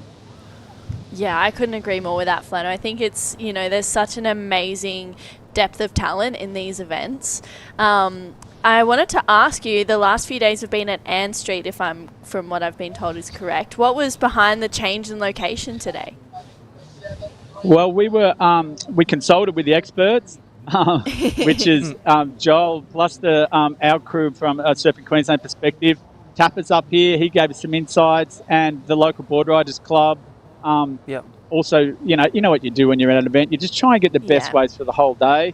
So in a little challenging day. We've gone through it, and we're confident now that the tide's bottoming out in the next half an hour or so. And Joel particularly is quite bullish about the fact that that'll just click in the swell in the water. We know that's there. We just need that tide to click. It'll start pushing in, and we should see conditions improve through into the finals, which would be awesome. Yeah, that sounds pretty amazing. I mean, even this morning we've seen some pretty awesome surfing, some great scores. Even talking with Crispy and Jessie throughout the morning, I'm blown away by the amount of talent we have in our Australian junior surfing. It's pretty incredible, Crispy. I think. Yeah, we're really lucky to be able to watch this, and yeah, it's awesome. I'm loving the change of location. I think it's great because the waves look so fun. I'm a little jealous. Well, Ann Street was super good for the first 5 days of the event. It's where the mighty Wind and Sea Board Riders Club is, original club of Parko from memory. If not, his lots of his friends and family are in it. It was right down at the clubhouse there. It was epic. With first 5 days, no problem. And then just today with the wind, a shift in wind and a little shift in swell direction, we opted for the best option. We've got a lot of area on the sunny coast to choose from, but we thought the point break protected in here for the wind to pick up later would be our best option. But it's really good to have the ability to flick around to a couple of good locations up here on the sunny coast. That's so awesome. Well, anyone to shout out to the team, no doubt your family and at Surfing Queensland, some things coming up? We've got a bunch coming up. Crispy, you know what it's like. We're always busy, but our interest is, like I always say, and you'd be on the same track there. We love people who love surfing. And so anyone on the webcast, thanks for checking in. We're here. We're going to promote and develop the sport of surfing in the state of Queensland, and in conjunction with all the other state organisations to get to continue to provide a talent program for Australian surfers. Yeah, we love it, Flano. I feel like the state of Queensland is in good hands. It's always nice to chat to you. You're the biggest legend. Thanks so much for coming on. Thanks, heaps. I'm going to go get Joel because I was actually trying to do a little sound check to get him on, and then I got dragged in there, which is great to talk to you guys. In. I'm going to go get him because he snuck off. I'll get him and go wrangle him. Good speaking, and I'll see you guys later. Sounds good, Flan. Appreciate it. Alrighty, well, let's get back to action. Henry Dowling, you've seen it in that little portion. Now the big portion there is Darcy Dwyer on screen, requiring a 151 back up. He's got a 583. We'll try and get those replays for Darcy Dwyer in white. And then Henry Dowling in red, a 733 first wave. And he'll be looking to slide his way into the final by just some smart play. And it goes off when we talk about the athlete working with their support, their wraparound support with their coach or their parents. But look at this replay, Campbell's Construction. And this is the one for Henry Dowling, the 733. Nice little setup where they've seen that last heat. They've seen the new position with the change of tide. And they are Johnny on the spot. Great little wrapping wave here in connection with board to lip. And that is Henry Dowling 733. And it just kept giving some good connection and flow to this inside. And we talked about it before, just the surfer that gets that wave with the coping at that start and middle, that's the surfer that will get one of the biggest scores. Yeah, I agree. And that flow as well from Henry, he just was so smooth. There was no downtime really in between turns, so it was great to watch, and well rewarded as well. With just under 9 minutes to go, it seems like, that's the kind of surfing the judges are asking, especially with the last few heats that we've seen. They're liking that attack, they're liking that smooth approach, and you can see with the judges and the scoring that they're telling a story, and they're saying, hey, this is what we want to see. If you surf like this, these are the scores that you're going to get. Even Alice Hodgson, her left-hander, for example, that was a tidy 4.3 for that left-hander that she closed the deal to the final. Let's look at the replay. This is the first one. So last replay, let's check it out. Of our under-18 semi-final one. Darcy Dwyer, just a quick up and down. It's only a 2.5, so does require a 767. Big score, but can do it for Darcy Dwyer. He does go in again. I feel like Darcy's been 17 again a few times. Yeah. Yeah, it does feel like that. I feel like, you know, commentating all of these events for so long. I remember commentating the Phillip Island Australian Junior titles with you a couple of years ago. Yeah, that's right. You know, and you see these names and you're like, wow, they're still in these junior contests, and you go, oh, they're only 16, 17. You're like, wow. You know, it's amazing to just see their progression and you know, the amount of years that they get in these junior events is pretty amazing. And I agree. I feel like I've watched Darcy Dwyer surfing Grom comps for so long that I'm like, Yeah, Oakey Fraser, Henry Dowling. yeah. And then you get reminded, Hodgson. you know, it's Oakey Fraser's birthday today. He's 17, you know, and Yeah. it's like, wow, they're at a point now where they're outgrowing it, these junior contests, and they're going to be moving through to the WSL Pro Juniors potentially. There's so much that's open for them to see what's coming up next. And that former, you know, all those watching online, welcome that former CEO, the new CEO of Surfing Queensland, Mark Flanagan, work with Rip Curl and developing both all strategies from grassroots of surfing to travelling with the pro surfers for decades and decades. And it's great to see him bring his experience and with the team at Surfing Queensland. Yeah, absolutely. And just deliver, as he said, you know, people who are passionate about surfing, we're passionate about them developing their skills. So great to see the Olympic sport, don't forget. And he's aligned himself for an Olympics, of course, 2032. Yes. He'll be in the box seat. He's going to be busy, but Flano is always busy. He's the biggest frother. Absolutely. Yeah, if he's Absolute not doing legend. 5 things at once, he's not doing. Yes, yeah, exactly. He loves to be busy, but don't we all? Yeah, that's feel like we've all got side gigs. Yeah, we've all got something going on, which is super exciting. Alrighty, well, back to our great supporters of this 2025 Parko Junior Pro, presented by Campbell's Construction Co. A big shout out to Sunshine Coast Council, making it happen here at Moffat's. Suzuki, that's the official vehicle of Surfing Queensland. And don't forget the sunscreen that Flano will need. No Ugg boots for him now at Vico. It's We Are Feel Good, the sunscreen that feels good, Flow Nutrition, and the Point Coolum. A great place for accommodation and a great feed. And don't forget Parko, and we'll hear a bit and we'll ask him, the 2012 world champion and the man on that big picture of Billabong, that big barrel at Snapper.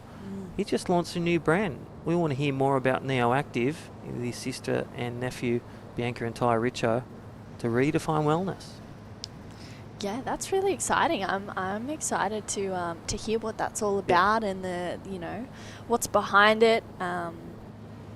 Just hear more about it. You can see him having a chat on screen there, talking all things Parko's Junior Pro, probably Neoactive as well, and all things world champion wise, because that's what he is. That's right. Well, it's the Nourish Minerals and Focus, but we'll hear from Parko soon. He'll be back online for all those on camera. And right now, 5 minutes remain. Yellow flag is up, but in the box seat is the man in red. So again, looking for that 767. So he's just extended the lead. Yeah, Henry Dowling is... Wow. Yeah, he's looking good. 13.5. Darcy needs a 767. Wow. That's pretty solid. But within reach, pending on how the waves go. Don't forget our semi-2. Mitchell Peterson won the local kids in red. Noosa board rider for Surfing Queensland versus WA's Oakey Fraser. He'll be in white in 4 minutes. But right now, Oakey Fraser looking to get within reach, whether one wave or improve on both his waves. You can do it with one, a 767. Just needs to be patient, play his priority cards right. You can see just Henry Dowling trying to sell him a wave to get priority back. Yeah, he's just like, come on. I want priority. I want to have that upper hand. I want that bit of control. So we'll see what happens. But this looks like a nice set, potentially rolling through. But see, this is why I'm not there and making no comments. Maybe it broke a little bit wide. Yeah. Paddled off the spot. Yeah, paddled off the spot a little bit. But that's what happens in the last 3 and a bit minutes of these heats. You kind of paddle around. You stick with your competitor. That's why we talk about it in the game plan with your support coaches or your family.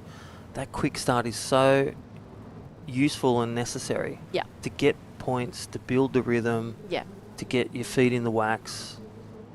You know, without waves, without turns. Yeah, there's definitely no points. Yeah, there's no points. And I think, it's part of the process of figuring it all out and trusting your team as well and trusting yourself. So, but it's hard, like we've been saying all day. I feel like the ocean is going to do its own thing. Really does not. It's not. You got to connect with it. Yeah, you got to be in rhythm. It doesn't really. It's not bowing to you. You're bowing to it. And you got to just have that respect and go with the flow. True. Under 18 boys, my name's Crispy, and I'm here with True Starling, and Jess is just on a sushi break. Yes, I can smell it. It smells so good. That is nourishing, but I'll tell you what, big shout out to Billabong, big shout out to Surfing Queensland and Campbell Construction Co. Supporters of grassroots surfers. That's where it starts. Yeah, exactly. This is the start of a pretty amazing journey, and maybe we'll be seeing some future world champions in this event. Hopefully. We already see ISA junior champions in this event. She made the final, Ziggy McKenzie. Yes. We had Australian champions knocked out, Talia Tebb, commiseration. She got an equal third. So we're seeing the new crop and also the ones that have already proven themselves. Don't forget the Australian rankings. Check it out. Live heats, and also type it in, Surfing Australia's, and also the rankings for the ISA and the World Junior titles. That is up for grabs as well. Yeah, super exciting. That's always a fun event to be a part of, the ISA World Junior Champs. It's I competed in 2018, and it was down at Huntington Beach, and it was the opening ceremony was probably the highlight. It was the best thing ever. It was so awesome. Yeah, best event. We had fun waves at Huntington. I think it was actually they were saying that it was their best swell that they've had for a while, and I was loving it. It was the funnest left and right off the pier. It was so fun. And how is that when you got the rashy on the piers? It's just different over there, isn't it? Oh, it's so different. It's a different vibe, and but it's fun because you have the whole team with you. Team Australia's there supporting you. Then you make friends with other teams, and then you have to compete against them. It's so fun. It's such an amazing experience, and I think that's what these surfers are striving to get to represent Team Australia at the ISA World Junior Champs. Alrighty, well, things winding down. So all the hard work done. Henry Dowling looks like he's going to get the nod unless the ocean delivers a gold couple of waves for Darcy Dwyer, requiring a 7.67, but the time, the enemy, looks like it's a wrap for Henry Dowling. He'll be the first boys under 18 to make it through. And then we'll hear on the back end of this break from our sponsors. The Parko Junior 2025 Pro, presented by Campbell, is your heat winner. Semi 2, Mitchell Peterson, the local Noosa at Surfing Queensland, versus Oki Fraser from WA. We'll hear from them and see their replays and live action after this short break. See you soon. The mighty Suzuki Jimny is a 4x4 that's quite possibly built just for Queensland. Suzuki Jimny, built for Queensland, made for you. From just $34,990 drive away. Visit suzukiqld.com.au. Suzuki!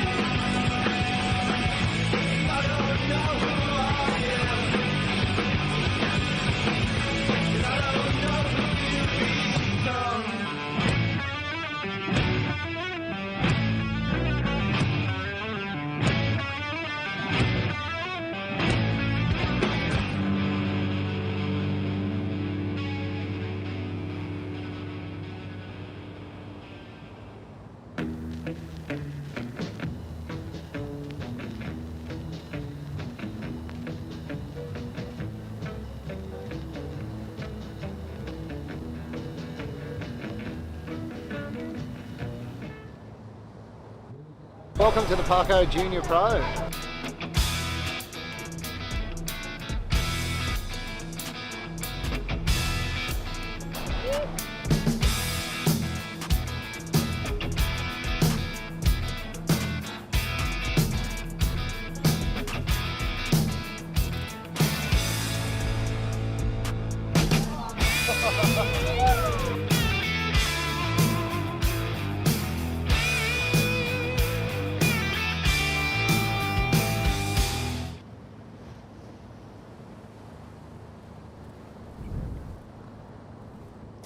Welcome in to the 2025 Parko Junior Pro presented by Campbell Construction Co. It's been an amazing morning so far down here at Moffat's Beach. Really fun at little right-hand point. Got the birthday boy in the water right now, Oki Fraser, 3.33 and a 2.33, has him out in the lead. Mitchell Peterson from Noosa, so I'm sure he's surfed this wave a couple times before. He's out there. These two guys battling it for a place in the under-18 boys final. True, talk me through what the last one was like. Yeah, Jessie, it was a really fun heat, that last one, and it was exciting to watch it. I mean, it was a little bit slow at the start, but Henry Dowling got that 7.33 and a 6.17. He manufactured those scores with some smooth, clean surfing, and also relying on his power as well on those good turns. And this is a replay of that first wave of Oki Fraser, 3.33. Oki, of course, it's his birthday today. He recently just won the Open WA state titles as well as the Taj Small Fry. So that actually puts him at the top of this year's junior ratings, which is a pretty huge thing. He's representing Margaret River Board Riders at the ABB this weekend. And then he's got a lot going on. He is also in the Margaret River Pro Trials as well. Oh, wow. Which is huge. He actually I think he got third in that last year.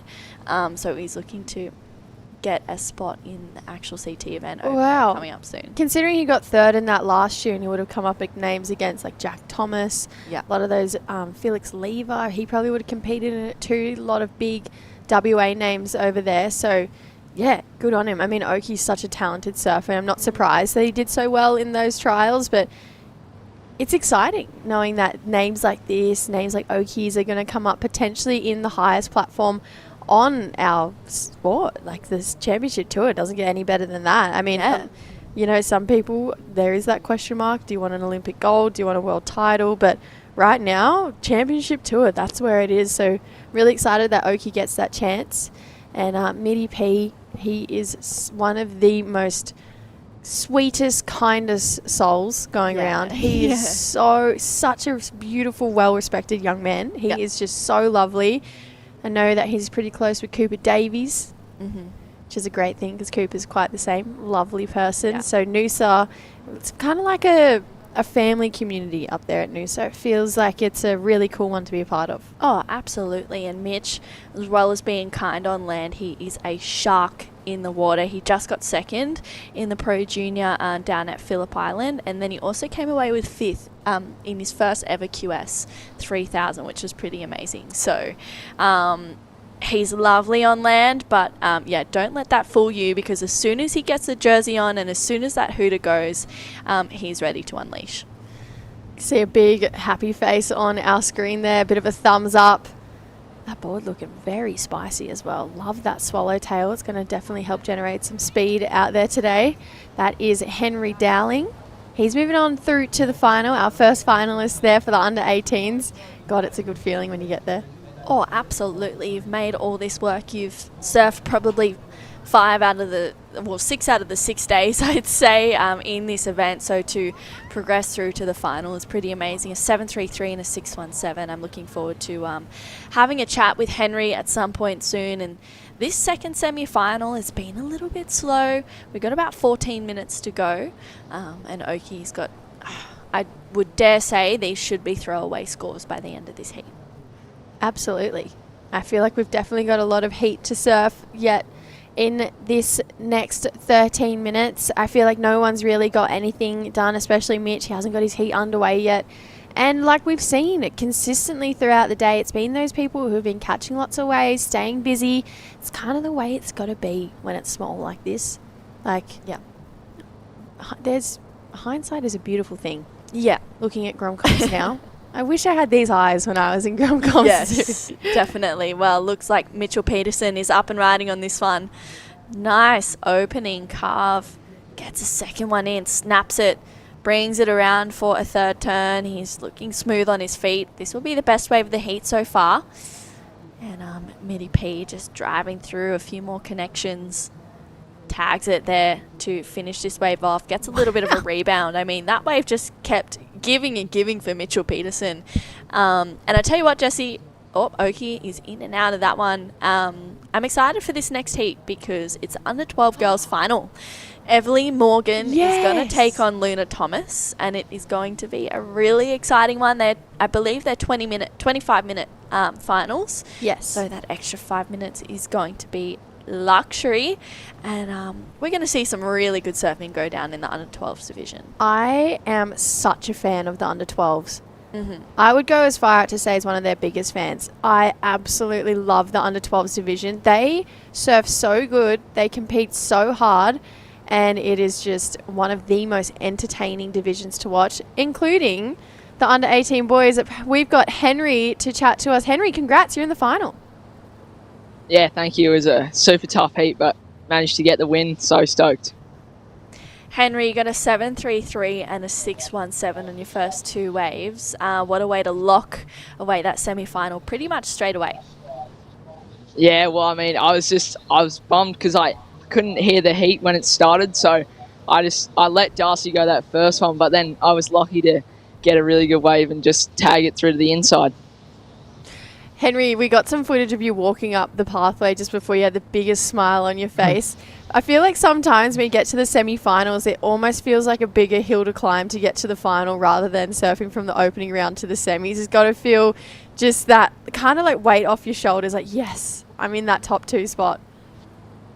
Yeah, for sure. I mean, I made one final last year, and it was just, I was over the moon about it. So to make a final again, it's just such a dream. Yeah, and at a pretty highly ranked event as well, the Parko Junior Pro, it is a 10,000, as you would know. So even being in the final, it's definitely helping with your ranking, I should say. What's your plan in this final? Talk me through it. I mean, under 18 boys, we have no doubt that we're going to see fireworks, but what are you hoping to achieve in this next final? Yeah, well, I mean, I'll just go out there with the mindset that, like, anything's possible. Doesn't matter what my competitor's doing, just focus on myself. Maybe even get a bit progressive if the section allows me to. Oh, okay. Plan is to win. Get a little bit spicy with it. We love it. Well, it was a pleasure to watch you surf in that semi-final. You absolutely tore it apart. So looking forward to see you coming up in the finals later on today, Henry. We'll let you get ready for it, and good luck. Thank you. Oh, wow. Mitchell Peterson. That was a huge backside snap. And he gets out of that one. But that was past 12 o'clock. Yeah. That was like 11. That was so vertical, and it had so much aggression in it. So Mitchell's first wave, 7-point ride. Oki Fraser locks himself in a 5, backs it up with that 3.33. Not looking for much though. Midi P, a 1.33. You got to think that big backside Rio is got to be the score, because that was pretty crazy. Let's see it from a different angle. Looks left. Boom. So vertical in the pocket, so fast and whippy. Wow. That was really nice. I'm a huge fan of that. Yeah, he is such a smooth surfer. He has so much power as well. But that first wave is 7.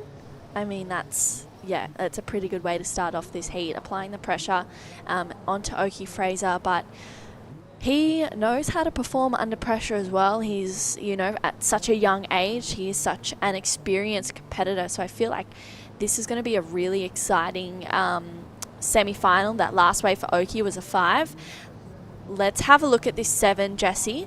That was his first wave for Mitchell Peterson. Yeah, so this was the one he got about 14 turns on. So there's the second one, slashes it in the pocket, and then just stays in the pocket. It's exactly where he has to be. It's that power source, and he just makes it look so easy. That board looks really fast under his feet too. Gets it back up there for another tap, and then, yeah, he's just did not stop moving once on that wave. I feel like he redirected about 1,000 times. So Mitch just really energizing that wave. I feel like it was really entertaining to watch because of how much he put into it. And no wonder it came back out with a 7. That 5.5 for one turn though, I loved that turn. That was really great surfing. Yeah, I agree. It was huge. It had that commitment. It had a bit of flair. It gave like shades of Ramsey. Just the other way around. Yeah. Like the way he like whips it really quick in the pocket. Yeah. Let's look at it again. Tell me if I'm wrong. That is so Ramsey. So vert in the pocket. Whips it back down. GP. Yeah. I see a little bit of GP on his backhand on those end sections. I don't know why. But I do agree with the Ramsey. You know who it is? I take it back. It's Morgan Siblick's backhand. Yeah. It's exactly that. Oh my gosh. I mean, you know what? It's all three combined. Let's be real. Hey, compliments for days, Mitch. Here we go. Up and riding, slashes in the pocket. Wraps it back around. Just kind of hitting a bit of dead water there for Mitch Peterson. So he's really applied some pressure to Oki. Mitch, after a few events watching him, feels like a couple points I'm going to go over right now, True. Feels like he's grown. He looks stronger. I feel like he looks stronger and more confident in himself. Yes. Which is all I've ever wanted for Mitch, because feel like when he was in the under 16s, he would get to this really pointy end of the draw and serve so good, like be the standout of it, and then just make a few strategy mistakes. I don't know if you remember the Australian junior titles a few years ago where it honestly slipped through his fingers, dying like 10 seconds. And I feel like he's learnt from his mistakes, tidied up that decision-making component to competitive surfing a lot. And right now, to me, he looks like a lot more confident in himself and his decision-making skills, which is fabulous, especially at this point in his career. Yep. Yeah, no, I agree. Absolutely. It comes to a point where the penny just drops. Yeah, it Boom. clicks. And it's like everything works. It clicks. The penny drops, however you want to say it. And it seems like that is working for Mitch, especially in this heat right now with a 7 and a 5.5. He's looking the goods. Oki Fraser has I don't want to say a tall task, because I feel like it's within reach when we talk about Oki, because he is such a powerhouse, but it's a 7.5 that he is looking for to get to first. He's having a look at this one, Jessie. Here we go. So a bit of a slopier start to this wave. Oh, he's really got to bounce through this inside section. Bit of an up and over here. Has some wall. Nice slash in the pocket. This is better here for Oki Fraser. Racing through and belts that one. This is a great wave here. This is a really great answer back. Still taking this one through, hoping to get a little bit more. He is a bigger stature, so he needs those waves with a bit of extra power. Mitch out the back, finding some wall for himself, just answering back quickly. So Oki got a really great wave there just then. Mitch had to answer back. I think I'm lost. I think that was really great surfing. That's all I think. But this wave, True, the end of it was really great. Yeah, I agree. The start of it, I was like, oh no, what's going on? But then he recovers from here onwards. And the wave just really opens up and he gets a couple of really solid connections in. He's chasing a 7.5 bang. I was like, oh my God, he's going for an air rep. Yeah, I thought that too. I thought he was going to launch and I was like, yes. But then I was also like, no, don't do it. But, you know, to get a 7.5, he needed to do that. Red got this one behind, so Mitchell Peterson. This is a really nice looking wave. Oh, huge first turn. Gets that second combo in. Damn. Yeah, wow, that was a really nice wave. Better looking wave for Mitch. A little bit more flow. He's honestly, the surfing has been so amazing in this heat from both Mitch and Oki. But I just feel like, yeah, Mitchell's had a good job. And we have a friend and a very good one at that. Parko, welcome. It's been exciting to watch this morning finals day here at the Parko's Junior Pro.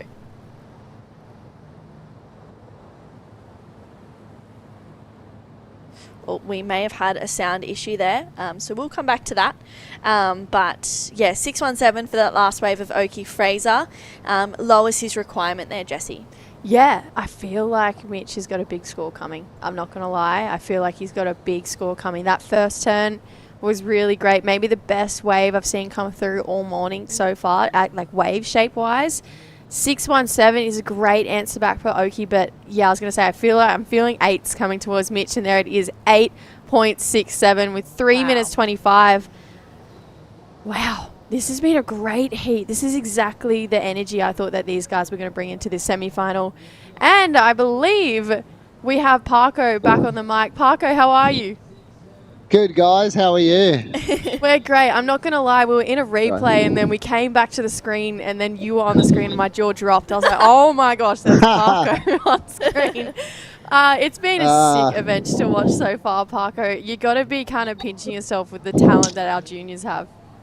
Yeah, amazing. It's been so impressive, and like especially today we've changed venues and we're in a good spot at Moffat Beach, and low tide right now, increasing swell. The finals could be epic too. Like 3 foot glassy right walls. As you can see, this heat's starting to like really light up. Looks like the boys have had some 8s and 7s flowing. So come finals, it's going to be great. Yeah, we're definitely on. And tell me, take me down memory lane a little bit. Is this kind of reminding you of any of, those Grom Comp days you might have had with Mick or Dingo? Like, are you seeing any rivalries like you had? Yeah, definitely. I think I really like the under-16 Girls Final with Miller and Lucy. I think that's a really good little. They're great friends, and they're super talented. Like they really are. They're kind of levels above where they were last year. How quickly they've improved, and I was just watching them surf. I'm like, oh wow, that's a great recipe for going on and pushing each other to the top level.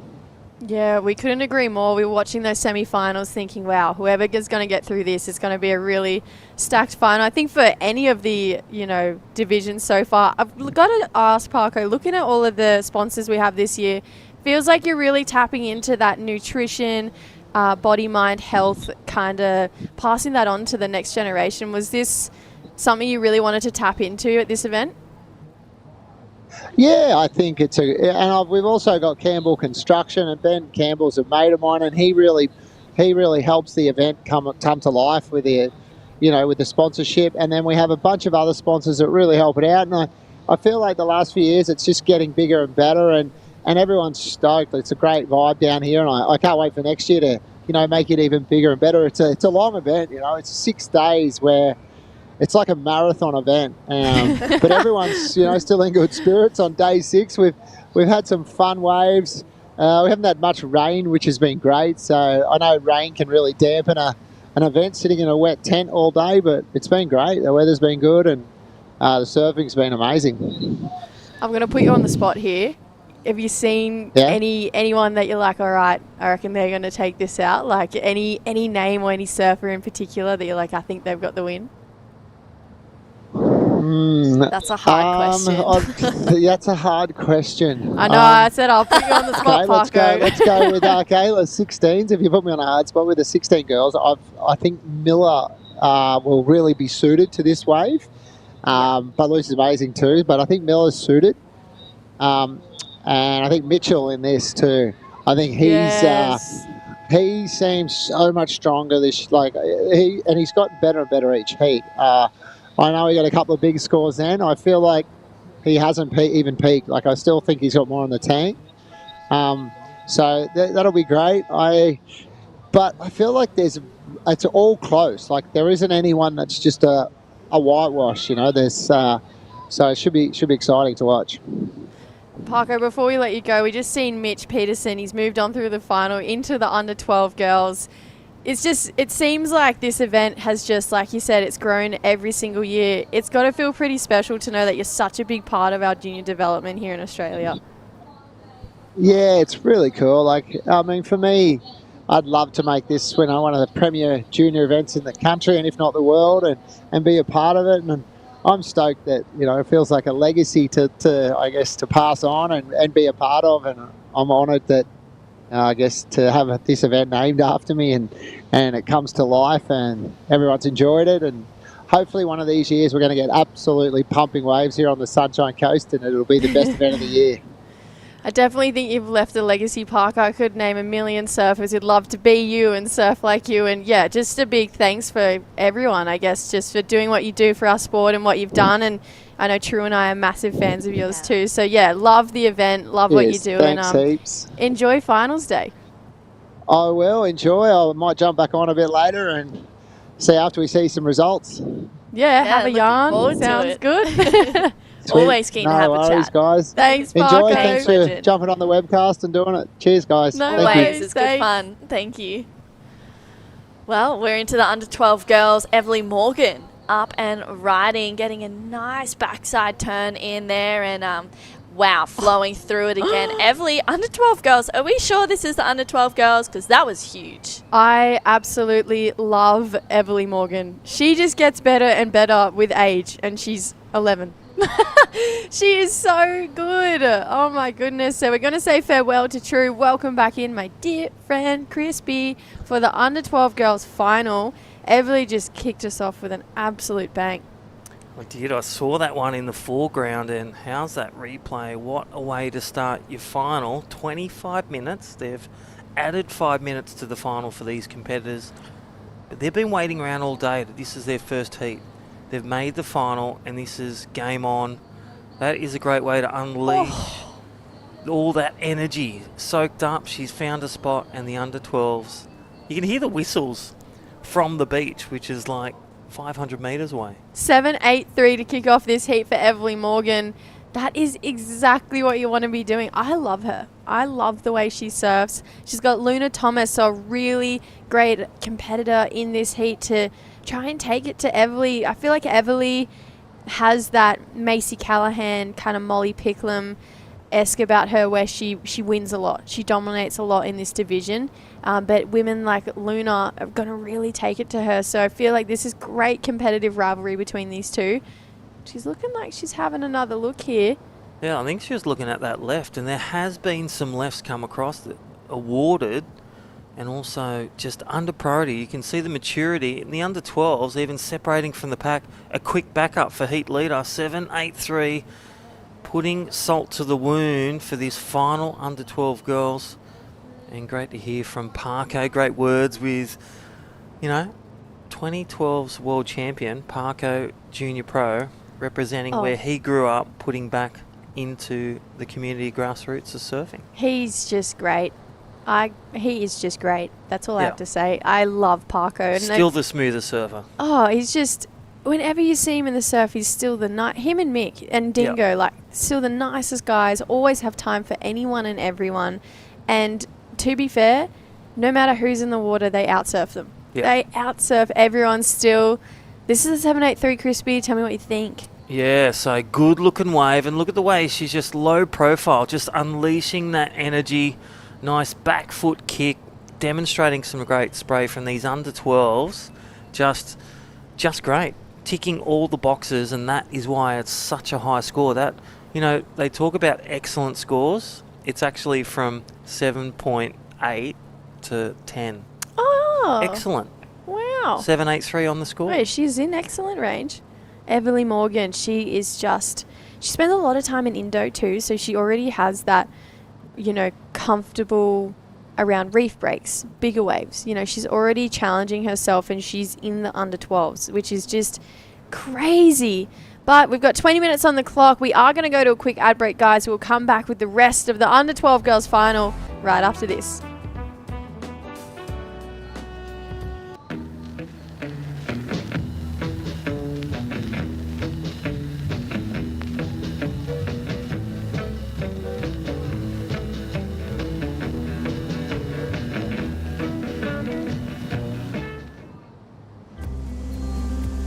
Here on the Sunshine Coast, you'll find the sunshines from above and from within.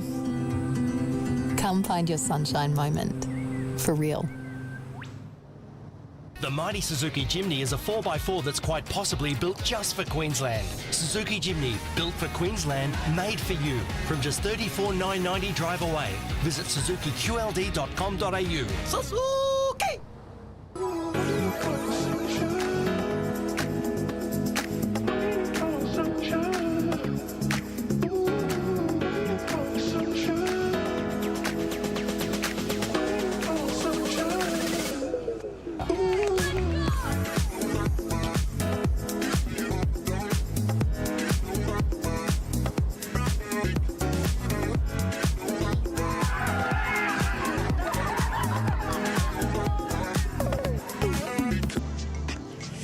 Groovy sounds of Sabrina Carpenter taking us through the break here. While we come back to action in the water, the under 12 girls final is out there. Everly Morgan starting off with an absolute bang, 7-8-3 and a 5-1-7. Luna Thomas, she's had a 0.4 and a 1.6, so not as quick of a start there for Luna, but plenty of time left on the clock. 25-minute heats here, Crispy. Yeah, definitely. So Evelyn Morgan really in the box seat for taking a win, and well, whatever she touches turns a gold. A 7.83 and a 5.17. But right, here's the reply for Luna Thomas. All those watching and listening online, welcome. Hope you're enjoying the broadcast. Thank you to our production team and all the crew at Billabong, the Parko Pro Junior, and our presenting sponsor, Campbell's Construction Co. That was Luna Thomas, and that's like a bit of nerves. I love them. Okay, so under 12s, they're 10, 11, even some 9-year-olds.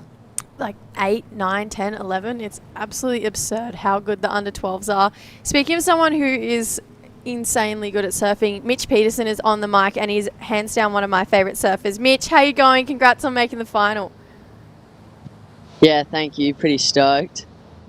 I feel like over the last, I want to say like 12 to 24 months, I feel like you've just become this all-round really great competitor. Like I feel like you look a lot more confident in your decision-making skills and just like your surfing and yourself in general.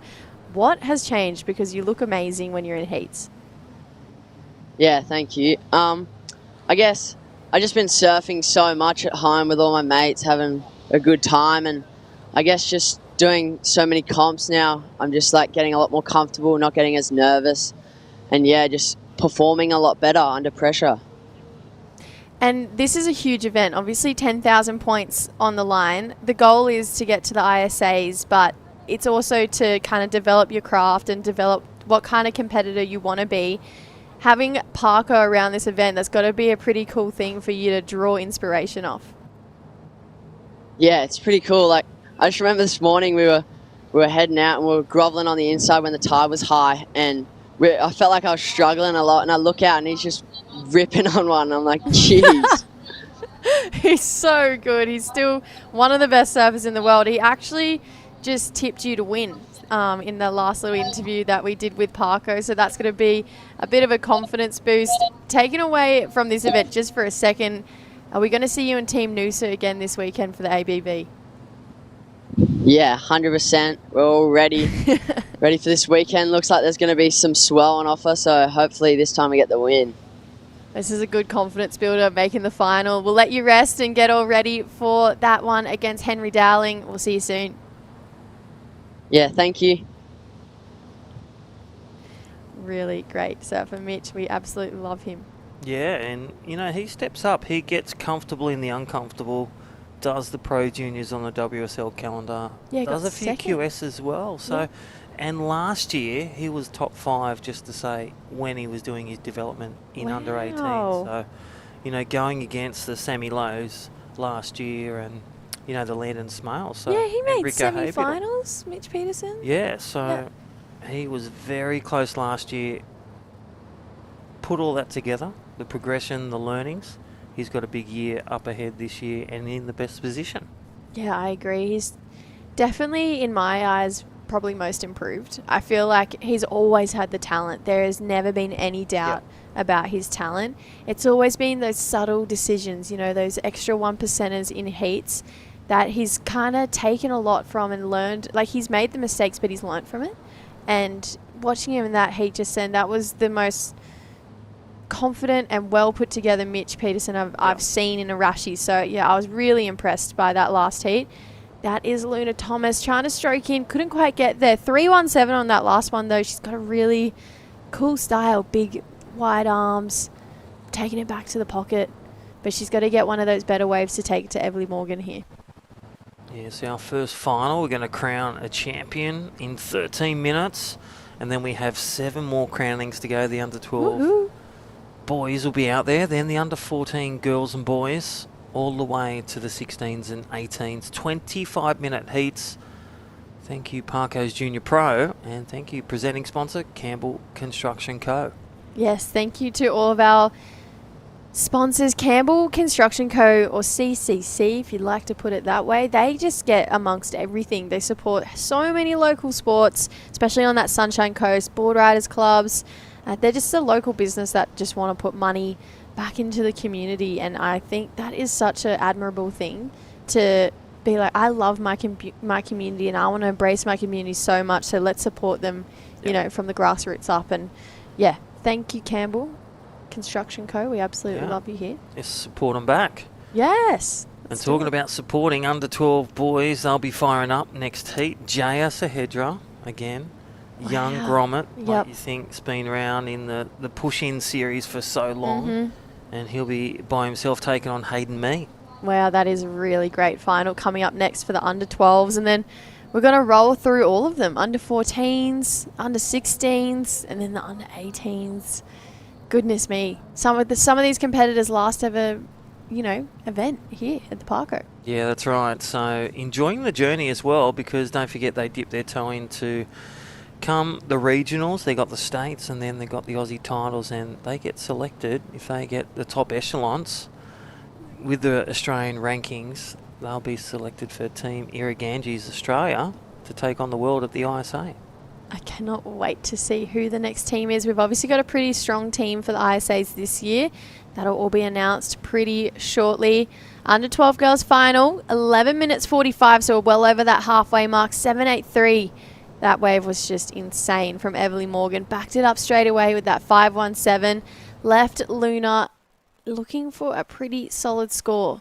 She needs a 9.83, Crispy. If you are Luna or Luna's coach, what are you thinking right now? Well, there's two ways to slice it. Okay. There's one wave, which is you're looking for the biggest wave to go bananas on, go vertical, couple of really good sequential turns, or you break that in half, a 7 and a 6.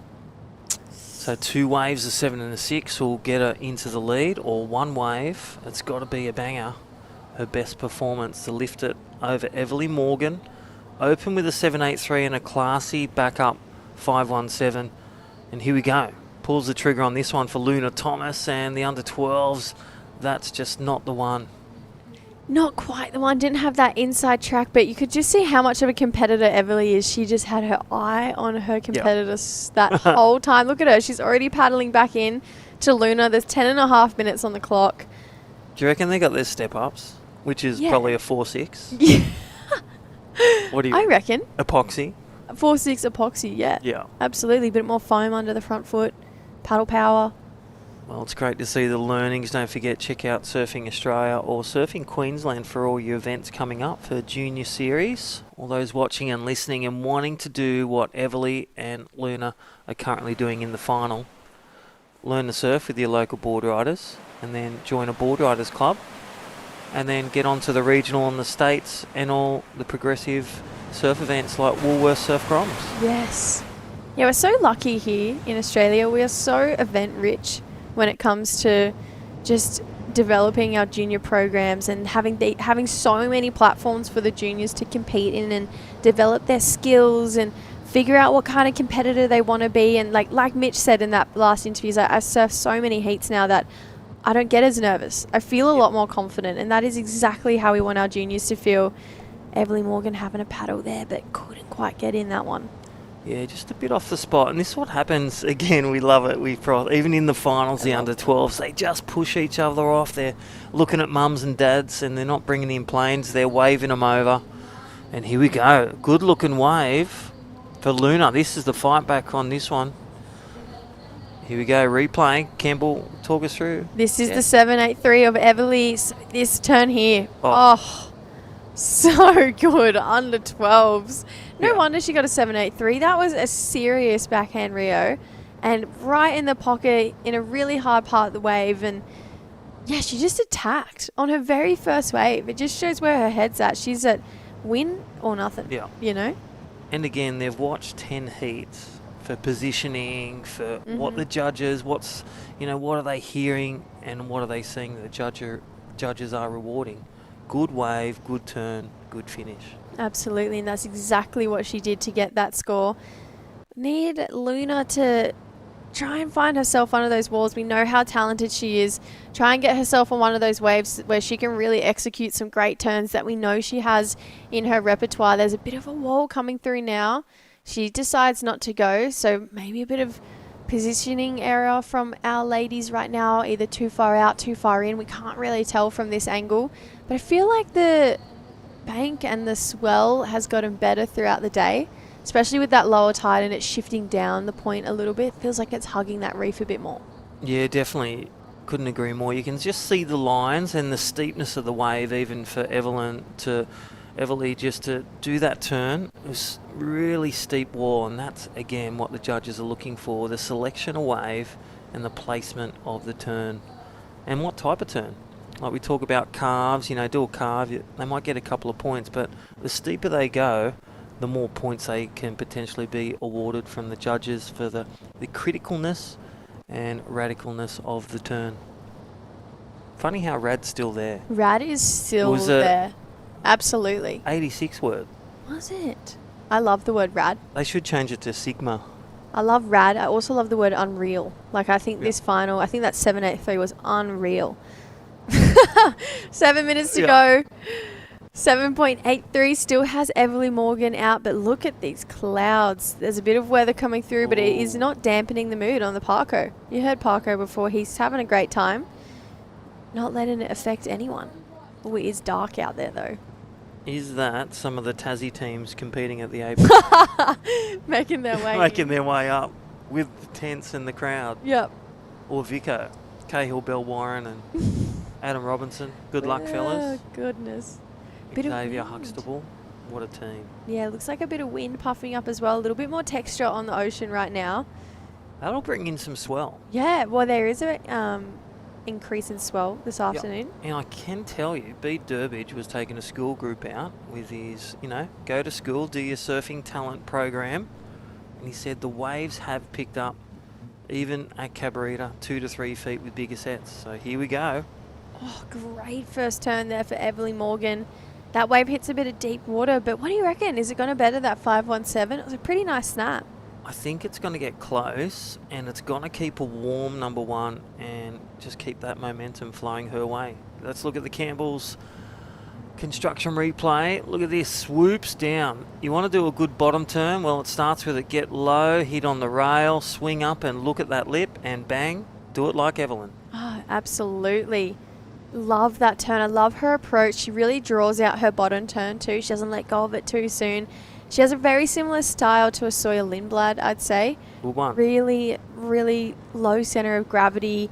Uses her upper body. There's a lot of torque there. So Everly just getting herself more scores on the board. It's just got really dark out there for our 12s. So hopefully a little bit of sunlight comes through. Luna and Everly both up and riding. Everly cracks that one off the top. One turn, but she is so good, Crispy. Yeah, like even the maturity, getting that wave out wide, identifying, because in the old school format, you couldn't get the same wave as the competitor. That was deemed an interference. Even if they went left and you went right? Exactly. Really? The same way. And that's wow. That's from the mouth of Tom Curran. Really? And Tom Carroll. So if you got the same wave, either way, there was an interference back in the day. Just like when it was the best 4 waves with the most crazy turn. Don't even. I was watching that. It was on Instagram the other day, Larry Blair versus Mark Richardson. And it was just a froth and bubble show. It was amazing surfing on these prehistoric boards. Gosh. And just how surfing has adapted. And right now, biggest hits on the biggest waves. Evelyn Morgan's currently leading a 7.83 and a 5.17. Luna Thomas looking, she can cut that score of combination 13 in half, do a 7 and a 6.01. And that will get her to the lead, or do it with one wave, a classy 9.83. Near perfect. What does that look like? Ariel? Oh, I reckon just 3 big snaps. Because Evelyn got 2 and got a 7.83. Imagine if there was...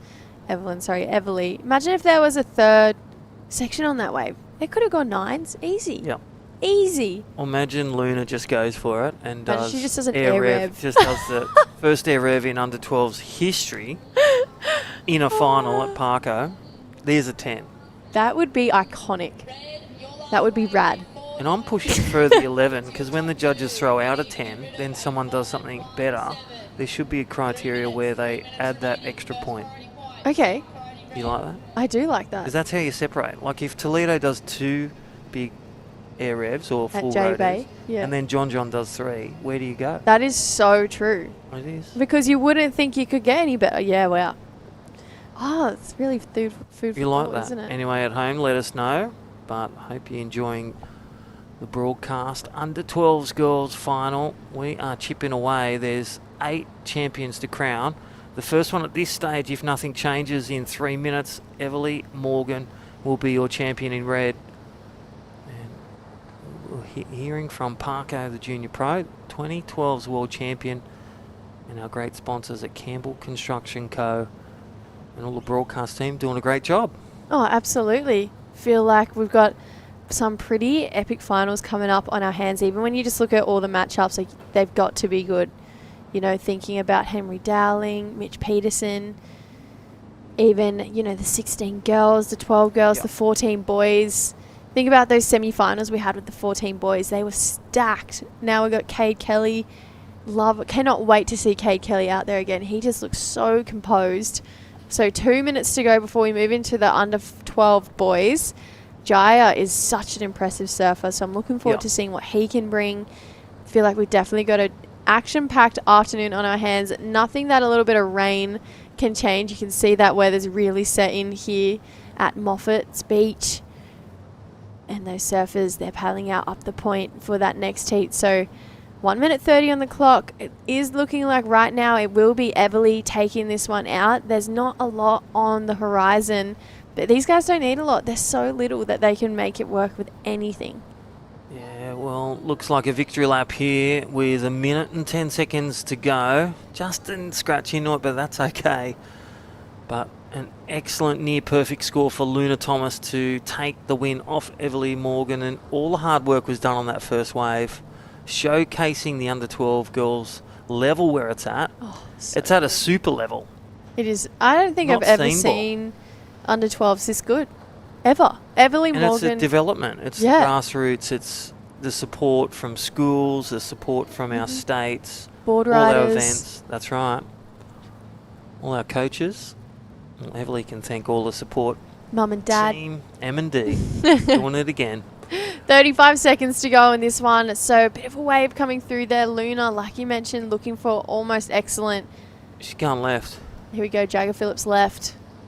Just ripping through. She's so good. She's so smooth. So Everly, 20 seconds to go. She'll probably be looking to go in and get the chair up the beach. Luna Thomas is begging for a wave to come through. That was like a Carolyn Marks slash I on agree. the forehand. I totally agree. Oh my gosh, there is your future champion and champion here at the Parko under 12 girls. It looks like she's done it. There it is, the ring, as Luna Thomas gets the one, and she'll need something big, and it just wanes out. So that'll be a second for her. Great performance for Luna Thomas, making the final. Just couldn't find the way, but there is your champion in red. Everly Morgan, under 12 girls. Congratulations, live on camera. Parko Pro Junior winner, under 12s. Everly Morgan. Wow, Jess. Oh gosh, I absolutely love the under 12 girls. We are going to go to a quick ad break, and we'll be back with the under 12 boys coming up next.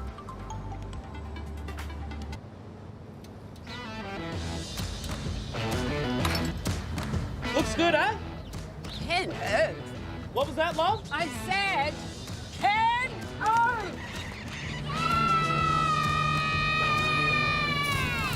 All done, girls. Happy? Ken Oath, all right. From big jobs to even bigger jobs, get the Ken Oath feeling. Kenouts make your job easy.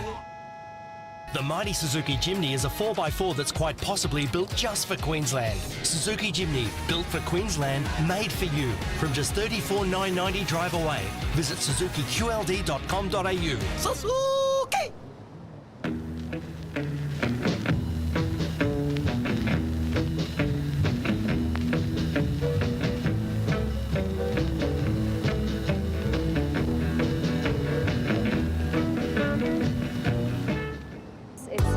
Down here, it's absolutely packed. There's so many women that just live and breathe surfing, and at any skill level, at any age, it's such a good vibe. This festival's not just about surfing, it's about celebration and recognition of all the things that women do both in the water and outside of the water. And it's a great opportunity for women to come and connect, to learn and get stoked about what surfing can do for our lives.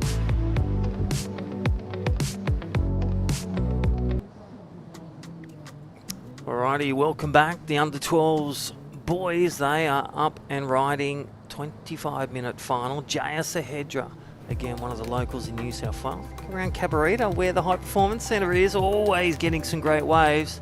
And then the young Hayden Me in white. My name's Crispy, welcome back. Jess Starling. Almost got it. Almost got it. You guys are twins. Are you swapping shirts with your sister? Yeah, we're just making it hard for you, Crispy. Sorry. Have you literally done that all your life? Yeah. We just try and trick people out. Sorry, True. You're all good. No worries. That's 2 strikes. 3 strikes, I'm out. But right now, we have under-12 boys final. That last final just dominated. Luna got in second, but that young lady in red, she just tore the bag. Yeah, Everly Morgan is a powerhouse. She's a force to be reckoned with in the under-12 girls. It was, I feel like that was her final, and she just absolutely proved the work that she's putting in is paying off, and it's amazing to see it. Great to have you here and your sister, and there is the famous chair. Yay, there we Feet go. don't hit the ground until they touch the podium. Yeah, exactly. It looks like that's Pearl and Talia Tebb carrying Everly Morgan after her win. That's pretty amazing. So huge congratulations to Everly, an absolute powerhouse throughout this whole event. It's amazing to see her show up and blow up in this final.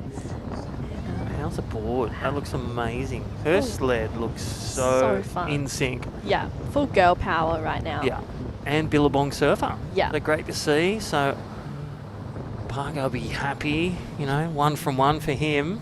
Dead set. Best in Australia, and great to have her here. Under 12 girls. There is your champion. Wow. Well, we're going to crown a champion as well for the under 12 boys. Jaya Suhendra and Hayden Me. A little bit quiet to start this one off, but 25-minute finals. Yeah. Pretty great. And the weather's changed a bit. It's still got a low tide just after lunchtime, so we're sitting on 12:45. So hitting that low tide around just before 2. But tell you what, that rain and that swell, they reckon with that sou'easter is going to kick in. So we will see as those age groups get older, we're going to see a bump in the swell, which would be great. Perfect forecast for a finals day. Yeah, looking forward to it. Hayden Me, nice opening carve for the surfer in white. Gets a second one as he kicks out. So nice second wave for Hayden Me. And good way to start the final. I love the hand drives. I love Hayden Me, just the way he puts the energy into each turn, the rail commitment. Yeah. And Jaya Sahedra, you see him surfing a lot. He's got his long hair. Dad's always filming, and it's great to see, the kids of the ocean. As, CEO of Surfing Queensland said, they want to support the surfers that just love surfing. Yeah. And it's easier to do that because a lot of these surfers, if not all of them, just absolutely froth surfing. And you can see the chair up is still going. Everly Morgan, she's going all the way through the boardwalk. And huge congratulations, Everly Morgan. I'm sure we'll be able to have a chat to her at some point soon.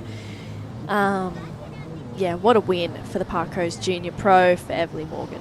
Yeah, congratulations. And Team New South Wales, look at the support, wraparound support of her friends, Talia Tebb, as we said, and you see Alice Hodgson there, and then there's always the person that gets nominated to carry the board. Yeah, that's an amazing job. That's Marlia Watson carrying the board Yep. for Everly. So what a girl gang. Yeah. So awesome.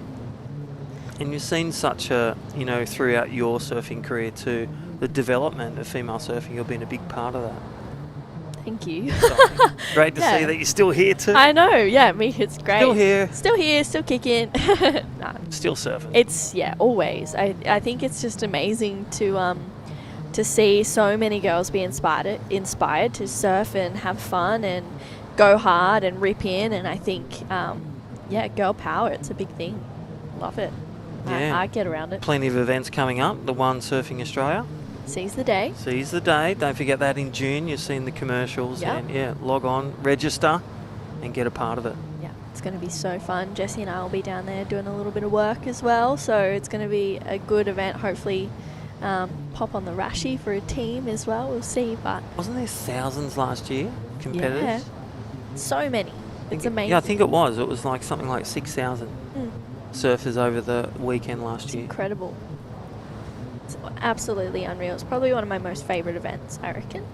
And it's fun. It's for everyone. It's if you want to learn. But right now, we're going to talk to the champion. So, Evelyn, good. Congratulations. Under 12s winner, Parko's Juniors. First winner.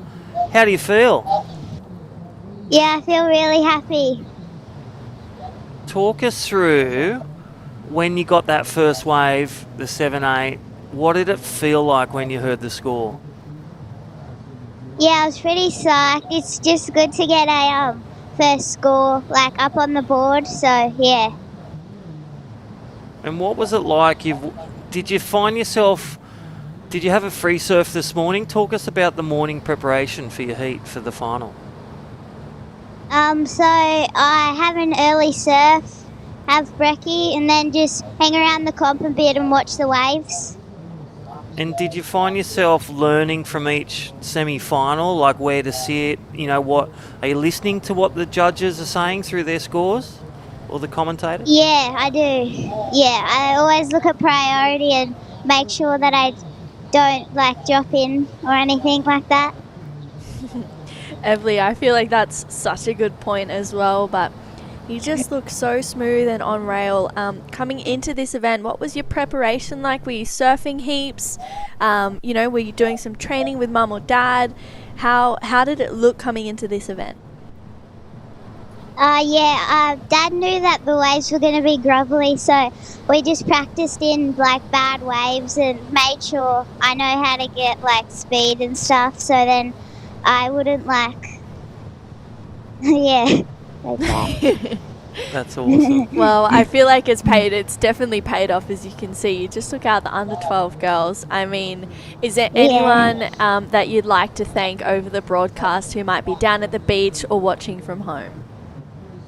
Yeah, I'd like to thank my friends, Talia, Pearl and Malia, and my mum and my nan and my for taking me up, and my dad and my brother cheering at home for me. That's pretty special. And I had a question, Everly. Is this your first big 10,000 win, or is it one of many? I've won the Oki before, so I think it's the second. Wow, that's pretty amazing. Do you think a couple more on the cards to come?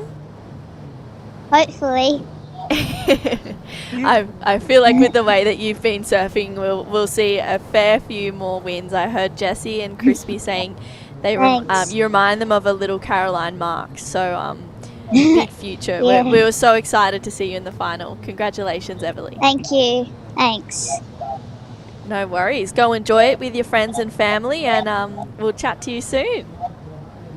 Thank you. Bye. Well, that was our little champion, our first champion. Under 12s, Parko's Junior Pro. Evelyn, what a little champion shredder.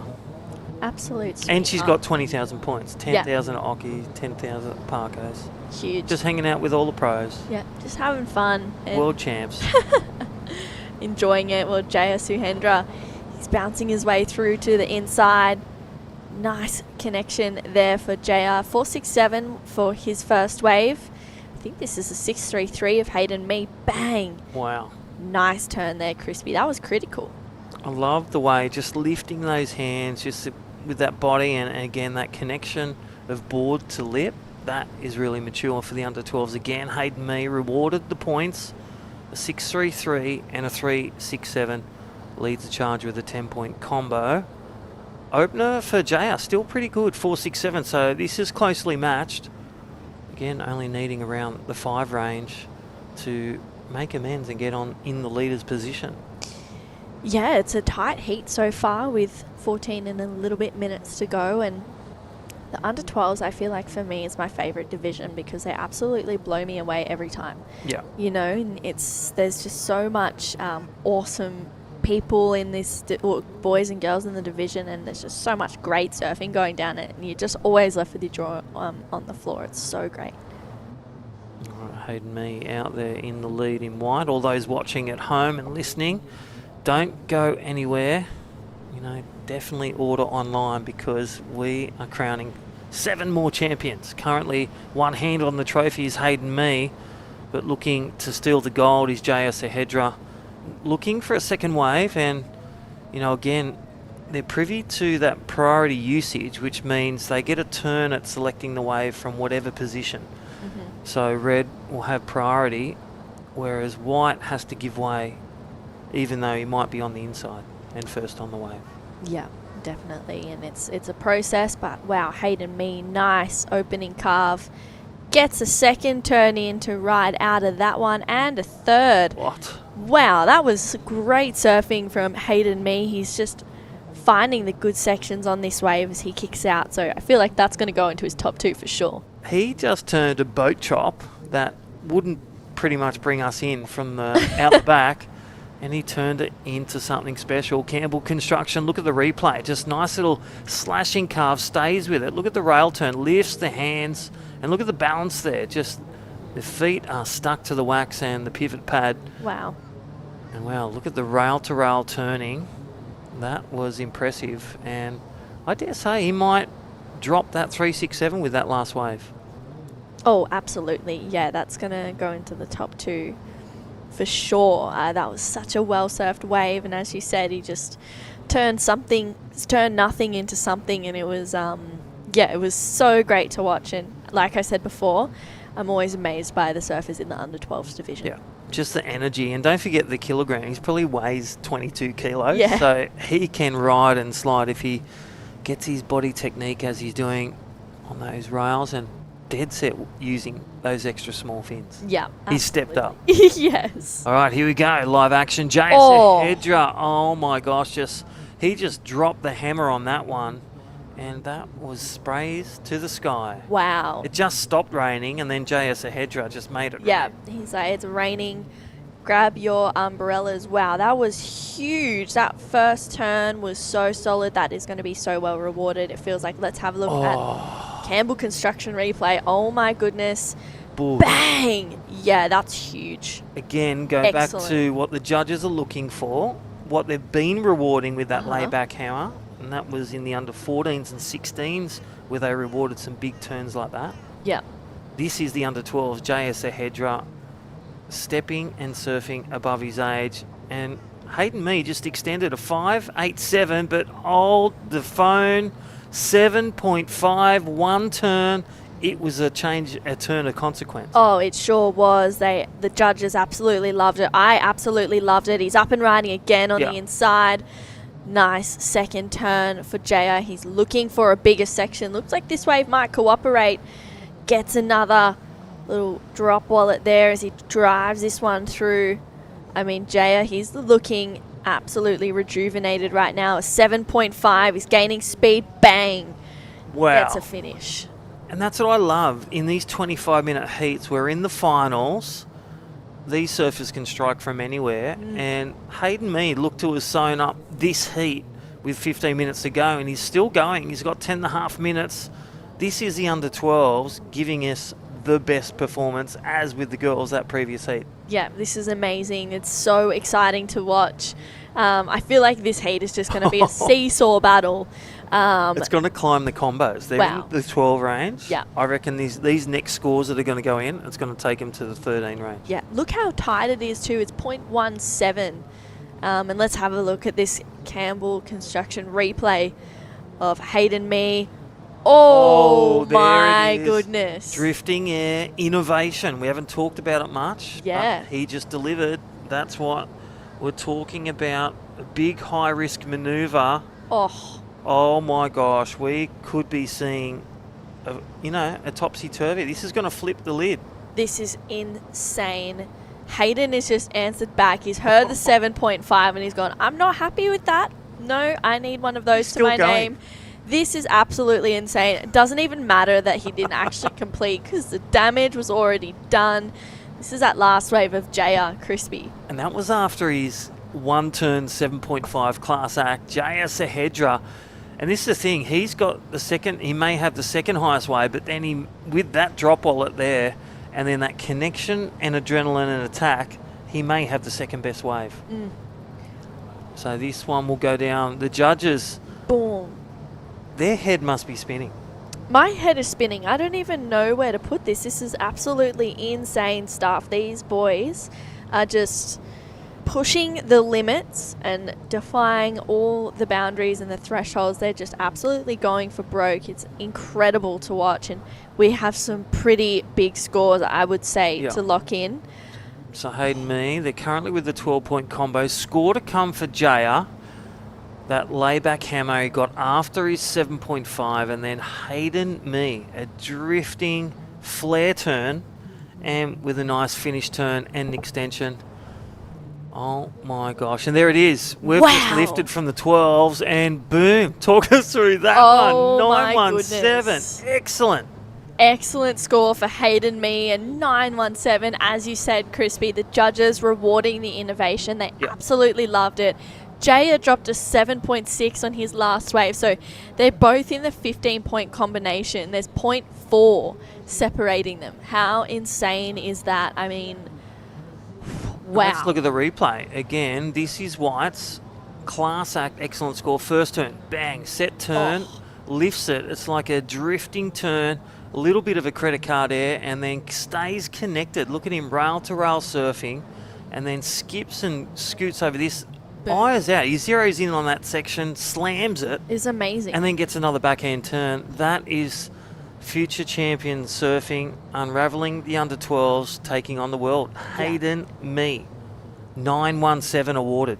Wow. And then Jaya Sahedra comes off a 7.5 and posts a 7.6 with a bit more. This is huge. This is really, really huge surfing. This is a huge heat. There's still 7 minutes left of it. We've got 7 more minutes of surfing. I'm so excited.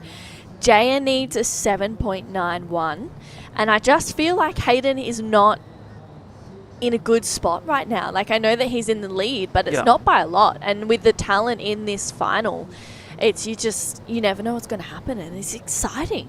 Well, what Hayden to take the win, I feel in 6.5 minutes, he's got to better that 6.33 if a wave comes. But he's also got to keep in mind, if he's got priority over Jaya, if a wave comes, he knows what Jay is capable of, and he is capable of excellence. A 7.91, he's already got a pair of 7s. He gets a big wave, he can win. Yeah, literally. This is going to be an arm wrestle that we'll talk about for years, a bit like, remember the Joel Vaughan Dakota Walters air show, one of the best ever heats. Check it out, Maroubra. That was huge. Air versus air versus air versus air. Snap the ankle, still win. Yes. Crazy. That was probably one of my most favourite heats I think I've ever watched real time. That was so good. But mind you, this one, it's definitely up there, and I think it could definitely rival being my favourite with the next 5 and a little bit minutes to go. This is so amazing to watch with these under 12 boys. A 15.5 combo and a 15.1. What an amazing final. Yeah. And this is what's funny too. They're experienced in priority, but again, try not to get interference. Yeah. Because you make an interference, your second wave, one of your waves is done. So there we go. There's White taking the wave. Wow. He took it with priority. He's just got to surf it. He's been sold a good wave. And now Red has priority. JR, it is game on. Wow. Yeah, it really is game on. Well, they're going to... It looks like he's saying he touched me, he touched my leg rope. No, he was fine. He was fine. It didn't look like it at that point, but I tell you what, I don't know if Hayden's going to better the 6.33. I feel like JR may have done a pretty good job at selling him onto that one, but he's having a look at this. Here we go. He's going to pull the trigger. Good size wave. Well, let's his surf and do the talking. There's a nice grab rail cut back. What's he got on the inside? This is the important fact to get to the excellent range. He's got to do something dynamic, and that wave just doesn't deliver. So I don't think it's going to be the score. We'll need with a few, 4.5 minutes to go. Another wave for red. Let's have a look at it. Yeah, so this is a replay of white. He goes bang. Nice first turn, but not really much more on offer. Honestly, that wave's not going into the top two. There's no consequence there. And then this one of Jaya was a pretty good looking wave. Good looking wave for everyone else that needs a 5 or a 6, but it's not the 8 required, the 791. Yeah, unfortunately for Jaya. He's surfing so well on it though, but it's just the wave lets him down, right? Yeah, not his turns, not his combos, not his commitment or rail turns. Yeah. But the wave, and that's the thing, you can't control the waves, but you can do your best to prepare to be in the best position and throw the whole kitchen sink in it. 3.5 minutes remaining. Wow. We are literally on the edges of our seat. I know. I'm really excited to see how this heat finishes because it's been so exciting so far. I feel like, look, there's so much space right now between Hayden and Jaya. I mean, they're only under 12 boys, but they've shown so much maturity in this heat. I'm thinking, when is Hayden going to click on and go sit with Jaya? Because there's 3 minutes to go. And they were fighting over 10-point combo with each other, battling by surfing. Then they went to the 12s, and then they lifted it to the 15s. That is beyond their years. And look at White going over there. Hayden, me. These kids are savvy. They are so competitive. I love it. Oh, it's amazing. This has been an incredible heat. This has been so awesome. And don't forget, White has priority.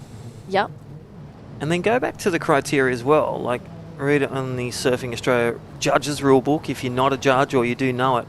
There's a thing called blocking, there's a thing called snaking. You just got to surf and do everything by the rules, and you don't want to lose it. Hayden's in a really good position, but don't touch red. Yeah. And the same with red. Jaya, stay away from white. Have a bit of distance. Yeah. You want to be close, but have that space for sure. It's like a FIFA World Cup game. Don't make it look like a trip. Yeah. Because they will roll and wave their hands. Yeah, they will. And here we go. Jaya Suhendra, he's up and riding on this one. Just caught a little bit too far behind, unfortunately, but it was definitely worth a look at.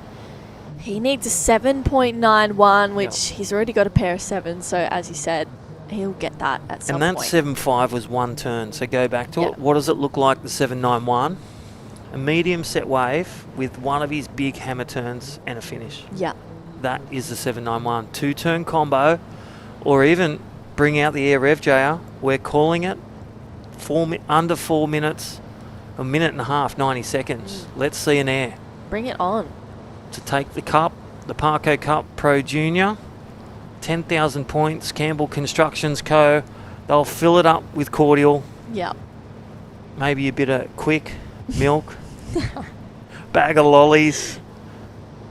Get the air done for Jaya Sahedra. Something. Wow, this is huge. Just over 1 minute. Hayden has been pretty patient right now, and he's doing a good job of sticking close to Jaya.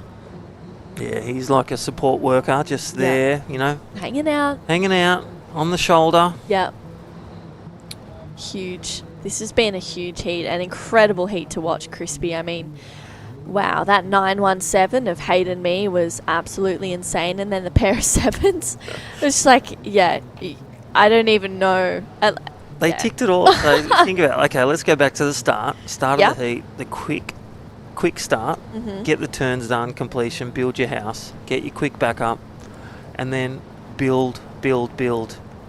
Tick the innovation position that hasn't been done yet by all the divisions. The under 12s tick the innovation. It's insane. And they just surprise everyone every time by their innovation. They're so focused, and they're like, yep, I'm going for the air, I'm going to do this, and they're so hyper competitive. It's amazing to watch, and looks like that's it.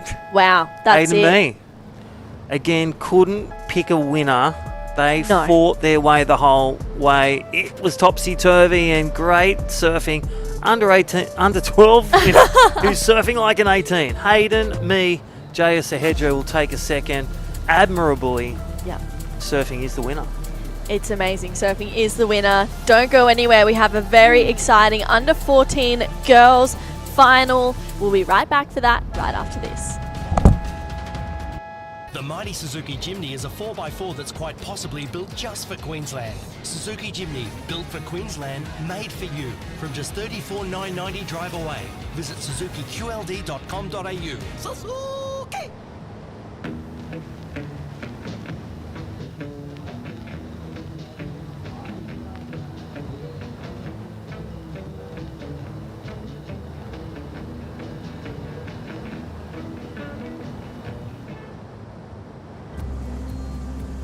Here on the Sunshine Coast, you'll find the sunshines from above and from within.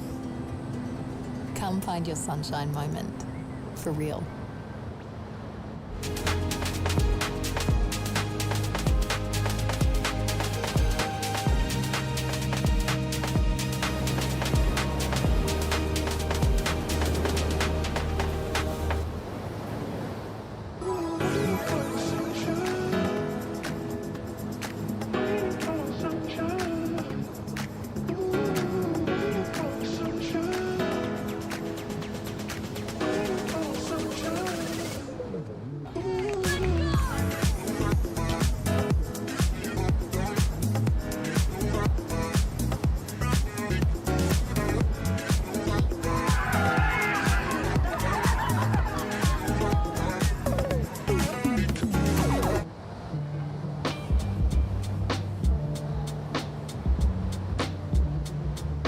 Welcome back to the 2025 Parko's Junior Pro presented by Campbell Construction Co.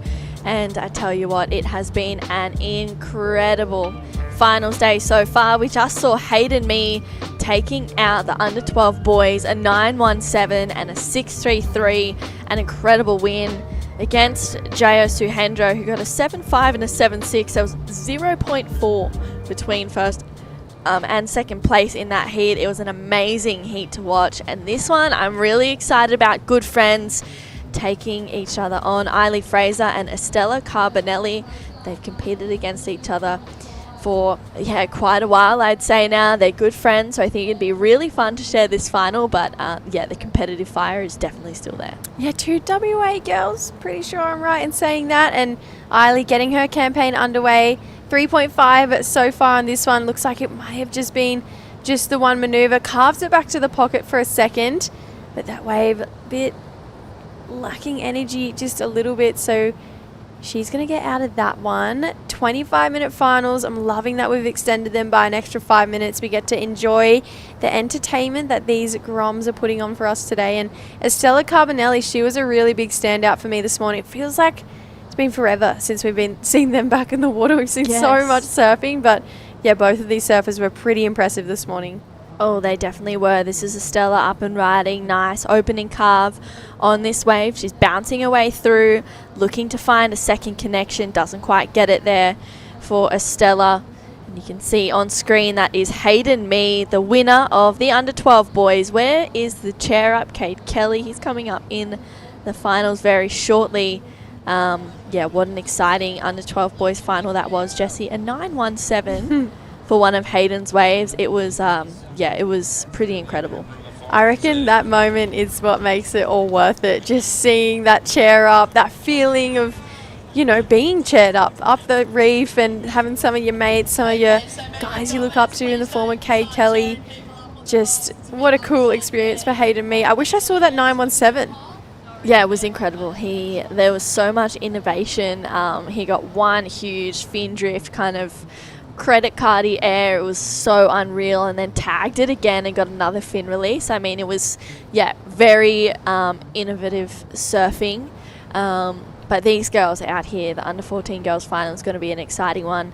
Eiley has actually won the Tages the last 2 years. However, this year she had an unintentional interference, so she got 7th, but still 2 wins for the Taj Small Fries. It's pretty insane, and another finals appearance here, plus a second in the under 14 girls Aussie champs is pretty amazing. And with the likes of Estella Carbonelli, one of her good friends in this heat, I think it's going to be an exciting one to watch. Oh, too, we've all been there. We've all had an interference before. She's only human. I mean, again, great learning. And I feel like she's obviously taken that in her stride, learnt from that. She's applying it to her event here, which now she's in the final. She's currently in the lead with that 3.5. Estella has that 2.17 and that 0.83. So with 30 minutes on the 25-minute finals, we have a lot to get through so far. And yeah, Eiley Fraser having a look at this one right now. Trying to get down the face with this one. Belts it off the top there. Almost gets hung up, but holds on. So she's going left. I feel like we've seen more and more opportunity on these lefts in the last couple hours. She's going to get an inside track here. Hopefully get a little bit more damage done. Really using her body to talk through those turns and create some more energy. So Eiley looking to better that 3.5. I feel like she's almost done that there. Yeah, I think so too. I feel like it's just the start of this heat, 25-minute finals as mentioned before, and it's exciting because there's so much surfing on offer for these finals. I think the under-14 girls is always a good one to watch, and Hayden Mee, you can see the big smile there from the winner of the under-12 boys. Tell you what, it was an incredible heat. There we go, Parko congratulating Hayden. He's probably just losing it that Parko's talking to him, and this is amazing.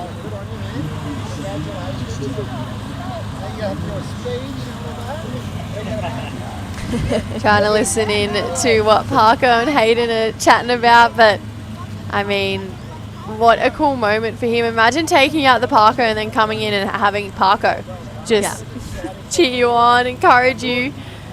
Oh, that's what dreams are made of right there. Look at that big smile on Hayden's face. Makes it all worth it, doesn't it? Yeah, that's pretty awesome.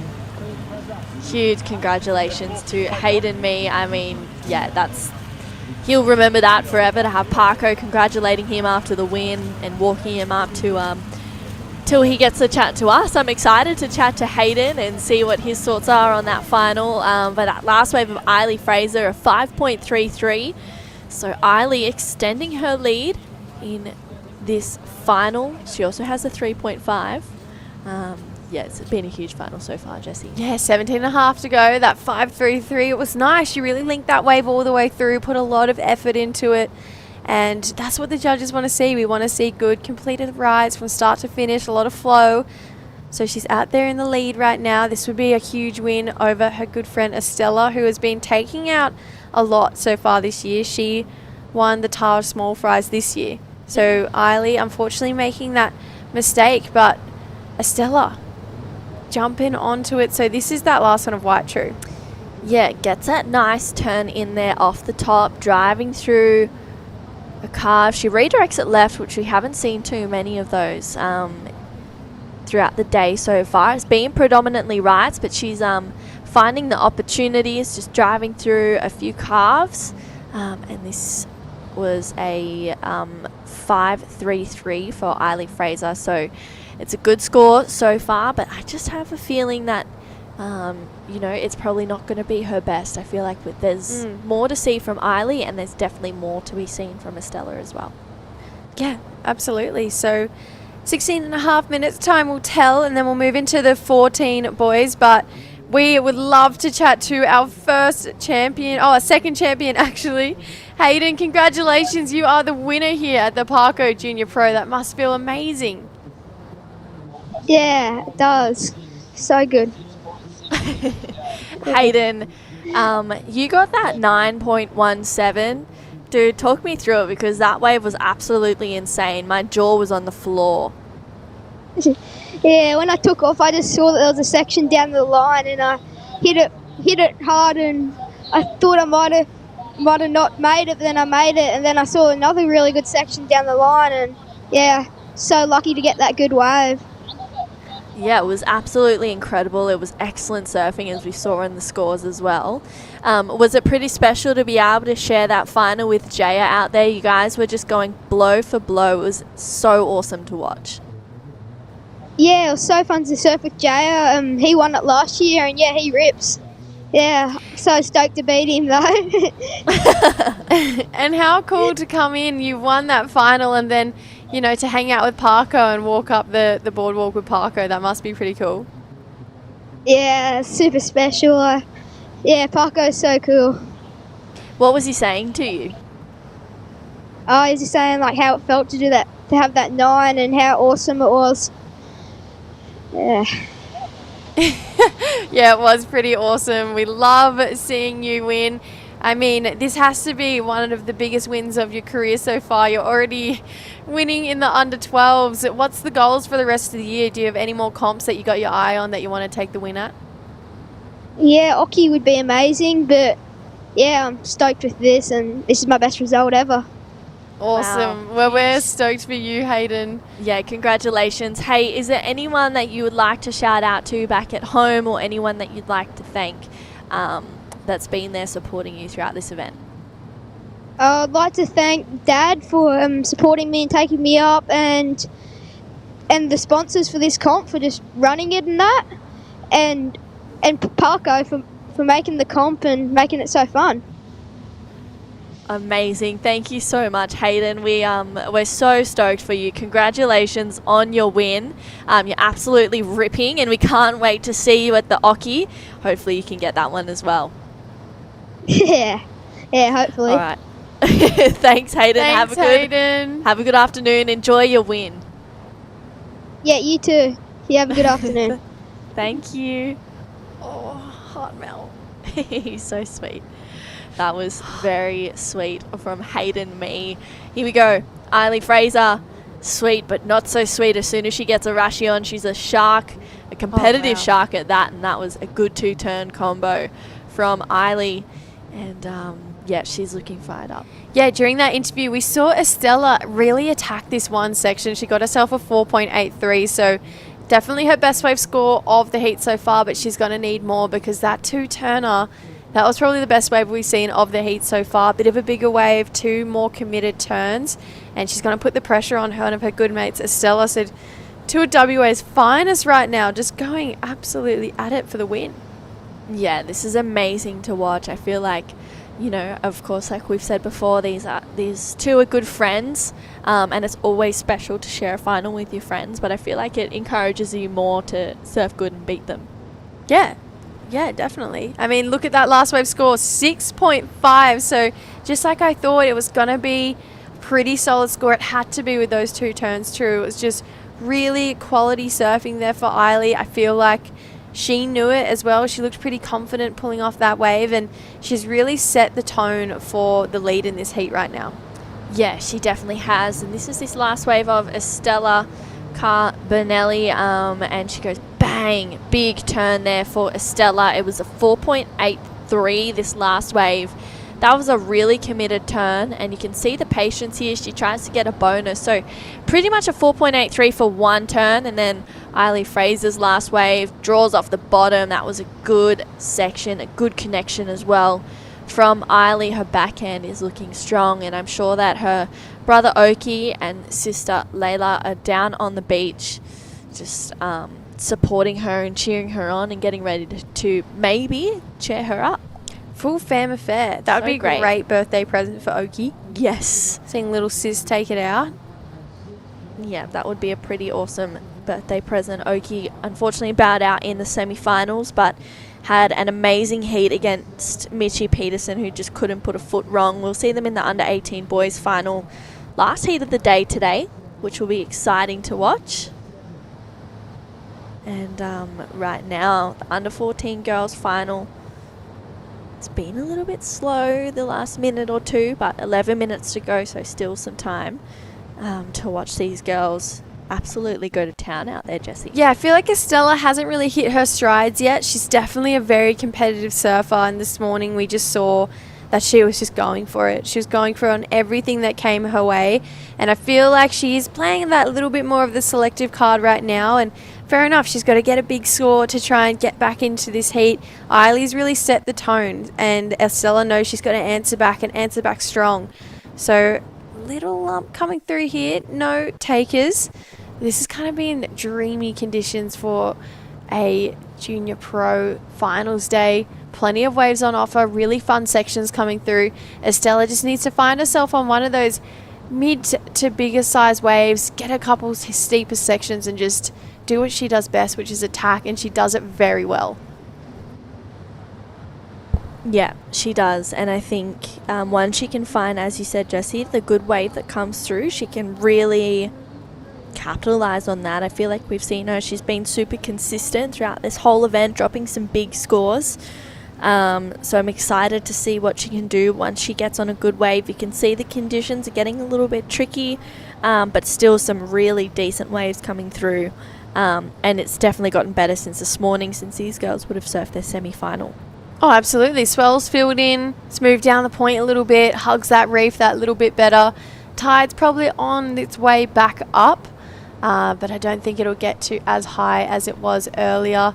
By the time we wrap up competition, we only have 5 more heats after this one, and then we would have crowned all of our champions for the 2025 Parko's Junior Pro.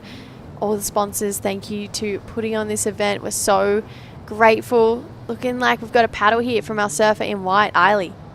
Eiley goes to town but doesn't like that wave, and it kind of fades out. So I was just preparing for some big surfing on that one, but that wave just not cooperating. So Eiley Fraser gets back out there with just under 9 minutes to go. She's trying to stay busy under the priority of Estella. Estella is looking for a 7 to get to first place. She has that 4.83. She needs a flat 7. And Eiley obviously has that 5.33 and a 6.5. If Eiley can better a 5.33, she'll extend her lead. So that's her goal right now. 8 minutes 22. So hopefully these guys start catching a bit of waves. Had a bit of downtime in this heat. So hopefully we get a little bit more action through the back end of this heat, because we know how talented they are, and it's, yeah, we love seeing them surf, love seeing them on their feet. But, you know, long 6 days. This is the last 8 minutes that they have to compete. They got to stay active, stay in it, because they work so hard to get here. Both of these ladies would love to give it their all and give it their best shot for the win. Yeah, absolutely. And with over 270 of the nation's top and upcoming junior surfers competing in this event, it's pretty amazing that both of these women are in the top 2 of that, of their division. And just want to say a huge thank you to all of the presenting sponsor, which is Campbell Construction Co, and all the other sponsors as well who have made this event possible. That's the Sunshine Coast Council, Suzuki, We Are Feel Good, Flow Nutrition, The Point Coolum and Neo Active. But here we go. This is live action. Estella Carbonelli, nice opening carve, but oh, you could see a little bit of frustration there from Estella. That wave just not offering much more than that, and you could see, you know, she used her priority on that one. I think she saw that as a mistake. Yeah, definitely. I mean, the wave shape was great. That first section was really nice. Unfortunately, she was just that little bit too deep. If she had to capitalize on that first section, I think we would have seen a very different energy from Estella at the end of that one. But yeah, it's all about positioning. I think she had to take that wave to keep Eiley off, because that was definitely a wave where Eiley could have bettered her situation on it and made Estella's life just that little bit harder. But she still has time. 6.5 minutes to go. There's still plenty of time on the clock for her to try and get that wave. And the one thing I don't doubt is Estella's talent. If she gets the wave and she gets the opportunity to get a 7, there's no doubt in my mind that she can achieve it. Yeah, I agree. I think, you know, it's just a matter of being on that wave and being in that priority rotation that allows her to do that. And 6 minutes to go, there's still plenty of time for a wave like that to come through. So she just needs to be patient towards the back end of this final. And I'm sure that it's going to work out for her. But up next, we have the Under-14 Boys Final. Brandon Davidson taking on Sunny Brook. That is going to be a really fun final to watch for the Under-14 boys.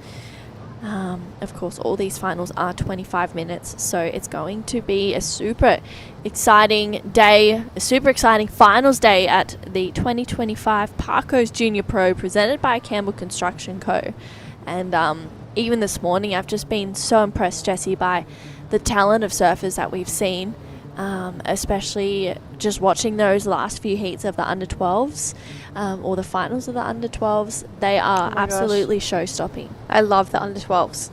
They are just the best, and they have the best attitude.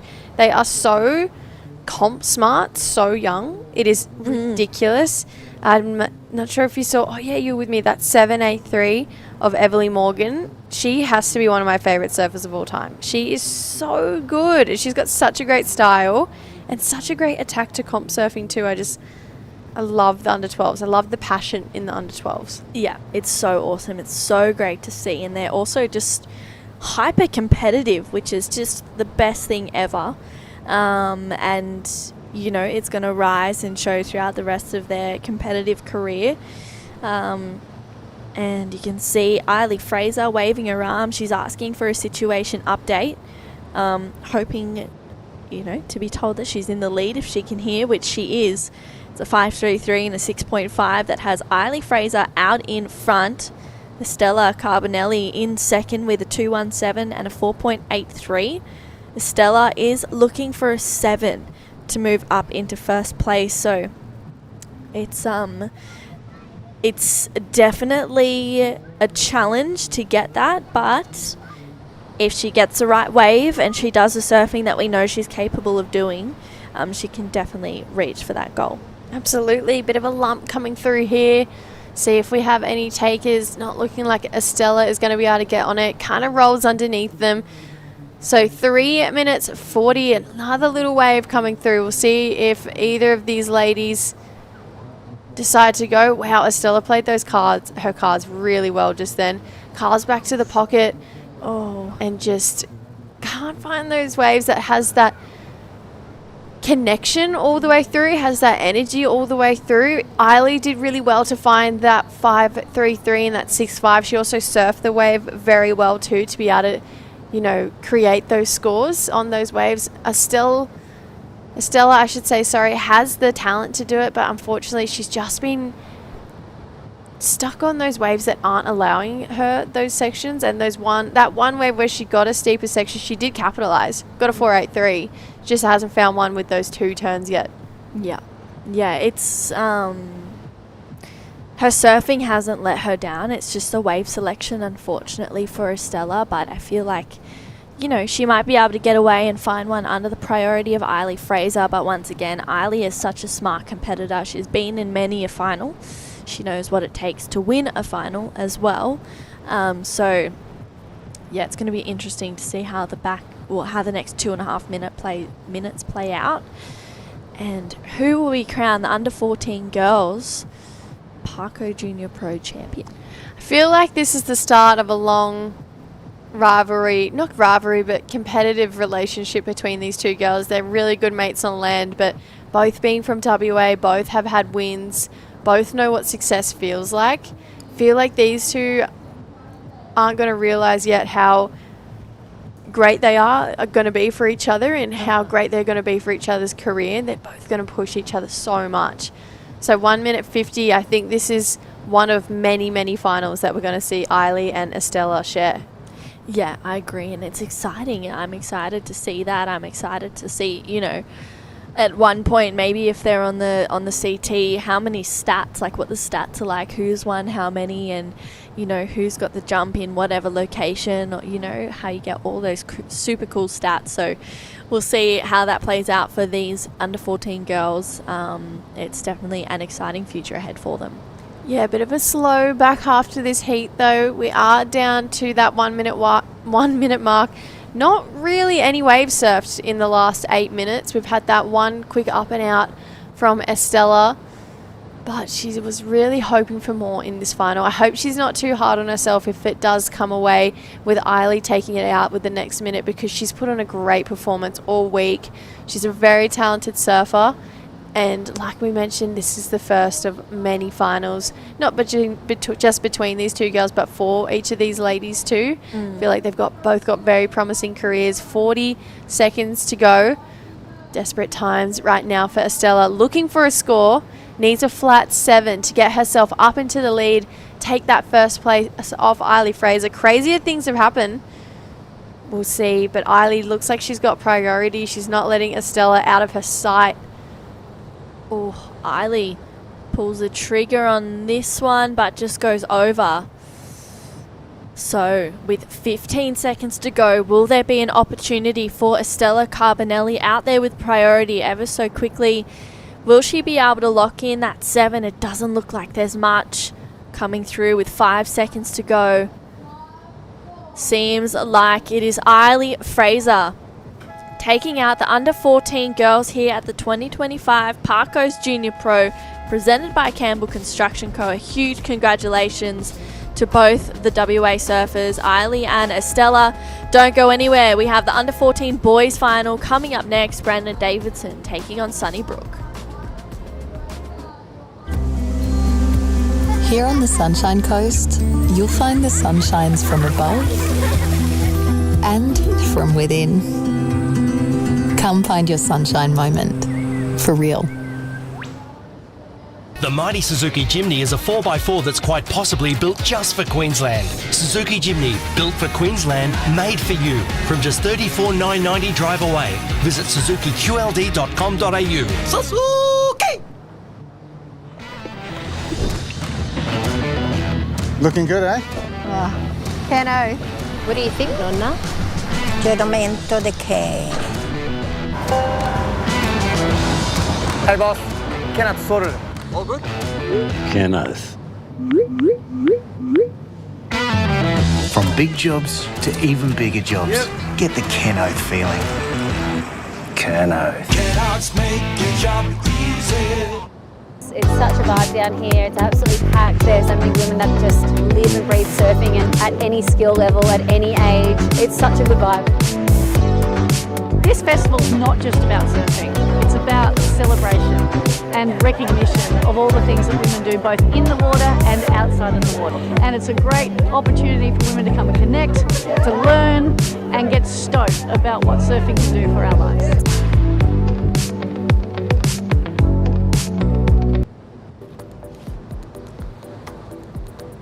Welcome back to the 2025 Parko Junior Pro, presented by Campbell Construction Co. We have another final in the water. Plenty more entertainment coming up.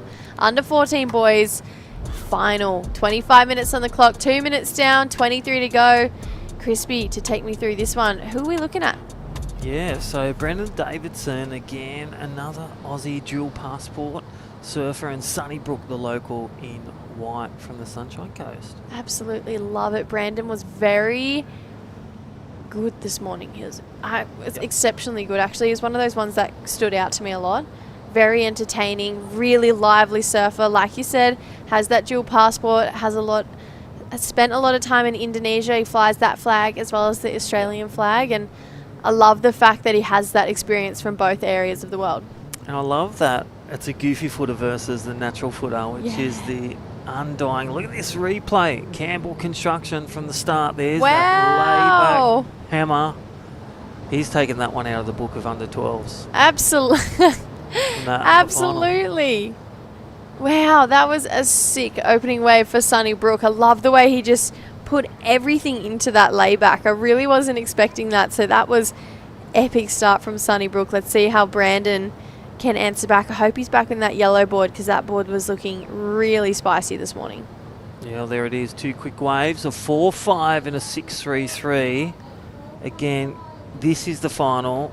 You want to be peaking in the final. Hell yeah. Sunnybrook has just ticked those first 2 boxes. Absolutely. Already put his competitor in combination. It hasn't even been the first 5 minutes yet.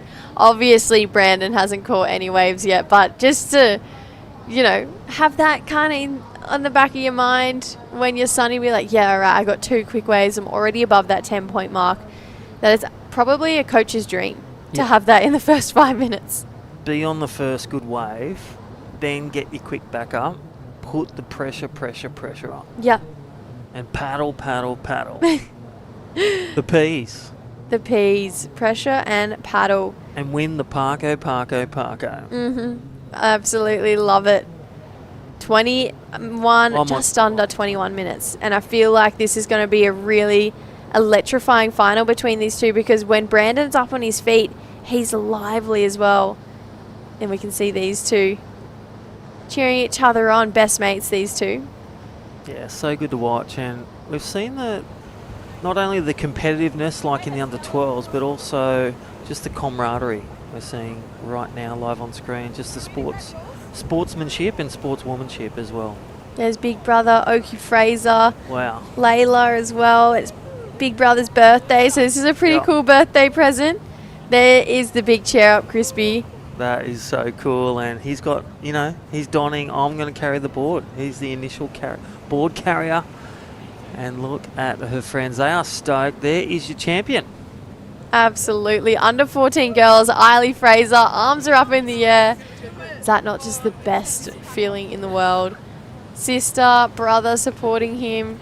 And one of her best mates cheering her up as well. Had a heat against her other best friend, Estella Carbonelli, and it was a really cool matchup between the two. You can see Jade Wheatley supporting Eiley as well. A bit of a tap on the head from Big Brother. Yep, and that's Big Brother. Yeah, there's the forgiveness, and tell you what, there is your champion. Hugs all around, big smiles. Under 14, and I'll tell you what, goes to WA, that title.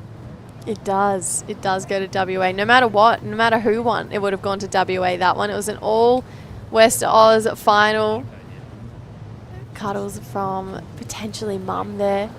How's the art deco? I love the, you reckon they're handmade? Those I reckon, for sure. cool art design. EileyFraserDesign.com.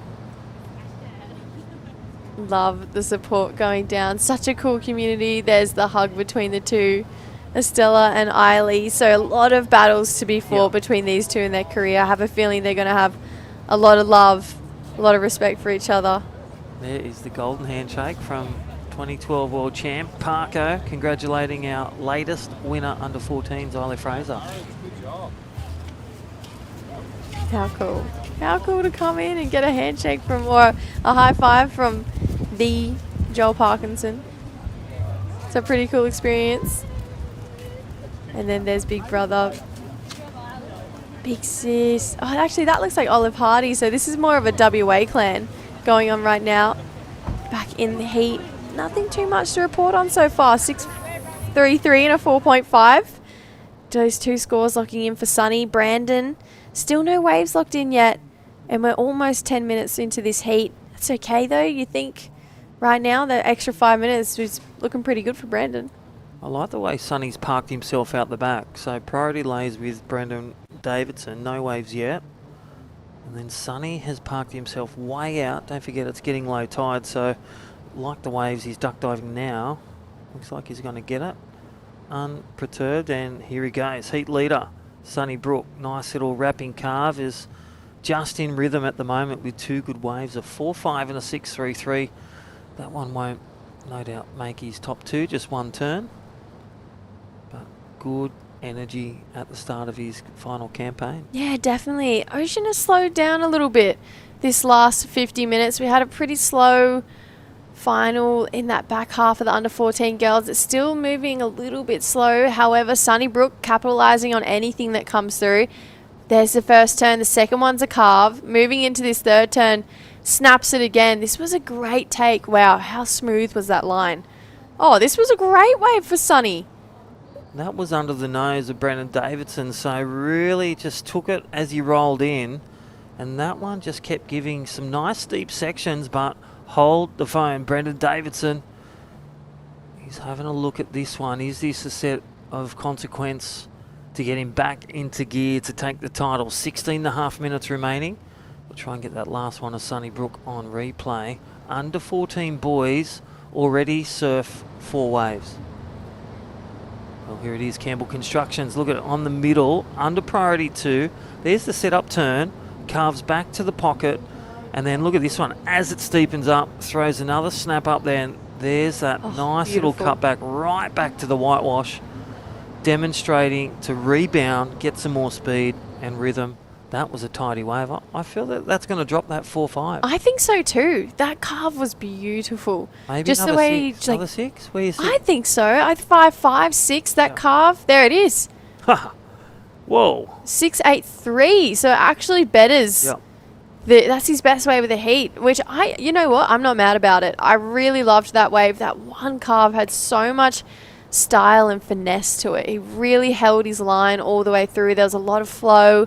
Really great tempo from start to finish on that wave. Looks like he's going here again. Well, good rhythm. Sunnybrook just posted a 6.83. Well, the energy's got to stop, and He just kicks out of that one. I love the fact that he keeps swinging. I love the fact that he's Do you reckon the coach has moving. done moving the arms? And that's what we talked about. We need a camera on the coaches Yes. and the parents. Yes. To just see and really dissect their arm movements. Because I reckon mum and dad or coaches settle it down. Oh, see. Get back out the back. What do you think? I reckon no. I reckon that they're just ready to rumble. Yeah. I think they're loving his energy. The fact that he's turning heaps of waves and not just sitting still. And I don't know. I feel like I would rather right now be Sonny Brooks' coach, seeing him turn on heaps of waves and then instead of biting your nails for Brandon. But we will get back to this in a second because we get to talk to our under 14 girls champion, Eiley Fraser. Eiley, congratulations. Thank you. Now, this must be a pretty cool birthday present for your big brother. Yeah, it's pretty good, yeah. Did he give you any words of encouragement before your heat or your big sister? Is that kind of what you do before your heats? You talk to your siblings? Yeah, well, Oakie's always such a big support. He's always, like, helping me. He walked me up the point to paddle out and stuff. And Layla's also such a good support, cheering me on through the heat. And tell me about your relationship with Estella. You guys seem like you're really, really good friends. And then to have a final against her, that must have been pretty cool. Yeah, she's definitely one of my best friends. She's such a nice, awesome person. And looking forward to more heats with her, hopefully, and finals. And, yeah. And tell me, how was it when you came in and you got a high five from Parko? Was it kind of like a bit of a fangirl moment? Yeah. It's pretty cool when one of your idols is right there. And seeing you and Estella hug it out, you guys, you leave it all in the water. It's still friends on land. It seems like you guys have a pretty cool relationship. Yeah, definitely. Well, Eiley, we're so proud of you. We'd love seeing you take this one out. Congratulations, and go and enjoy and celebrate this with your family. Thank you. Awesome. Thank you, Eiley. Up and riding again. Sunnybrook. Just keeping the ball rolling. I love it. He is an energy pocket. He's an Energizer Bunny, just banging away, getting the waves. Look at the Campbell Constructions replay. This is your heat leader. I'll tell you what, Sonny is on song and on fire. Board's looking really sweet, and well, just hitting the rail and hitting the spots in the right. He's killing it, Sonny. Wow. Stand by, 6.33 and a 6.83. So 13.16, no wave yet. It's like Brendan Davidson is in shock. Yeah. We've literally just hit the halfway mark. We're past halfway now. No waves taken. This is stressful moments for Brandon and the Davidson family and the Brandon support crew. I feel like he's sitting too deep. It seems to me that the waves are coming a little bit wider than what he's thinking. And it's definitely where Sonny's got his best waves from. But he'd be hearing these sixes kind of fly out of nowhere and kind of be thinking to himself, what am I doing? Where am I sitting? So interested to see how Brandon kind of plays out the back end of this heat, because I feel like if it was me right now, I'd be like, I've got to get a wave. And I must say, he let go of that 6.83 that Sunnybrook picked up on. So he's got to just reset, get a wave, get the feet in the wax and get some turns in and build some points. So Brendan Davidson, capable, so much capable. You can check it out on Instagram for Brendan Davidson. Some really good clips, mature turns, big barrels, loves to go for airs. I'll tell you what, right now he needs 2-wave combo, 13.16. That's like a 6.5 and a 7. Currently Sunnybrook, the local, is schooling it and dominating. Yeah, right now he's really set the tone in this heat. I feel like Brandon hasn't obviously surfed the heat he wanted to so far. He hasn't caught a wave, and we're almost down to 10 minutes to go. So just hit that 11-minute mark. I feel like maybe right now he's waiting for something that probably isn't going to come.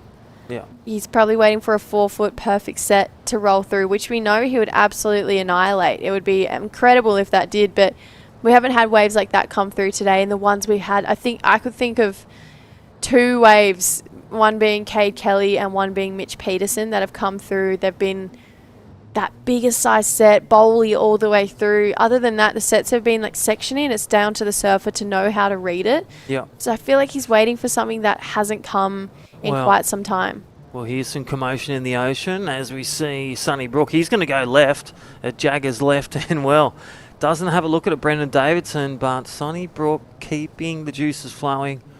Goes left and gets another wave. That's probably his 5th wave, and here we go. Is this one going to be steep and deep for Brendan Davidson? Takes off on the backhand. There's the first turn. Again, he'll look to place his connection with the lip on the steep section, and that one just doesn't eventuate. 2 turns. Yeah, 2 turns. Yeah, it's a 15-minute wait. That probably could have happened sooner if I was being super, super critical of him. But the fact that he got up, still kept his composure, looked so alive on that board. I haven't seen anyone look as sparky as him today. He looks so great when he's up and riding. I just think if he can just now kind of take on that Sonny Brook approach and just to keep swinging on waves, he can definitely put himself back in this heat. But look at this one, Crispy. He is Johnny on the spot, and that is Sonny Brook, the current heat leader. Just one big wrap, and I'll tell you what, Brendan Davidson needs to get a score over a 3, 5 or 4 just to get out of combo land. Yep. So the bigger the score, the less he'll require on the second score. So 2 waves needed. Brendan Davidson has got a first wave. Judges are deliberating. 9 minutes. Again, a big shout out to Campbell Construction, local business up the Sunshine Coast, putting back into the community, board riders clubs, grassroots clubs and events.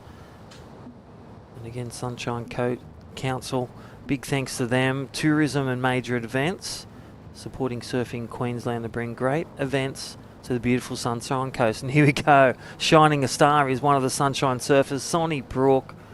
Snap, wrap, and let's put a tie in the bow. There's a cut and cuts back and then boom. Wow. He is just in flow land. He has just been in the zone from the very start. That is Sonny Brook. You can tell that he's got that local edge. You can tell he's used to surfing waves like this. He's got every section really nicely ironed out. Here's his first one, just cracks it off the lip. The judges are going to love that start to the wave. Brings it all the way back around. He's got a really smooth rail game. And then just patiently waits and then attacks again. So Sonny, I feel like he's going to add to his scoreline. Could potentially edge forward a bit more. When I was watching that, I'm thinking, which surfer is he like with his flow? And that's what Parko would do as a junior. Yeah. His combo. Nice snap, nice carve, even that little slash. Yeah. He just did a slash without looking just to finish that last section and complete that wave. So disciplined surfing, mature surfing for Sonny Brook under 14 boys. Can he drop that 6.33 and put the man Brendan Davidson back in combo land? Because he's out of it. That 4.1 now needs a 9.06. Yeah, it's still a massive score, isn't it, Crispy? And I think right now, 7 minutes to go, you may as well break that down in 2. Yeah. You know, I feel like if you can, do it. He can tell he had a little bit of a look there. Yeah, I feel he's got to get a 6 or a 7 or even post an excellent score, then get another one. I agree. That's exactly how I feel. Or snap, air combo. Oh, yeah, and then go for the double digits. Just do a Hayden me and get a 9. That was blistering. The under 12s rewriting the surfing rule books now. They have been blasting the girls and the boys. We've seen our winners and also our third crown champion, Eiley Fraser from WA, a New South Welshman. Now we see one of the locals from Surfing Queensland dominating, and it's his third surf here ever. Oh, wow. At Moffats. Wow. He said in his interview, hasn't surfed here before till today. Oh, wow. I reckon he's going to come back. It's a special place. Yeah, I feel like he's got a really good connection with this wave. Maybe where he's from is kind of similar. 6 minutes on the clock, though. I still would love to see Brandon really put himself back in this heat because he was one of the standouts for me out of all of the divisions. He looks so sparky and just alive when he's on his feet. You can see the under 16 girls final. They're paddling out, getting ready to battle it out, take home a win. right now we have 5.5 minutes left to decide who is going to take home the trophy for the Parko Junior Pro 2025 for our under 14 boys. Sonny, right now, a deserving winner. He has just been giving it his absolute everything since that hooter sounded. Yeah, I think he's got into Parko's new product. Yes. Neo Active, nourishing minerals and focus. And Sonny Brook, he is your Neo Active surfer. Absolutely. He has just been blitzing this heat so far. Just over 5 minutes to go. So you can see that tide starting to slowly filter its way back in. Bit of support on the rocks there. Feel like it's nervous times right now. If you're in Brandon's family and community and support crew, they want to see him, you know, light this final up. He's got 4.5 minutes to do so. He's still got 4.5 minutes to, you know, whip something out of the hat. You know, just absolutely go for it. And I hope that he really can show us what he can do, because we all know how good he is. We saw J.S. Sahedra get an excellent score with one turn at 7.5. An above average score, one turn. So can he bring out the airs? Is he thinking that? And I'll tell you what, if he's sitting on his board, he needs to move. Absolutely. Let all that lactic acid, Absolutely. all those nerves, start paddling. They start moving around. I feel like Sonny really created energy in this heat. He really created some movements for himself. He attracted waves wherever he was. I just feel like that consistency and momentum he built just kept putting him in the right spot. And the more times you're on your feet, the more opportunities you have to get a score. And unfortunately, you can't win heats if you don't catch waves. That's the cold, hard facts of surfing in our sport. And Sonny has identified that and just gone, I'm going to take anything that comes my way. Yeah. He's really making something of nothing. Sonny Brook, again, that 683's best wave of the heat was let go, and he got it midsection, and then it reformed and stood up. So Brandon Davidson, still time, 3.5 minutes for all those watching in Indo around the world on YouTube. This is your under 14 boys final 2025 Parko Junior Pro Comp, presented by Campbell's Construction Co. and Surfing Queensland, our great host, Queensland Premier Junior event. And again, 10,000 points up for grabs. It started with 270 competitors, and we are down to 8 finals, the top 16 in 8 divisions. Amazing. Cannot wait to see who all of our finalists are. We've already crowned 3, 5 more to go. We've got 2 minutes 40 to know who our under 14s champion is. It looks like Brandon having a paddle doesn't go. Bit of a mistake there. Yeah, I feel he's going to lose priority with that one. Yeah. Because White pulled back and he paddled for it but didn't get it. So either way, he needs a wave. 2.5 minutes. Needs to ignite, needs to separate, and needs to smash it all the way. So here he goes. You can see or feel those hand actions. Get away from the man in white. Absolutely. Just create some space. I feel like he's definitely looking in for a bit of guidance right now. And I feel like I've said this a few times today, but this is going to be a great learning heat for Brandon. To know that, okay, if I haven't caught a wave for the first 10 minutes, I got to start building something. There's no point just sitting and waiting longer.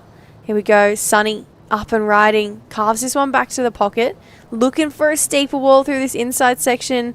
Can't quite get that one. So 1 minute 40, longest 1 minute 40 of Sonny's life, shortest 1 minute 40 of Brandon's life. I reckon it would feel like 10 minutes for the man in white. When you're out there, you're in the lead or second, you just stand still. So Brandon Davidson, this is going to fly. 90 seconds remaining. Can see a rise in the ocean. Has priority 1. And that is for red. And it looks like white may go left on this. Another rare left. Here we go. He has got so many waves. So many waves. 1 minute on the clock. Let's see if we can get 3 more in the next 1 minute. The judges have asked for an extra laptop to punch it in. Yep. Extra screen.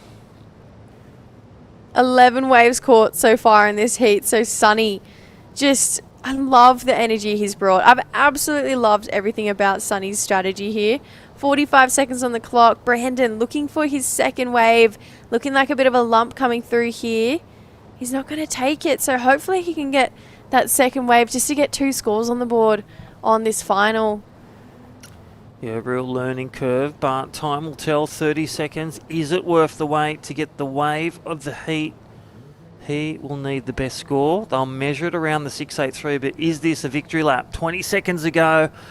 There's the layback. Look, he's just looking silky smooth, and yeah, he can make it. He can fall off because he's in the lead. 10 seconds. Red needs a wave, and the Ocean has decided, combined with the connection from Sunnybrook, he will be your champion, ladies and gentlemen. The young man from Sunny Coast, the Surfing Queensland surfer, Sunnybrook, takes a win, a 6.33 and a 6.83. 12 waves in 25 minutes. That is literally every 2 minutes he was up. And it's not about the waves, it was about the class act on what he did on those waves. And commiserations to the man in red, Brendan, getting a second. And there is your champion.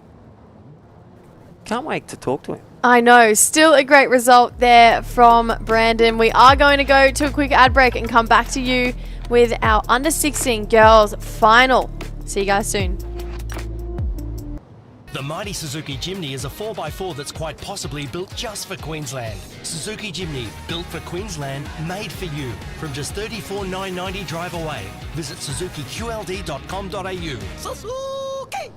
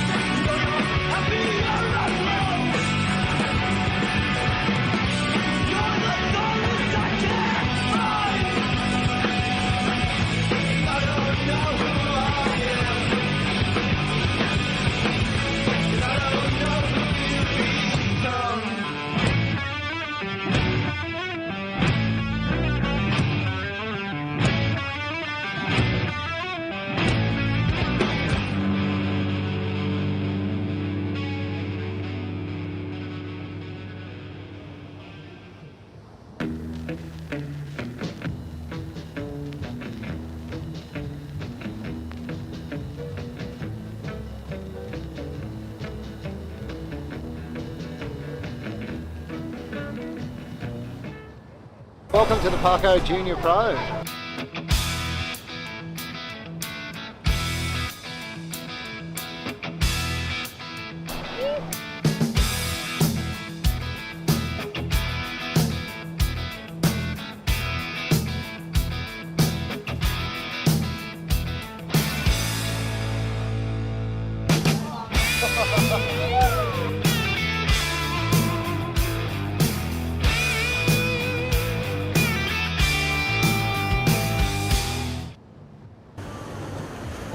Well, there it is, your champion, Sonny, the local kid from Surfing Queensland. And he's holding his hands up because he got 12 waves. Wow. Took 12 the win. waves. Under 14 boys. That's Cheering him up, amazing. his buddies. Surfing Queensland. What a little legend. Is that commiserations to the Indo surfer getting second for Brendan. And there is your champion live on screw. We'll hear from him as well. We're going to dive into the under 16 girls. Right now, 25-minute heats. Miller May Berg. Local for Surfing Queensland, Eliza Richardson. Bang. Queensland affair. Wow. It's going to be an exciting final for the under 16 girls, Crispy. I feel like 12 waves from Sonny in that last heat. That's a lot of waves. Wow. He was just on from the start, getting waves all around the other competitor. The other competitor waiting for that perfect wave that actually never come. Wow. There was a good wave that came, and he let Sonny under priority just take it.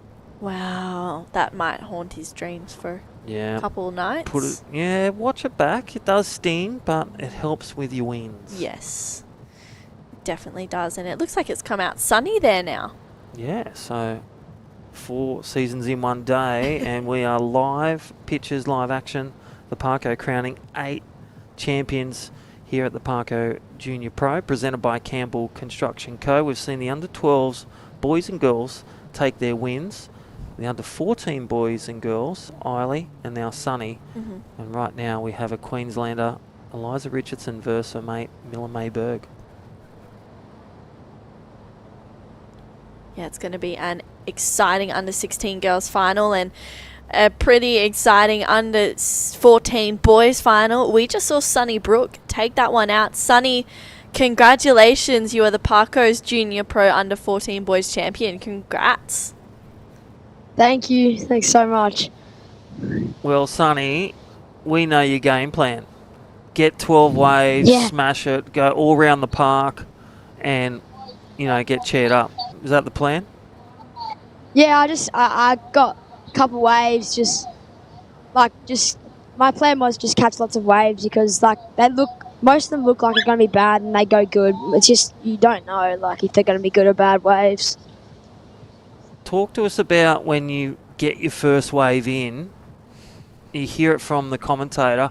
What are you thinking about after you get your first wave locked in, that first 4 or 5?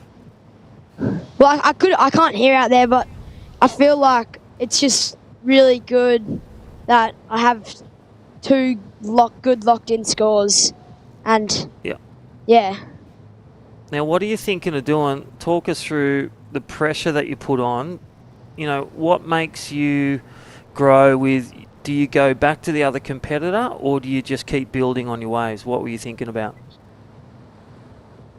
Well, I was going back to the other competitor most times, but when I was catching waves in, I mostly just found a wave on the way paddling back out, so it was pretty lucky for me.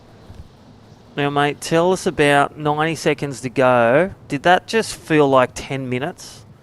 Knowing that you're in the lead? It felt so long because, I don't know, it feels like a whole heat in that little 90 seconds.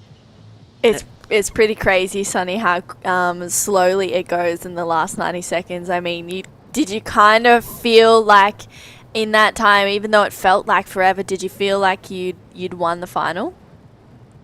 Yeah, I felt like I had two good scores, and Brandon needed a 9, so felt like I locked in. I was going pretty well. Yeah, you had a really good heat, and I'm sure that there's many people supporting you behind the scenes as well. Would you like to say hi or thanks to anyone that's supported you on this journey to this event? Maybe hi, Leo Sennett. What about mum and dad? Any mum and dad sponsors, supporters? Someone that bought you a coffee or a hot chocolate? Mum and dad's here, but yeah. Just Leo Sennett. Good on you, Leo Sennett. What a legend. My mates, yeah. Well, all the best in your campaign for Australian ranking. Now that you've ticked off you're a champion at a 10,000 prime event, the Parko, you're going to have good memories here. What's your goal for the rest of the year? What's another goal to kick? Just go on as many comps and try to get good rankings and scores, and hopefully make a few heats in 10,000 comps. Make a few more finals. That should be your goal there, son. Yeah, it is. At least a couple more, but I'll be happy. Well, congratulations, buddy, on a win. The Parko's Junior Pro, you are immortal with an under-14s win, and you did it with style and grace and really showcased junior surfing, what it's all about. Best surfers in the best waves. Yeah. Thank you. Well done, buddy. Well done, Sonny. Oh my gosh, we're going to remember that kid. So funny. When he's on tour, we'll go, remember that interview? Yeah. Remember that time? Remember when? When you got 12 waves and you just surfed your way to a win. So awesome. We're talking about surfing away to win. Miller Mayberg just waiting on a second score. Couple of good turns while we're interviewing our under-14s champ here at the Parko's Junior Pro. 10,000 here at Moffat's at Sunny Coast. Live action. Look at these waves. They're looking pumping. So fun. There's so many good waves coming through, and so much on offer. And you know what? I love waves like this because they're kind of short and sharp. You just get to be super lively and energetic on them. And then if you're lucky, you get a little rip bowl reform. But let's take another look at this last wave of Miller Mayberg. Bam! That was a solid connection for Miller May. And you can see that she just bounces through, gets another nice turn, releases the fins, rebounds off the left, and yeah, she's literally leaving nothing in the tank on this wave, taking it all the way through to the inside, and that's where she just gets off that one, and she got a fair bit of damage done out the back. This last wave of Eliza looked alright too. Yeah, so Queensland v Queensland in this Australian international affair. 270 competitors. We've crowned 4 champions over 6 days, and we have 4 crowns here at the Parko Junior Pro, presented by Campbell's Construction Co. They are your 2 finalists. The replays, 10 minutes gone, 15 remain. Eliza Richardson, there it is. It's paid off. A 7-point ride. Goes from no waves and just on the ropes to leading the charge, looking to execute another backup wave. Miller May Berger, that second wave, pretty good. A 6.0. She's got a 0.5 to drop, so only a 1.01 to take the lead so far. True Starling. Wow, super exciting, and a really close final already with 15 minutes to go. These girls are just having so much fun out there, and we saw Miller May Berg take out Talia Tebb, and Eliza Richardson had a pretty interesting heat with Lucy Darragh, but none of that matters now because this is the final and this is where everything matters and where all your surfing counts. That's it. So Eliza Richardson in the lead, just waving the hands to, as Sunny said, like winds on shore, so Tapper can talk to seagulls, but you just can't hear it out there, and you've got to surf, and this is the discipline and the experience that Sonny alluded to.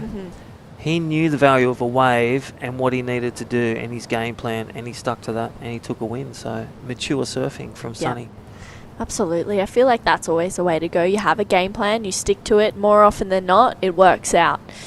So it's good to see Sonny just sticking to his guns. Eliza Richardson, nice backside snap. It's a bigger looking wave.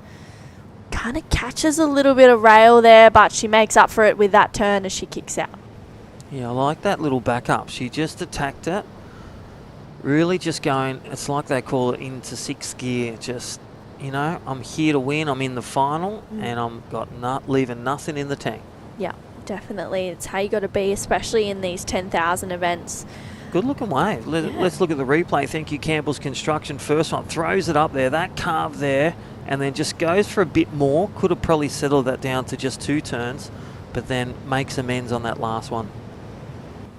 Yeah, she did really well. I agree. I feel like sometimes trying to fit 3 turns in a 2-turn kind of wave, it does sort of devalue the turns a little bit. And I'm sure Eliza would have known that. It still comes in at a 5, so a pretty good backup, which means Miller May is chasing a 6.01 to go to first. So she's Eliza is definitely applying the pressure. She's making it a little bit harder for Miller, but it's just, you know, she needs to kind of jump back on and get back in the program. Alrighty, someone must have tripped over a cord. Yeah. Alrighty, so 12.5 minutes remaining. Red in the lead. Sorry, Red has priority. Red to go to the lead needs a 6.01. Eliza Richardson a 7 and a 5.0. So under 16 girls final. 3 finals after this. Under 16 boys. They're up next. That's going to be exciting. Yeah. Cade Kelly, he's going to be red versus the goofy footer. Again, the natural versus goofy footer continues on. Rio Luther Bar, Sawtell's finest. I'm looking forward to this final, I must say. Kay Kelly and Rio Luther Bar, I think it's going to be a good one. They both have sort of different approaches of this wave. We kind of saw that in their semi-finals, and they both dropped some pretty big hammers. So I'm excited for this next final for the under 16 boys, but this is where it's all at with the under 16 girls. Eliza Richardson a 7 and a 5. Has her in the lead, and Miller May chasing a 6.01 to go to first place. She already has a 6, so she pretty much just needs to replicate that, do a little bit more, and she'll get the score that she needs to go to first. You just see Eliza Richardson sitting on a board, bit of distance, is about 20 metres, 15 metres between them, but waving her hands, really wanting to know that last score. Or just hear it again. Keep the positive vibes going. Yeah. Well, there's the left. Yeah, there's Moffat's left. Moffat's left. It's few and far between out there today. Heat leader now starting to close the gap. Probably sit under Miller May, or even some surfers in, different strategies, sit right next to them or sit above them, like we saw Sunny just even get a wave, which pushes the decision for the surf with priority. Yep. Do I take the wave off them, or are they selling me 11? That is the eternal question. Yeah. It's such a hard one. Do you buy into their game plan, or do you just do your own thing? Looks like Eliza having a look at this one. She's found another left. Nice opening carve. This one might even wall up for her. Gets that second slash in. Jams it there for Eliza Richardson. So a good looking left, and you can see the weather just incoming. That is a squall. Wow. That is a squall live on tap. And how was that when she was going left? The rain pelted down, the wind's up, but Eliza pins the ears back. A nice little wrap. Hits the section right back in the pocket. 2 good turns and then snap finish. Really disciplined surfing, strong surfing. And again, those biorhythms right where she needs it in the final to take a win. 9.5 minutes. 6:01 required for Miller May at this stage to take the win back. Yeah, wow, it's a tight one. That 5.43 now just locked in for Eliza Richardson. So Miller May now looking for a 6.44. So Eliza is just slowly chipping away at that lead. She's slowly increasing it, getting further and further away from Miller May Berg. The girls definitely won't be able to hear out there now. They'll definitely be trying to figure out what's going on. And I guess maybe even scoring themselves out there, thinking, okay, what was that last wave? Well, this is where you go back to, you got to know the colours, what they mean. The green flag is go. The yellow flag is 5 to go. But here we go, Miller May Berg. Green flag is still up. And nice little wrap. We can see it on screen. It's a bit hazy, but it's raining and there's a squall. Oh. And the junior surfers under 16 final is bang on. Miller May Berg. Couple of good snaps there for progression there, True, for their. And look at this, True. She's going to tap around. Look at this bonus section on the inside. Yeah, wow. She took this one all the way through, redirects it right, bang. It gets a solid completion. That was a well-surfed wave from Miller May Berg. Just when you thought length of ride isn't into it, what she did, she connected the dots and she connected to just add some sauce to that score required. Let's look at the replay. This needs to be a good score. Yeah, really nice opening carve for Miller May. She gets another one in there, a bit of a slash, and then bang, tags it there. That was a good connection. She gets another one through here, throws a little bit more spray, and she's weaving through to the inside as well. So you can see that she's just patient. She's waiting for it, bouncing through this section. It's a real Huntington hop to get to the inside, and her legs would be burning at this point, and boom, that was a solid turn. 5 turns on that wave. You just counted that one, Crispy, and wow, it was a good one at that. I did. I couldn't see because of the rain. I could only use my fingers, and there we go. 5 turns. So important wave. What it does do, it's going to be her either a best wave or a second best wave. Put it within reach. 7 minutes remaining. Priority will go to white now for overall choice of a wave. Again, commit to a wave, paddle for a wave, whether you get it or not. That is your priority choice. Then it goes back to the other person in this 2-person heat. And that's where the pressure, when you release or relinquish that priority, so key to get waves, do your turns, and pull the trigger. So judges deliberating. Score to come for Miller May Berg. A shout out to Wes and the family and all the people watching, all the supporters and family on YouTube. This is the Parko's Junior Pro, presented by Campbell's Construction. Under 16 Girls Final, 2 titans of surfing, Miller May Berg, Eliza Richardson. It's been an exciting final. There we go, 6.67, situation change. Miller May Berg goes to the lead. So Eliza back to second. She needs a 5.67 to go into first place with 6 minutes to go. She has the first priority, so she's sitting in a good spot right now. and it's not a huge score that's required. She already has a 7, so yeah, it's going to be an interesting back end of this heat. And I must say, those finishing cherry on top was that bounce to the inside to finish it with a strong turn. Yeah. Not a cutback or anything, a nice finish. That's the last thing the judges saw. They would have went back to the replay, those 4 turns, and went, is that a 601? Yes, it is. By how much? Bang. 667. So smart play and just resilience from Miller May Berg in red, now in the lead. Yeah, she's out in front, and yeah, it's not by a lot, a 0.24, that is separating first and second right now. You could see Eliza waving her arm. She's asking for a situation. I sometimes think in instances like this, where you know that you're not going to be able to kind of hear anything, you have to just sort of assume that you need a score or assume that you want to better a score, and I think that's where Eliza that's what she needs to do. You can see it's really wet out there. We heard from Parko earlier saying that they haven't had much rain throughout this whole event, and it looks like it's just absolutely teeming down out there right now. That is insane. Well, if they've had 5 days of sun, they've received 6 days of rain in 1 hour. Yes. And that literally is the Sunshine Coast. Just, it is beautiful one day, but Eliza Richardson, she needs to drop the hammer of 5.67. Based on a 5.43, just a couple of cutties and a nice finner. Eliza gets a medium big wave. A couple of her turns, or one big turn that we saw J.S. Ahedra commit to, go vertical, go bananas. She could take the win. 4 minutes to go. Yellow flag is up. Wow, this is super exciting there. I feel like this has been a really great final in the sense that these girls have a really good rivalry. Yeah, definitely. Miller May Berg got a 3rd over at Trig over WA. Yep. She's already improved that. She's currently in the lead.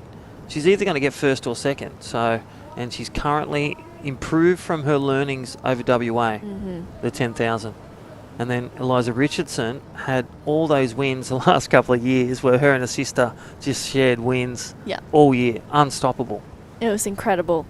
So right there, just needs the wave, compose herself, 3.5 minutes. And like you said, you can't, the rain's there, the wind's there. When you can't hear the commentator, what do? Get a wave, do your turns. Yeah, you just go back to your surfing, you rely on that. That's kind of what Eliza needs to do right now. She's got 3 minutes to go. She's still looking for that 5.67, which she can definitely do that. So yeah, we'll see how this goes for Eliza Richardson, or if Miller May Berg can hold on to onto the lead, I should say, with 3 minutes remaining. Yeah, look at this one. Wow. And I had a little bo peep at that one. That'll be interesting. So didn't commit to it. Had like one arm going, and then we'll see. So White at this stage has priority. 2.5 minutes remaining. Looks like Miller May might go left. Yeah, she's up and riding on her backhand, tags it, gets a little bit of release. Eliza Richardson out the back behind her as well. Eliza getting a couple of nice carves in. This wave looking like it's going to stand up for Eliza potentially. She's getting some good flow. She's done a whole heap of turns. Miller May comes off the back and really needs to get out of the way of Eliza Richardson if she can. Eliza regroups and she goes left, but that wave didn't offer much, so you could see that she was a bit deflated at the end of that one. All right, well, I reckon she doesn't know exactly what she needs. She needs currently a 5.67 for all those at home. Let's look at the first Campbell's Construction replay. This is your heat leader looking to drop a 6. She goes left and, well, she keeps the pressure on, but then look at the background. So red won't improve a score, but surfer in white, important wave. And look at the way she's just, it's a good size wave. She is a bit covered from the judges can see they're in a high spot, but our cameraman's right there. And I dare say this section would have executed, definitely got the score. Yeah. I'm on the fence, True. Yeah, me I'm going to leave it with the judges, but look at this one. This is the exact wave. It's a bigger wave, but nice carve. What do you think? Nice turns. Yeah, some really nice combos. It's a 5, 6, 7. I think definitely if she had have got that completion, 100% she would have got the score. We're still waiting on it to lock in.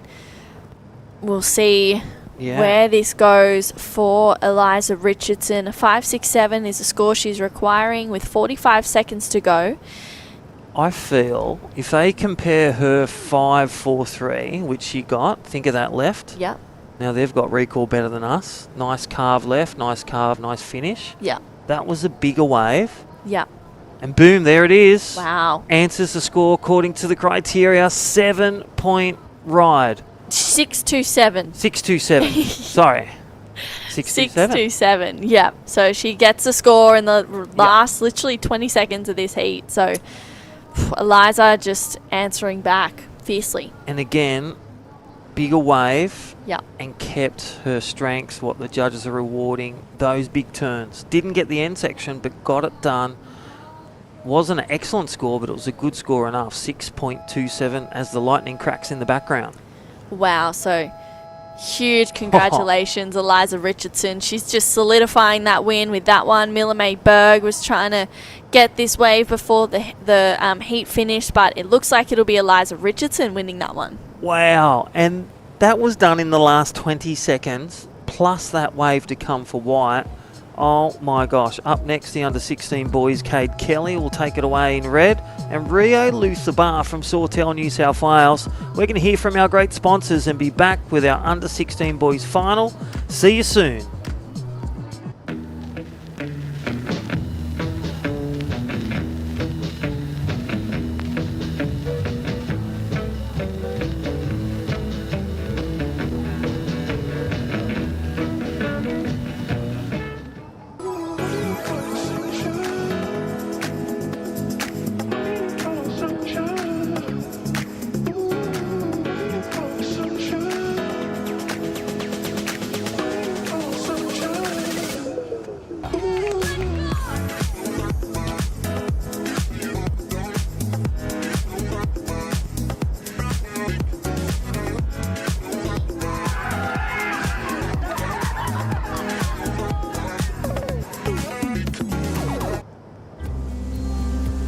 Here on the Sunshine Coast, you'll find the sunshines from above and from within. Come find your sunshine moment. For real. The mighty Suzuki Jimny is a 4x4 that's quite possibly built just for Queensland. Suzuki Jimny, built for Queensland, made for you. From just $34,990 drive away. Visit suzukiqld.com.au. Suzuki! Welcome back to the 2025 Parko's Junior Pro presented by Campbell Construction Co. We just saw Eliza Richardson take out the under-14 girls. Who will take out the under-14 boys? Cade Kelly up and riding straight away on this one. He had an amazing semi-final against Jagger Phillips. Leaning into his rail, gets a nice jam in there for Cato. He is also taking on Rio Luthabar. Rio had a great semi-final as well. This is a natural footer taking on a goofy footer in this final. I'm excited to see it. I'm True Starling, joined in the booth with Jessie Starling. Jessie, it's been a great finals day at the Parko's Junior Pro. Oh, God, yeah. Absolutely. It's been so fun watching all these Groms go at it. I always get the most inspired by Grom comps. It's just so good seeing their energy. Cato, his replay here, he's grown so much, but he just looks so in control, and he just swoops this one all the way back around with a finish. Really nice, tidy, aggressive surfing there from Cade. And then Rio, we've got the battle of two sweethearts. They are so lovely, the two of these guys, but so competitive. Yeah, they are. As soon as the rash is on, they're ready, they're locked in, and they, you know, they all have their own kind of what's the word? Idiosyncrasies, in the sense of where they kind of do their own thing before heats and they do different things. Rio kind of listens to music, he gets ready. Cade does the same thing, but then how they approach a heat is really differently. And you can see there, that is the under 16 girls winner, Eliza Richardson. taking that one out literally in the last 20 seconds against Miller Mayberg. An amazing win.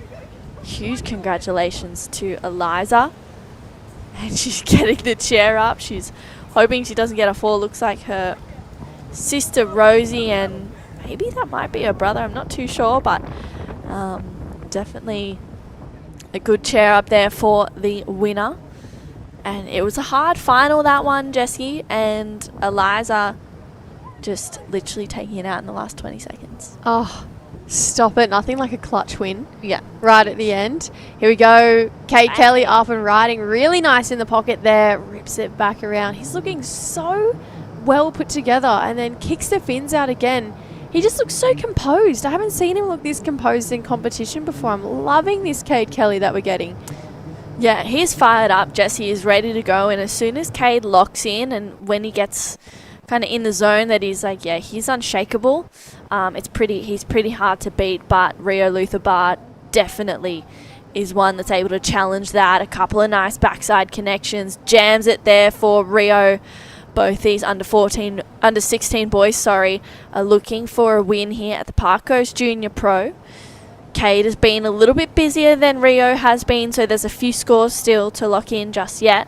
Let's take a look at this replay, this last one, Jessie. Yeah, here we go. Rio found himself one. I actually doubted it at the start. I thought maybe no wall on this, but he actually found himself one that linked up through that inside section really well and just put together lovely string of backhand snaps. Just so much flow, absolute no downtime, barely any pumps in between his turns. So feel like we're going to have a good score lock in for Rio Luther and 2 good scores lock in for Cade Kelly.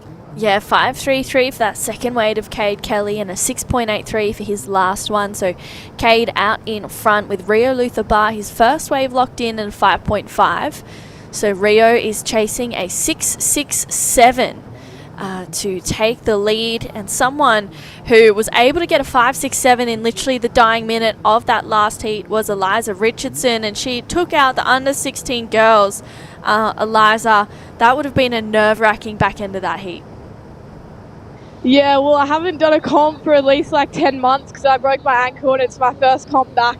The waves didn't look too good, but there were a couple out there, and I honestly didn't know I got the score, so I'm so happy.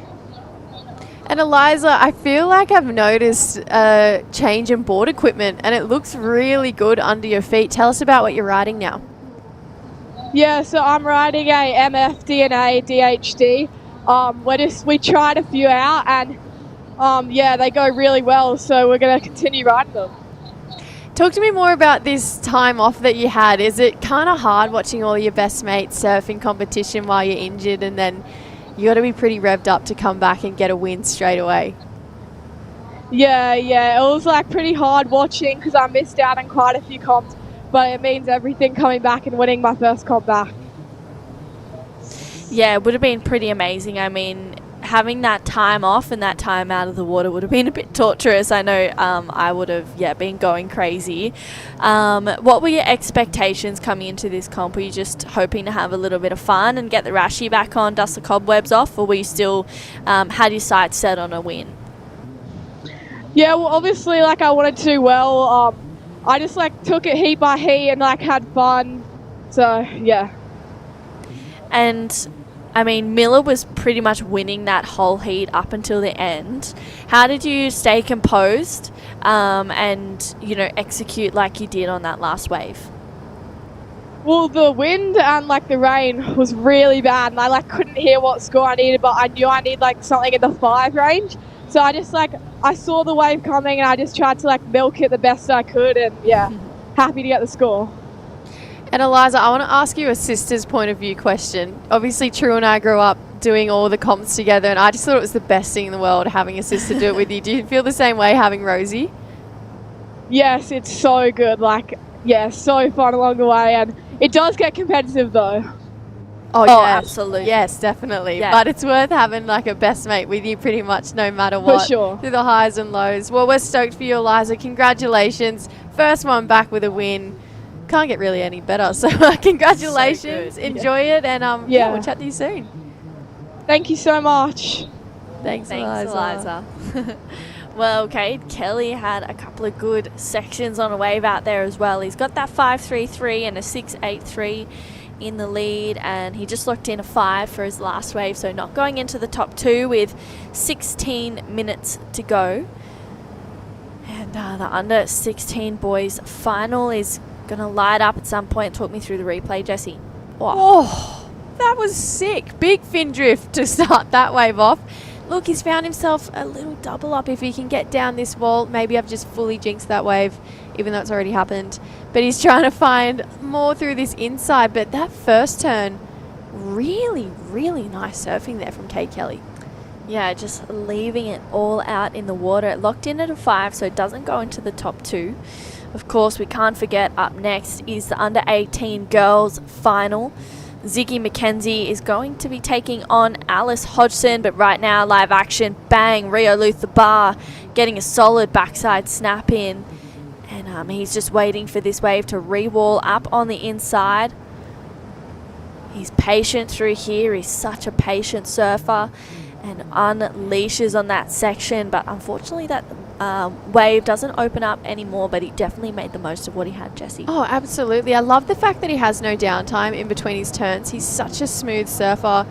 Vertical first turn. That was really nice. He read this wave pretty well to be able to get those extra points on the board. Didn't get that steep face that he was looking for, but he doesn't really get itchy in between turns or anything. He just flows, and I think that is such a great attribute to have, especially at such a young age. He's 14, 15, and he looks really composed every time he gets to his feet. I'm a massive fan of Rio Luther Bar and his surfing, so gonna back up that 5.83 quite nice, but I think if he wants to take it to those big turns that Cade Kelly's dropping, he probably needs to get himself on one of those waves where it offers 2 sections like his first one on that last one. Yeah, I agree. He needs to find something that allows 2 steep sections. Rio's backhand attack is so solid, and he is always, it seems like he's glued to his board all the time. And he is actually, I feel like Rio actually has one of the most incredible surfers IQ that I've seen amongst the junior surfers as well. Wow.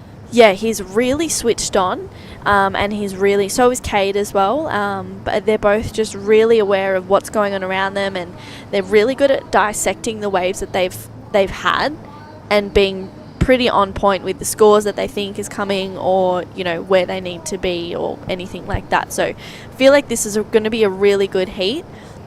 That last one of Rio was 5.27, so he's still chasing that 6.34 to go into first place and take over Cade Kelly. This is an exciting final. Both these surfers are so awesome. I love watching them both surf.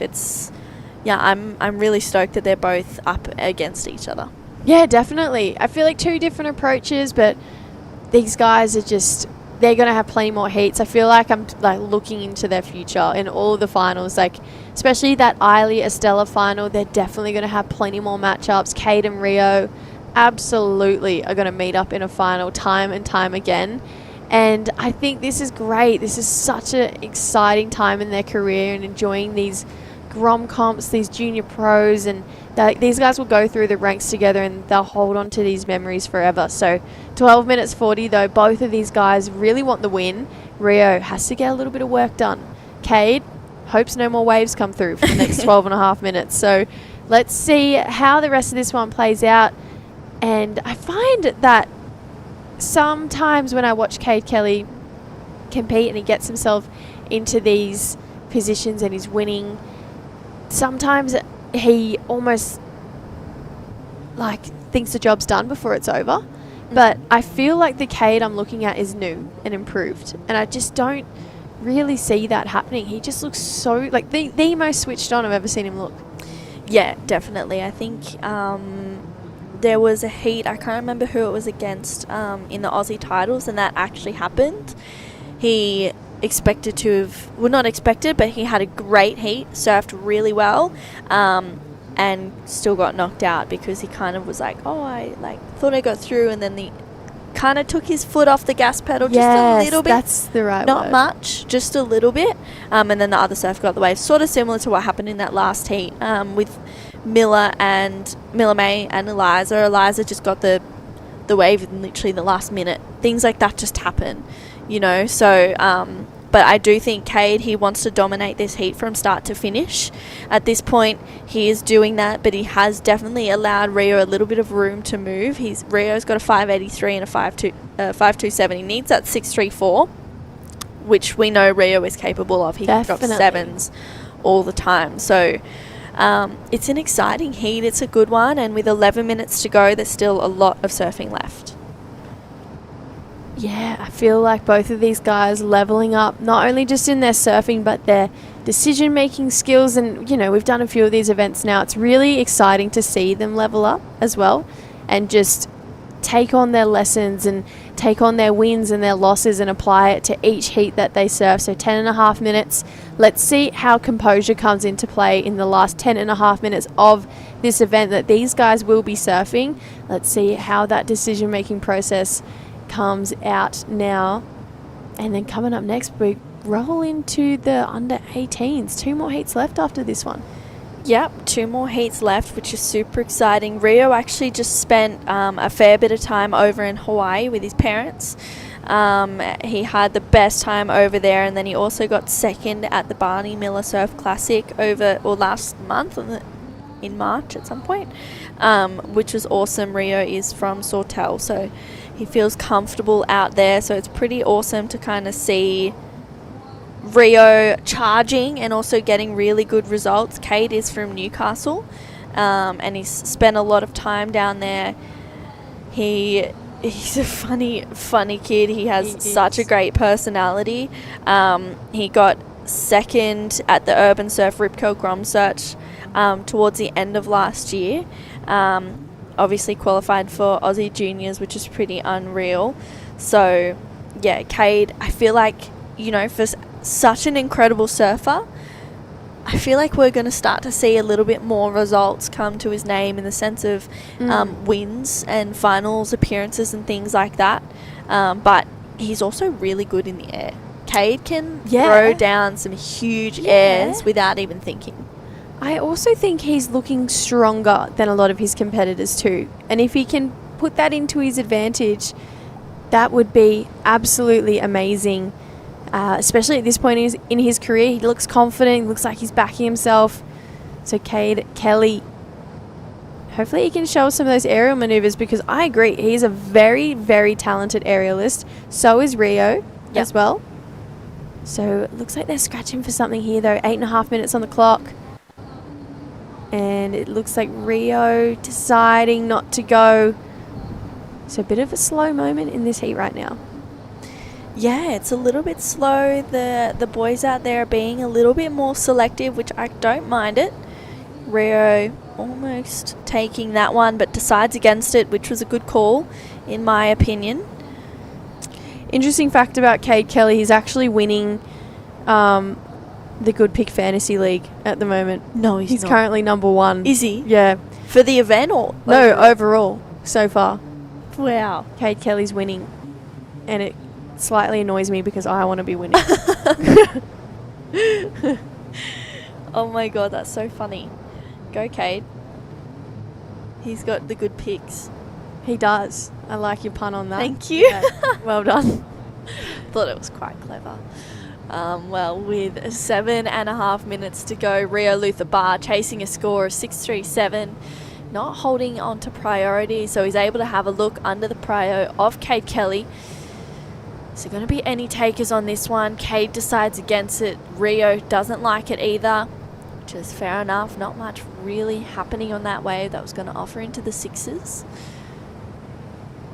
So this is, of course, the under 16 boys final. So you leave everything out there. These boys have surfed so many heats during the Parko's Junior Pro. You give it 110% out there in this final. You give it your all and be proud of your result at the end, whether you get first or second. Obviously, the first is definitely the go. We just saw Eliza Richardson take it out next. Ziggy Aloha, or Ziggy McKenzie, taking on Alice Hodgson. Live action, bang, huge snap there for Rio Luther Bar. Just a one turn though, Jessie. Yeah, love that though. Feel like if he can apply that to another section, great score coming his way. I don't know why I'm full of interesting facts about Cade Kelly. But he is also the youngest person to ever surf in Surfest. He was 12 years old when he first competed in the Surfest. He got a wild card into it. I think he made like 2 or 3 heats at like 12 years old. Wow. Yeah. Go King. And now he's currently winning an under 16 boys final. Wow. 3 years. Jinkies.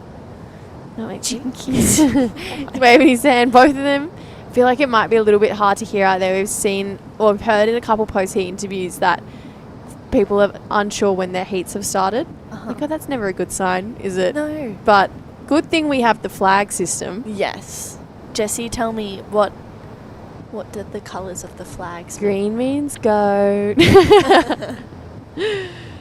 No, these guys would know. Anyone watching on would have enough info. But if you don't, green means it's the start of the heat, and you have a green flag all the way up to the last 5 minutes. That's when the yellow one goes up, and that's when you know you have 5 minutes to go. Red means over. Quite like a traffic. They do, yeah. They matter from the start, and I think 10,000 points is pretty huge, and it's really great for your rankings, as you said, Jesse. So both Cade and Rio will be looking to solidify that 10,000 points and enhance their chances to be selected for the ISA World Juniors. And with just over 4 minutes to go, Cade Kelly in the lead with a 5.33 and a 6.83. And Rio, he is looking for a 6.34. Looks like he's up and riding on this one, but that wave just not cooperating, unfortunately, for Rio Lutherbar. I love the fact that he's still swinging. Yeah. And the fact that he's still giving it a go, giving it his all. And he will do that all the way up until the end. Yeah, he will. He's ready for it. It shows his determination. It shows his character. Shows his persistency as a competitor. And his never say die attitude, and I can really, really appreciate that. Yeah, absolutely. I feel like most, if not all, of these competitors have that attitude in heats, and I think really it just comes down to the waves that you catch and the surfing that you do on it. And Rio hasn't really put a foot wrong in this heat. He's been surfing so well. It's just that maybe Cade has had the best wave in this heat that's allowed him to get into the 6+ range with that 6.83. All right, just over 3 minutes to go. We do have to thank our sponsors. We're coming down to the end of the event. Campbell Construction Co. We would not be here without them. Just a local community business proudly supporting local events, local athletes. Cade Kelly up and riding. This looks like a bowling section. Big turn in the pocket. Holds on. That may be all she wrote on this one. He's going to stick with it. He sees more down the line. And gets, oh, wow, another turn in. Cade is looking sharp. Really, really sharp. This has been a great heat, a great event for Cade Kelly. And he's found more. He's read this wave really well. Taking that one all the way through. Yeah, wow. Cade Kelly just literally, he's on fire right now. He's looking fired up. Let's take a look at this wave. Straight up into that first turn. Air drops down. A little bit of a dramatic finish. And I liked it. Let's have a look from the front on angle. Bang. Gets the airdrop. And Cade Kelly, it looks like he's just hoping to increase his lead. I think he does. And we'll see where it goes. Wow. He is just looking really strong. I mean, I liked it. I think Cade's surfing a really smart heat right now. I think that last wave locked in at a 5, so it doesn't go into the top 2. And with 90 seconds to go, this would be going really quick. Oh, there it is. Sorry, it locks in at an 8. That was my bad. Sorry. Locks in at an 8.0, so extends his lead by a country mile. So Rio Lutherbar is now looking for a 9.0. Cade is going, I can't hear you. What's going on? Give me an update. But I'm sure he will be able to hear that in the next minute or so once he gets on the beach. So an 8.0 and a 6.83 for Cade Kelly, Jesse. Now, what is Rio looking for? He's looking for a 9. A 9. Huge score. Wow. Little bit of a wave coming through here. Not going to eventuate that one for Rio. He's looking for one of those waves that has that steep section, but Cade's just kind of put on a clinic. Like, he's been on the waves with the steepest faces. He's capitalized on those really critical sections that are hard to find out here. So Cade's just been in flow, just surfing his own game. It doesn't even look like he even glanced at his competitor once. I feel like he was just really sticking to his own strengths and his own strategy. Yeah. And I'm really loving this new Cade Kelly we're seeing. Rio Luther Bar, however, surfed a great heat. Such a talented surfer. Unfortunately, just wasn't on the best waves of the heat, but I think he should be proud of himself for his campaign, his never say die attitude, and just the fact that he is an incredible surfer and a really smart competitor. Absolutely. It's been a great final to watch, and looks like it'll be Cade Kelly taking out the under-16 boys final here at the Parko's Junior Pro, presented by Campbell Construction Co. We'll move straight into the under-18 girls final. That's Ziggy McKenzie taking on Alice Hodgson. Don't go anywhere. We'll be right back with a great final after this break.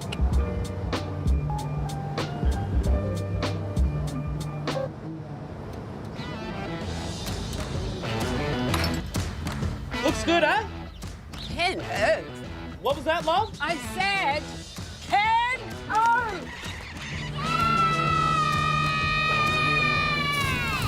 All done, girls. Happy? Ken Oath, all right. From big jobs to even bigger jobs, get the Ken Oath feeling. Kenouts make your job easy. The mighty Suzuki Jimny is a 4x4 that's quite possibly built just for Queensland. Suzuki Jimny, built for Queensland, made for you. From just $34,990 drive away. Visit suzukiqld.com.au. Suzuki!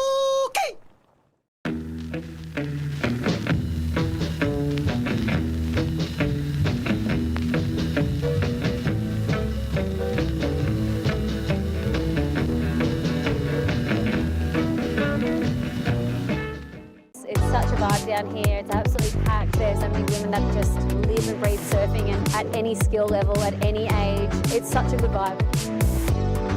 This festival's not just about surfing, it's about celebration and recognition of all the things that women do both in the water and outside of the water. And it's a great opportunity for women to come and connect, to learn and get stoked about what surfing can do for our lives.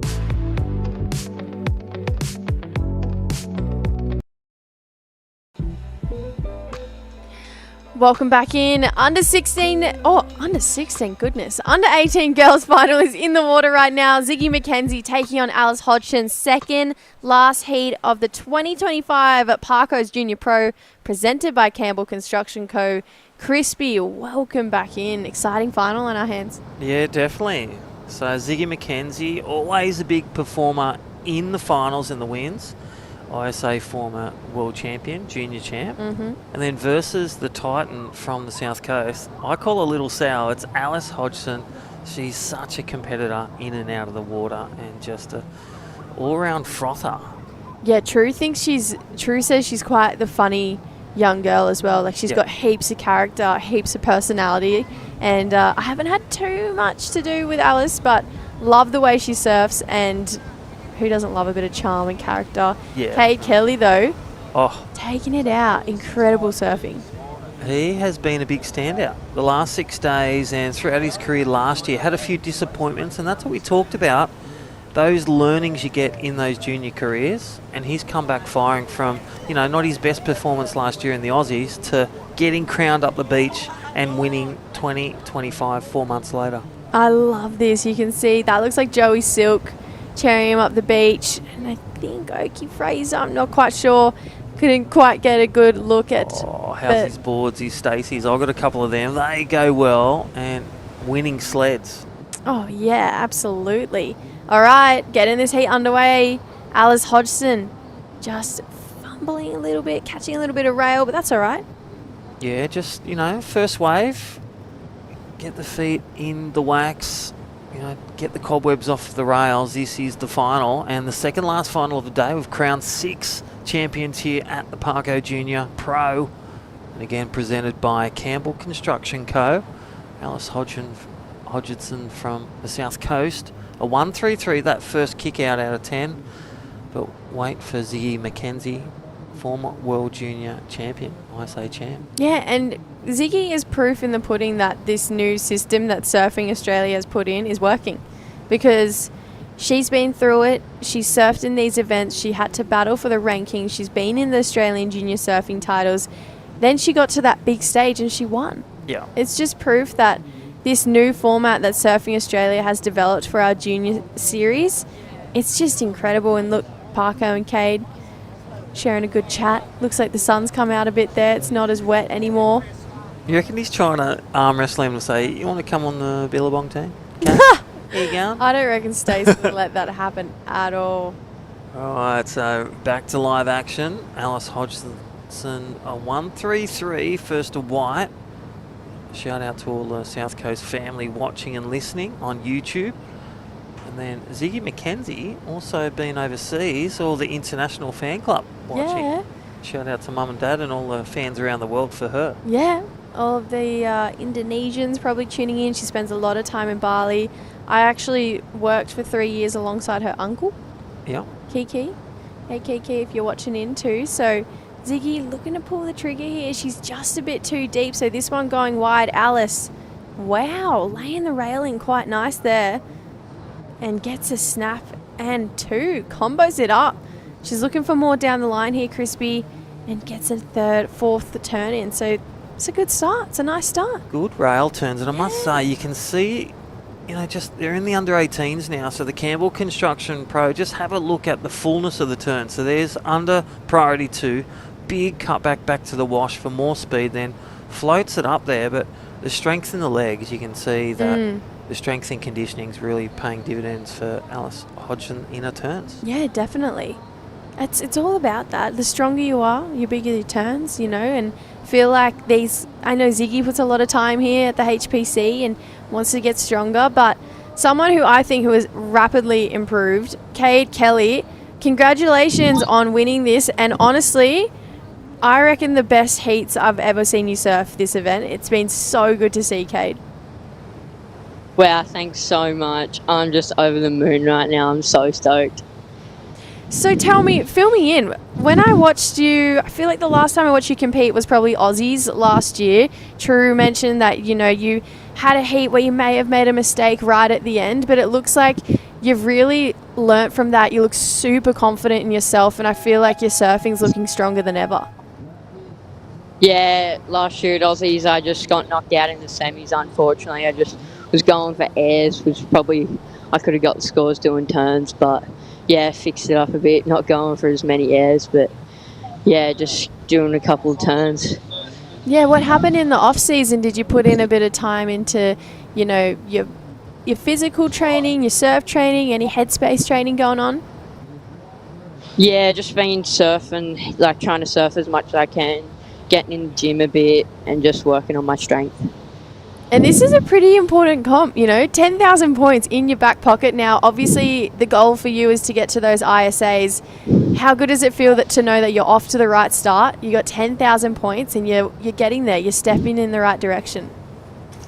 Yeah, 10,000 points is a lot, means so much. This is my first final in a 10,000, so fortunately be able to win it, which is amazing.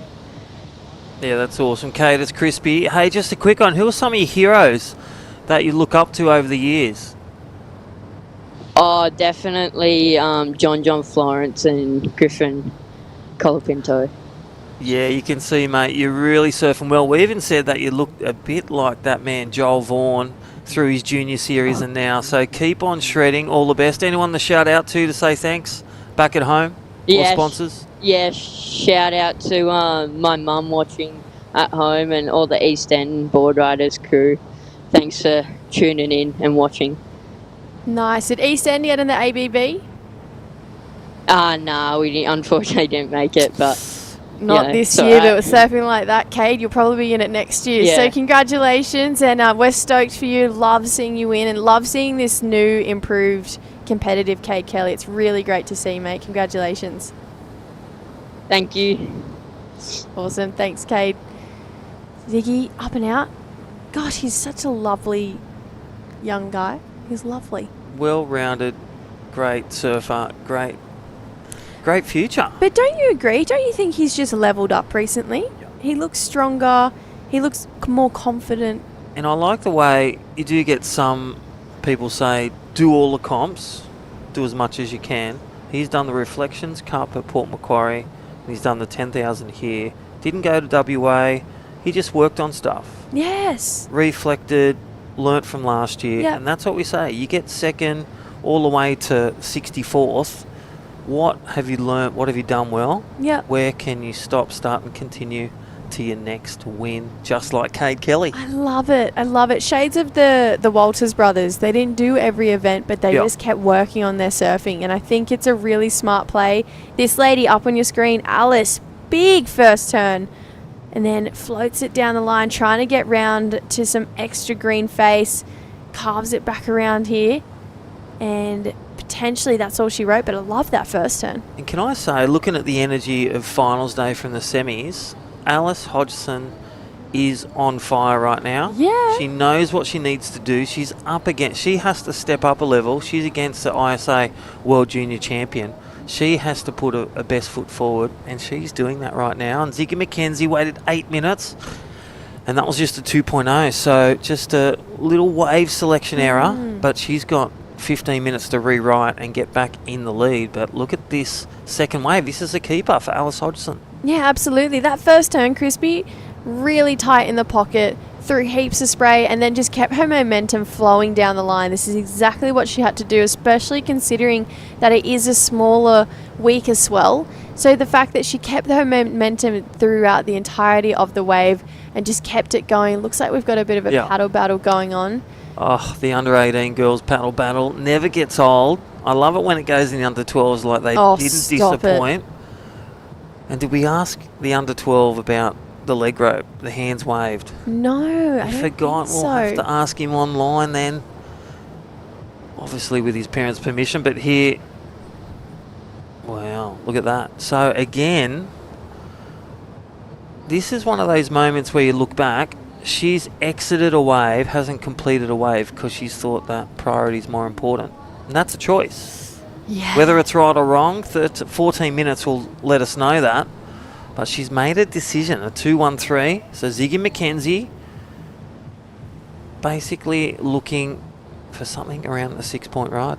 Different strategy to this heat in comparison to what she had in that last one. In that last heat, her semi-final, she was on everything. She caught heaps of waves. She kept that energy going. She was super vibrant. I feel like she's taken that drop and weight strategy a little bit more in this final. Right now with a pair of twos, it's kind of getting to that moment where you're like, okay, do I swap my strategy? With 13 minutes to go, I've got 4, a combination of 4.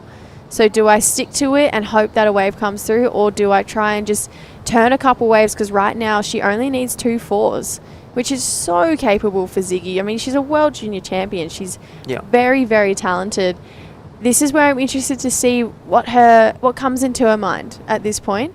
And I think Ziggy, she's got all the talent in the world. And on paper, you probably look at this and you think, oh, Ziggy will probably win because she has those accolades to her name. But right now, she's got some work to do to get to first place.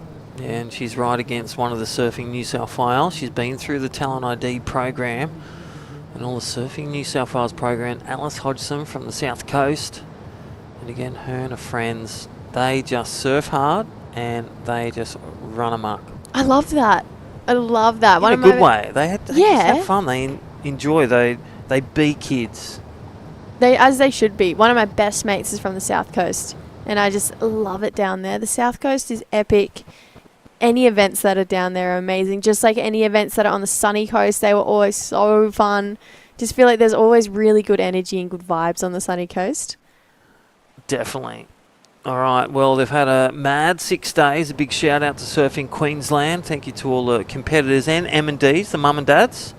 Sunshine Coast Council, Campbell's Construction Co, our presenting sponsor, Suzuki. That's the official vehicle of Surfing Queensland. They're banging around in their Suzukis.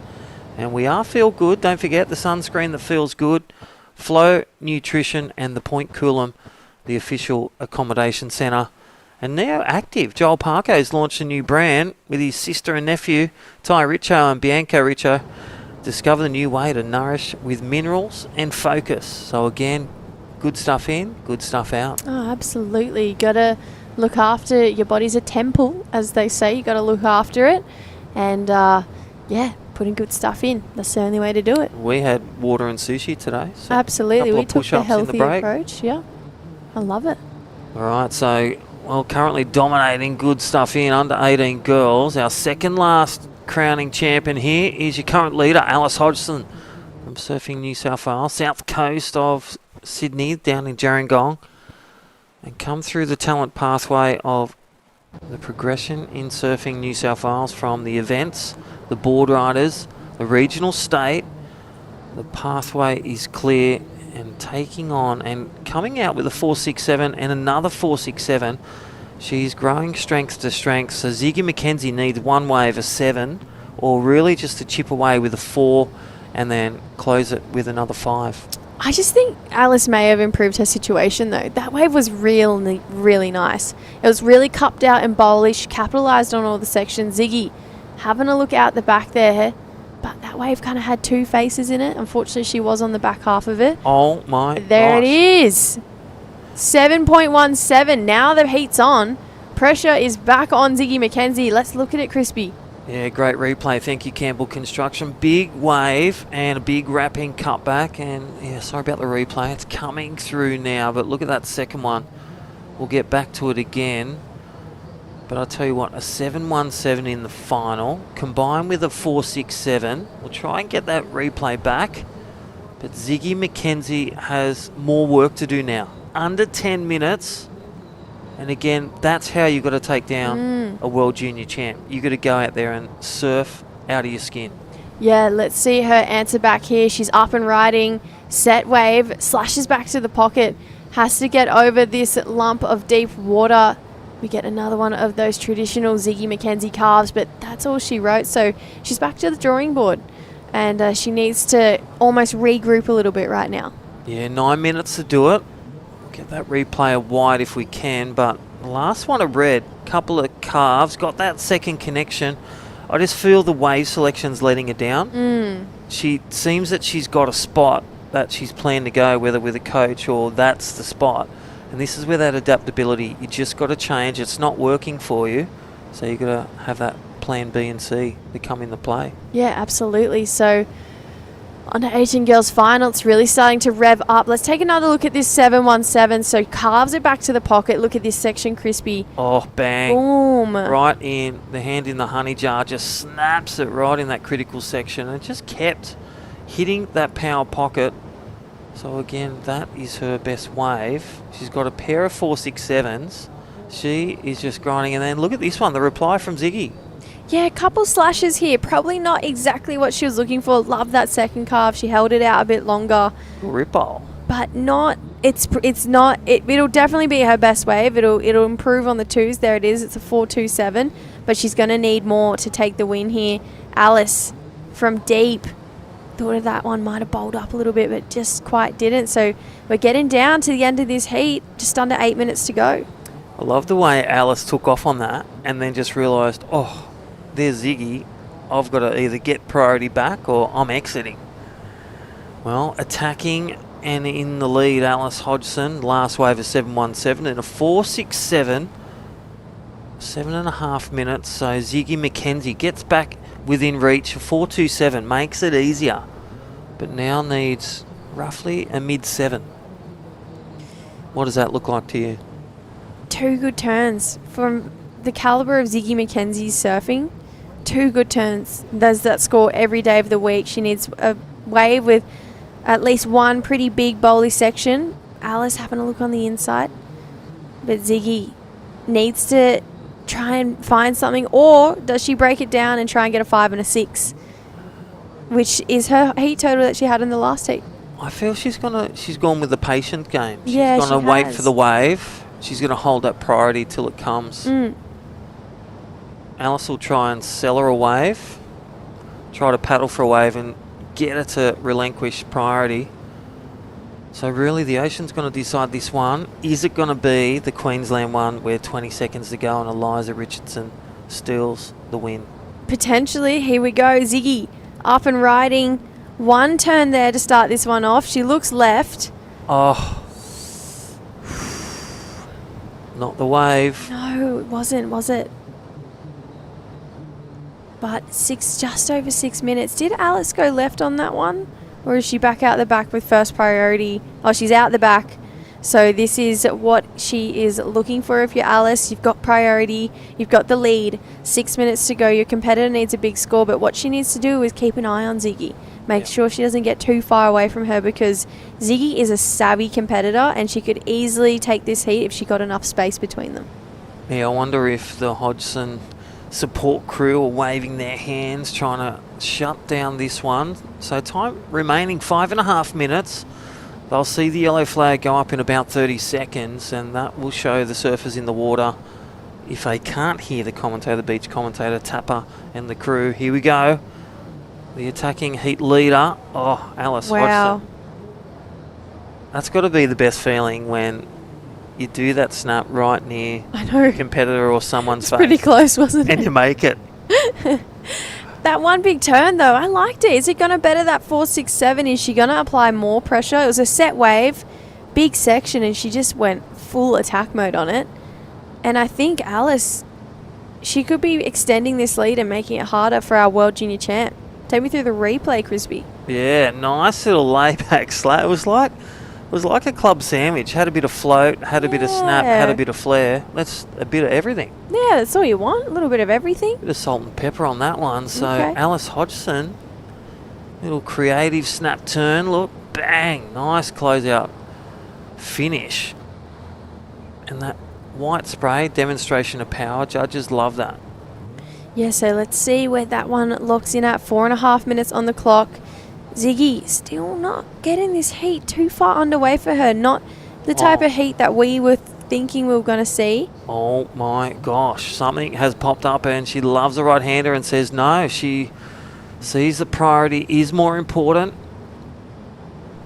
So Alice's last wave not coming in better than a 4.67. It was a 4.3. Wow. Ziggy still chasing a 7.57 with just under 4 minutes to go now.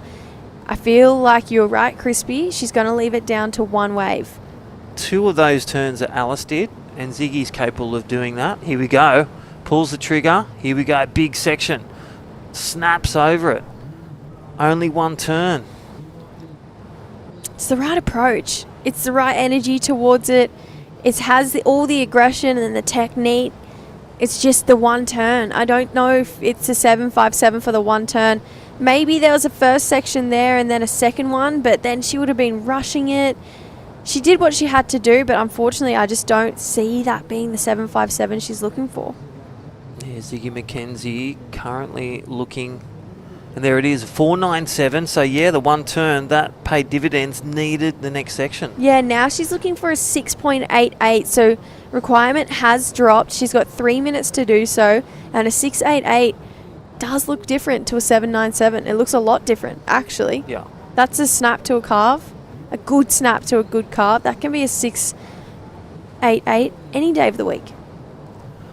Righty, so Ziggy McKenzie, one step closer within reach, but in the lead, Alice Hodgson has priority. So the pressure cooker that Ziggy McKenzie's been in many a time and delivered the gold is pushed on the ropes. 2.5 minutes remaining. You can see Alice making her way down. Just on cue. Yep. Yellow flag. The hand signals from the coach. Yep. Come Shut on. it down. Yeah, she definitely left a lot of room between her and Ziggy before, so I was like, I wonder if she's just not the type of surfer to sit on people, but I'm glad she is. She's playing defense now, which is exactly what she has to be doing. Ziggy chasing a 6.88, 2 minutes on the clock. Plenty of waves coming through, but which one bowls up, which one doesn't, it's hard to know. Be great as the sport grows to have microphones like in the cricket to hear what they're saying to each other. Oh, yeah. Like, hey, did you hear that last score? What, are you in the lead? Yeah, can you hear what they're saying? Just some of the jive. Yes, oh my gosh. What was your last score? Could you imagine? Oh my goodness. That would be great great entertainment. TV. 90 seconds. Second last crowning champion of the Parko Junior Pro, presented by Campbell Construction Co. And thank you, Billabong. Thank you, Surfing Queensland. Thank you, 270 competitors. 270 plus. That's like 500 parents. It is correct. Wow, lots of people heading down to the Parko Junior Pro. Ziggy having a look. 1 minute on the clock. Needs a 6.88. Alice hoping that no waves come through for the next 1 minute. She's got to be careful because Ziggy's very good at selling and making you feel like you need to take a wave when you probably don't, because there's not a 6.88 on this wave. Wow. 50 seconds. Oh, 45 on the clock. How's that little fade right, then go left? And this is Ziggy McKenzie. Is she going to dig into this one? And see that high tide start to come up. Bit of a rip bowl like that one, that right she got, the 4.27. So Alice Hodgson, quick start, built the house, and then her best wave is 7.17, is in the lead, 20 seconds. Shout out to the family, the Hodgson. They will be biting their nails. 15 seconds. Look at them. They're just going cat and mouse right now. Ziggy's like, leave me alone. Alice is like, I'm not going anywhere. I have priority. Here we go. I think she's done it. I think yes. she has too. So the dark horse in this heat, Alice Hodgson, taking it out. Taking down the world junior champion, Ziggy McKenzie. Wow. In the under-18 girls final. What a heat that was.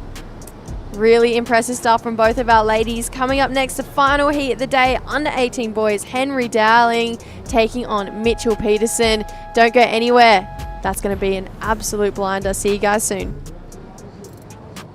The mighty Suzuki Jimny is a 4x4 that's quite possibly built just for Queensland. Suzuki Jimny, built for Queensland, made for you. From just $34,990 drive away. Visit suzukiqld.com.au. Suzuki!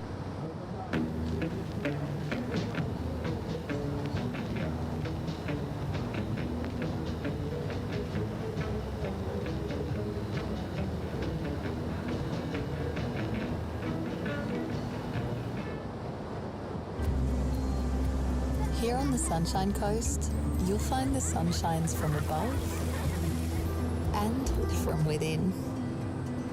Come find your sunshine moment, for real.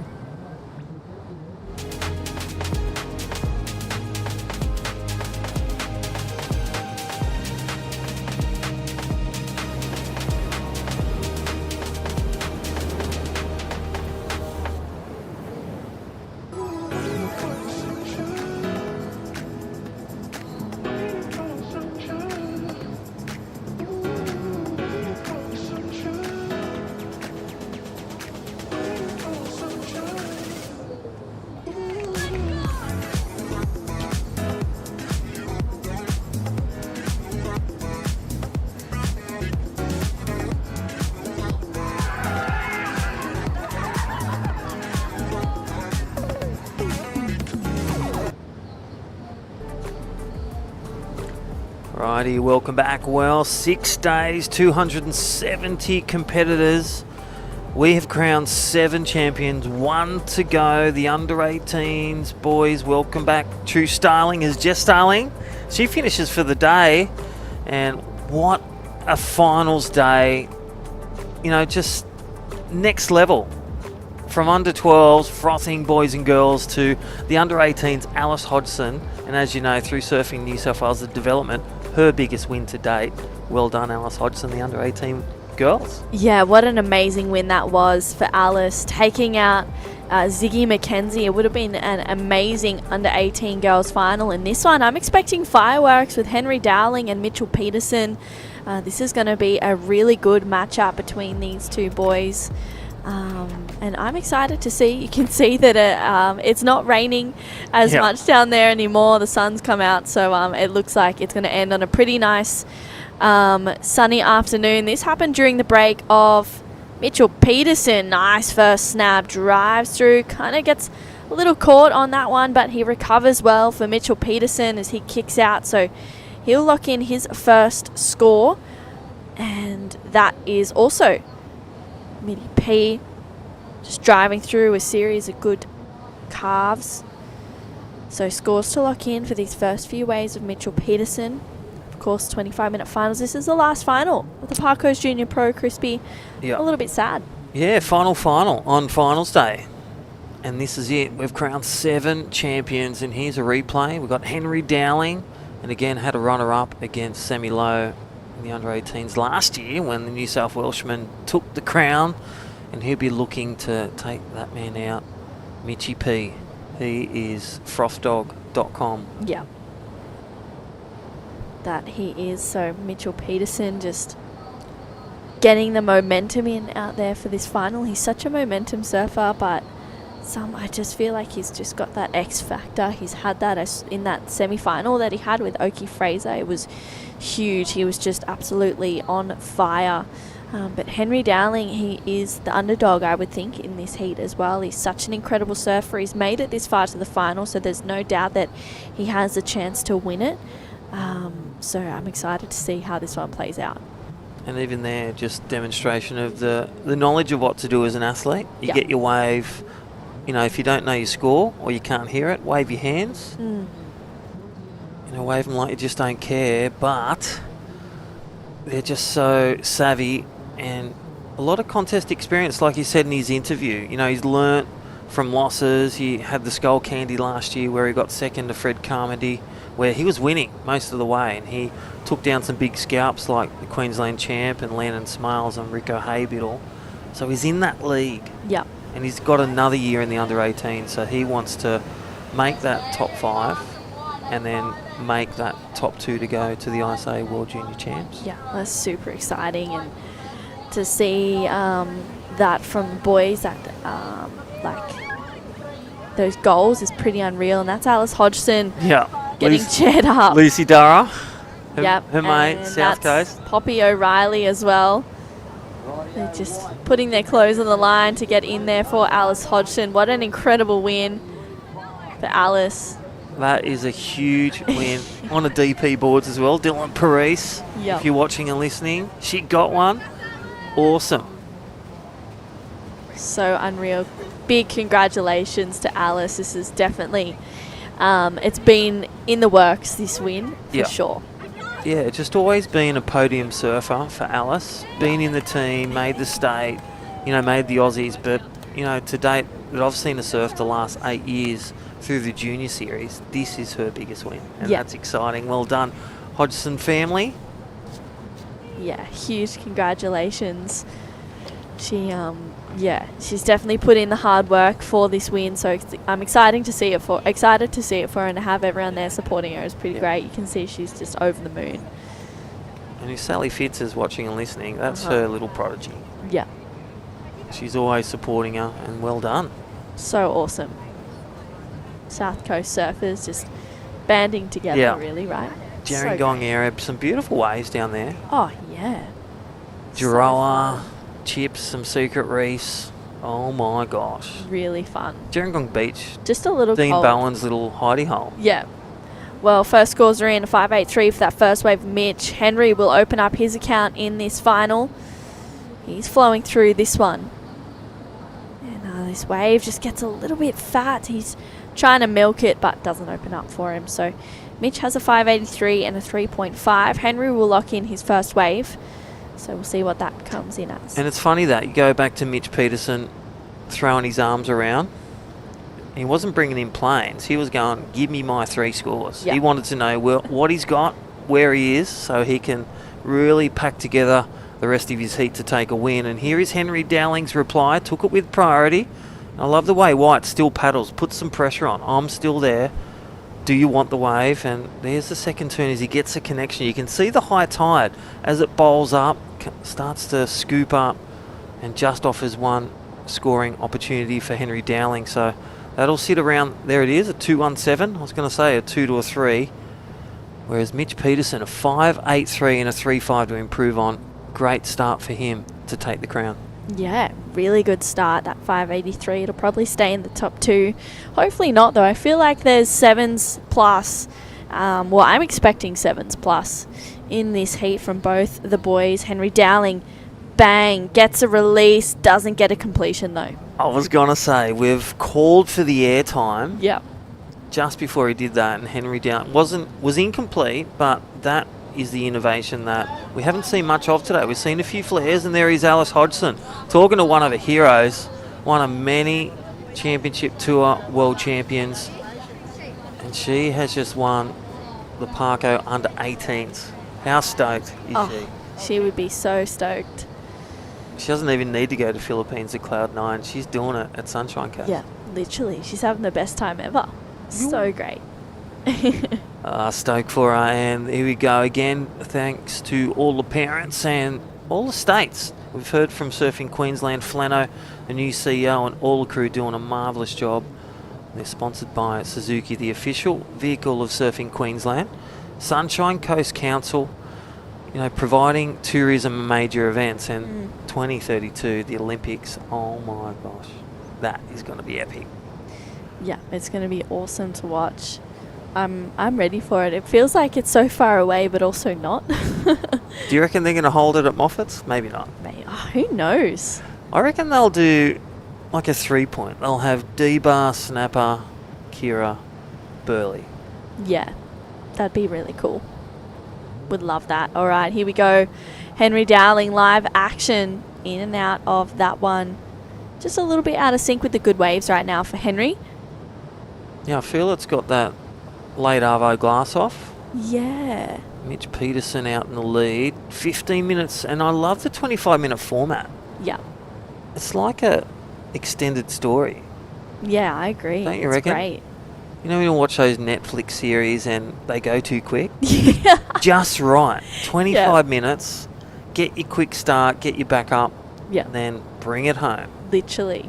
It's so good. Especially to be surfing a 25-minute heat after surfing a bunch of 20-minute heats. It's that extra 5 minutes, it's just such a luxury. Alrighty, we're with last heat's winner, under 18s girls. It's crispy and true here. Alice Hodgson, congratulations. Epic win. Thank you. Thanks. Talk us through the feeling right now. You have just won 10,000 points, an amazing trophy, and you've just talked to Parko, your new mate. How do you feel? Yeah, it's pretty good. I've been working pretty hard the past 6 months, so pretty stoked to finally. And I got semi-finals at Taj Small Fries, so I was just pretty stoked to make the final, and then I had nothing to lose. So yeah. And when you say you've worked hard, what have you done different than you've done since you've been a junior? You've been in Surfing New South Wales in the programs and the pathway for so long, and HPC. What have you done different the last 6 months? Yeah, well, probably last year about March, I did my knee pretty bad, so I had 6 months recovering from that, and then this year I've just been really determined to get better, and we went to Surfing New South Wales camp after I did my knee, and that got me focused again, and yeah, that was pretty good. Alice, congratulations. It's true. I just want to say hi. I'm so stoked for you to take this one out. It would have been pretty exciting to share that final with Ziggy. Were you kind of just focusing, what was your focus going into that final? Like you said, you had nothing to lose, but everything to gain. Yeah, well, my goal at this con was to make the semis again, so I'd have 2 pretty good results. And then when I made the finals, I was like, okay, well, now I can just throw everything at it, because this is my first year of under 18, so I don't really I actually have not much to lose. And yeah, I was just having fun at this point. Yeah, I absolutely love seeing you go to town on some pretty big sections, and I get excited because I never know what's going to come from you, Alice. So I'm so stoked for you. Big congratulations. Thank you so much, guys. Oh, awesome. Anyone to shout out to at home watching? Any cousins or friends? Yeah, probably just my dad that's watching at home, my mum for bringing me down here, and my pop who's back at home. Yeah. That's awesome. Well, congratulations, Alice Hodgson. You are the winner of the under 18s, and enjoy today, and remember it and write that one in your mind. Thanks so much. Well done, Alice. All right, well, Mitchell Wow. Peterson, straight off the bat, up and into this one, but not much more on offer. She's funny. That was a very tame version of Alice. Yeah. I reckon there's celebrations tonight with the friends, and it'll sink in. But right now, here's a replay. Henry Dowling on the fight back. Nice couple of calves, wrapping calves, getting back to the whitewash for the rebound. But this end section, this is going to be the difference. You get a wave where you do those couple of turns, get that finish, that steep coping. That's going to be the bigger score to take him to the lead. Yeah, I agree. It's just been a little bit lackluster with those sections. Henry's having another look at this one. He's gaining some speed, waits for that section, tags it there. So he's finding a little bit more momentum. He's not waiting for the waves. It feels like he's just hunting them now. Yeah, it was a nice little pickup under second priority. So he's staying under, you could see with the movement and just positioning. Thank you, Campbell's Construction. He got that one under the heat leader. And there's the steep section we're talking about, but he needs another section like that.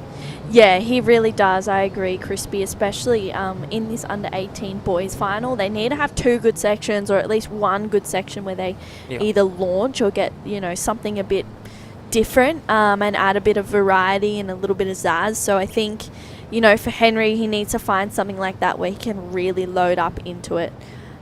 With the next 10.5 minutes, there's still time, but it kind of feels like this heat, with 15 minutes down, it's slipping away quite quickly. Yeah, definitely. So last heat of the day, and again, 6 days, 270 competitors, and I'll tell you what, a stack of shirts that have gone out to these kids for around Australia. To all the young grommets, well done.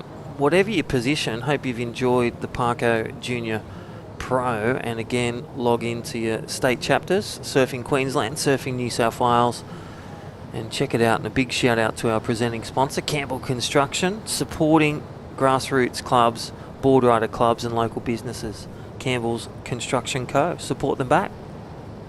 Yep, definitely. It's always good to support the businesses that are around you, especially those who put in so much time and effort into everyone else too. It's pretty cool. Yeah, the Point Coolum, Flow Nutrition. You saw some great commercial breaks from all the sponsors. Great food, great times, and great winners. Is there the final one being the local from Surfing Queensland, Noosa board riders? They'll be at the ABB, and currently their junior surfer in the lead, a 5.83 and a 3.67 for Mitchie P. Henry Dowling, he's close there. He's got that 3.83, so only needing a small score now. 5.73, so under a good score required. Yeah. I feel like this heat hasn't really taken off how we were expecting it to for these under-18 boys. I mean, I know that the waves have kind of been a little bit slow, so hopefully it starts to kind of pick up the pace towards the back end of this heat, or this final, I should say. But finals day has been amazing. We've seen some pretty awesome surfing go down for the 2025 Parko's Junior Pro. I have no doubt that Australian surfing is in good hands. Well, from the under-12s to the under-14s, and then the 16s, and then even Alice Hodgson. She's got another year in the under-18s, so it was great to see one of the juniors of the division take a win. And then the fight back from Eliza Richardson, to name a few big performances today to take the win. And then right now we have one to go. Mitchie P in the box seat. Here he goes, pulls the trigger on this one. Looking to drop the 3.67. This wave has a wall to get his second turn in, and there it is. Kicks the back tail. Plenty of sparks on that second turn, demonstrating power, finesse, and Mitchie P in white in the lead. Yeah, I really liked that wave. I loved the commitment, especially that second turn. That was just, it was a moment where it made you feel something, and the judges are going to really love that. This replay has got beautiful rail work here for Mitch, and then he just loads up, bang, gets the tail out and just kicks it, as you said, Crispy. I feel like that's going to be a pretty decent score. Yeah, I feel it's going to be his best score. You think of the size of the wave. Here we go, fight back, looking for priority, and Henry Dowling exits. I love the patience game that Mitchie P, he had a 3-6-7, had priority, knew he had to drop his second score. And I reckon with that wind bearing down, they can hear the commentators. So he knows what he needs, and that is the maturity that the under-18s have had from a decade of competition surfing. Yeah, it's pretty amazing. Well, that last wave actually of Mitchell Peterson locked in 6.83. So goes into the top two. It's actually his best wave of the heat so far. Henry Dowling is looking for an 8.83 to get to first place. So is that maybe a chipping away at 2 scores, or is he looking for simply that 8.83, do you think, Crispy? Yeah, I think 8.83 is something big. We've talked about the I word, the innovation. He needs either one big explosive corked air, full rotation, or a combo of a turn and an air, or an air then a turn. Yeah, definitely. That's what that would look like to get such a big score out of 10. 8.83 in the excellent range, high excellent. Here we go. Can he do it with 2 waves, or this left-hander, the rarity at a right-hand Moffat's break? Well, he's getting the work done on the backhand, and looking the tic-tac-toe on this inside. He's going to squeeze everything out of this one like a morning orange juice, and, well, that wave dissipates. Not the wave that he needed to make improvements. 5.5 minutes, true? Yeah, how do you feel about the lefts, Crispy? Because I'm not too sure about it. I feel Eliza Richardson likes the lefts. Yes. Because they're Richo's lefts. That's what took her to a win. There's the Campbell Construction replay. I feel it's not an 8, first of all. Is it going to be his best wave? Potentially. It's got to be better than the 3.83. So let's see how the judges compare that. Think about the best wave of the heat, the 6.83. What was the combo we talk about? Big wrapping carve on a big wave, and then a vertical snap finish. That's a 6.83. Yeah. This one's around a 4, I reckon.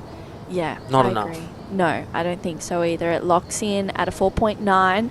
So lowers the requirement, a 7.76. I just feel like the best waves of the day have been rights. We've seen a lot of them coming through. We saw Henry get 7s and 6s in his semi-final going right. So, I mean, not a bad decision going that left, because it's chipped away. And that's it. He's made the equation smaller, like Ziggy did, but needs to get another wave. And under priority, and especially with Mitchie P on your heels, he will not bow down. He'll close this heat with the yellow flag up. 4 minutes to go. Yeah, wow, 4 minutes remaining, and yeah, Mitchell Peterson is just going to be a competitive shark right now and just stick pretty closely with Henry, I'd say. Mitch is, he's a really great competitive surfer as well as just a surfer in general, so he knows what he has to do to maintain that lead without pushing too many boundaries. So under 4 minutes remaining. This is the final. 270 competitors, 6 days of surfing. Our best juniors in Australia, and some from around the world as well with dual passports. And again, 10,000 points. Check it out, Australian Surfing Australia's rankings, and that rankings go towards the Aussie titles in the state, and also towards the ISA World Junior Champions. Winner of the Aussies, the winner of the ratings, and then also that wild card. Pretty special for the under 16s and 18s. Oh yeah, it's super exciting, and it's just a great opportunity as well, which is so awesome. And these two, Henry and Mitchell, fighting it out with 3 minutes to go. Will Henry get another opportunity? He's going to have a look at this one, but that wave just not cooperating. It's not the surfing that's letting Henry down. It's really the wave selection that he's had in this final. Yeah. Wow. You go back to the start, that quick start of Mitchell Peterson in this heat, really paying dividends those first couple of waves, putting him in position. And he was really patient for about 8 minutes to get that 6.83. Here we go. Looking for the left, but knowing that won't have a steep shore. 2.5 minutes remaining. Wow. Yep, Henry Dowling is trying to catch a couple under priority to nudge for that 7.76 right now with the score, with the timeline, with 2 minutes to go. he's chasing that 7.76 in full. And as we've been saying, that innovation on the waves is going to be what's going to help him get there for sure, Crispy. And still big points for second. Yeah, So made it through the semi. There are some pluses, and again, to get so close and still be within reach. So he gets the wave, he gets the score, but he's just got to really, in that pressure cooker, deliver it out with the best performance under priority as well. He's be hoping for a set of 2 or 3 waves. So decision time for Mitchell Peterson if a wave comes. It's like it's right on cue with this one. Will we have some commotion in the ocean? Or under 18 boys, Mitchie P for Noosa Board Riders, the Sunshine Coast local. Wonder how many times he's surfed here as well at Moffat's. Yeah. I know he surfed Coolum a lot. He's done the Parko Pro Junior last year and the years before. Here we go. Wow, Henry Dowling opens up with a nice carve, but that wave just doesn't offer much more, unfortunately, and looks like Mitch is going to take this one with 50 seconds to go, or ditches the fins right over the top of Henry, or almost. That was a bit sketchy. He went for the air rev, yeah, and then went, I'm going to get priority if I don't land it. Yeah. Or ride out. Smart. Really, really smart with 30 seconds to go. Ooh, wow. Is there going to be another opportunity for Henry, or will Mitchell Peterson take out the under 18 boys 2025 Parko's Junior Pro presented by Campbell Construction Co? Feel like with 15 seconds to go, it could be Mitchell Peterson taking it out. What do you reckon? Yeah, I think he's fired up from the get-go, from day 1 to day 6. He's had a big campaign, a lot of positive talk and, well, positive reinforcement that he's delivered. So there it is. That is a wrap-up. The under-18s winner in white, Mitchie P from Sunshine Coast of Queensland. Surfing and representing Surfing Queensland and Noosa Board Riders. That is your under-18s winner. The big gun in the big division as well. Well, we're going to go to an interview after this, but True, what a day, what a week, 6 days, 270 competitors. We have crowned 8 champions today. Under 12s, male and female, all the way to the under 18s in white, as we can see, Mitchie P. Awesome stuff. Thank you, Parko, and thank you, Campbell's Construction Co.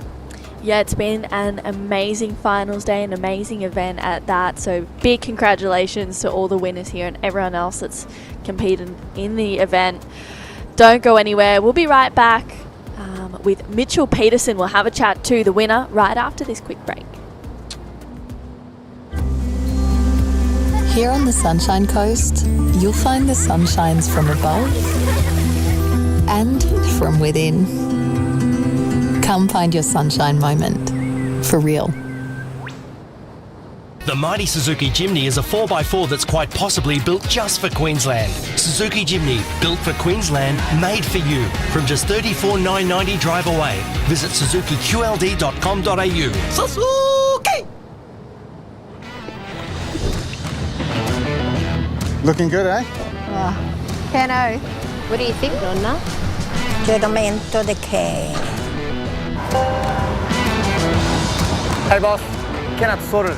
All good? Cannot. From big jobs to even bigger jobs, get the Kenoth feeling. Kenoth. Kenoth's make your job easy. It's such a vibe down here. It's absolutely packed. There's so many women that just live and breathe surfing, and at any skill level, at any age. It's such a good vibe. This festival's not just about surfing.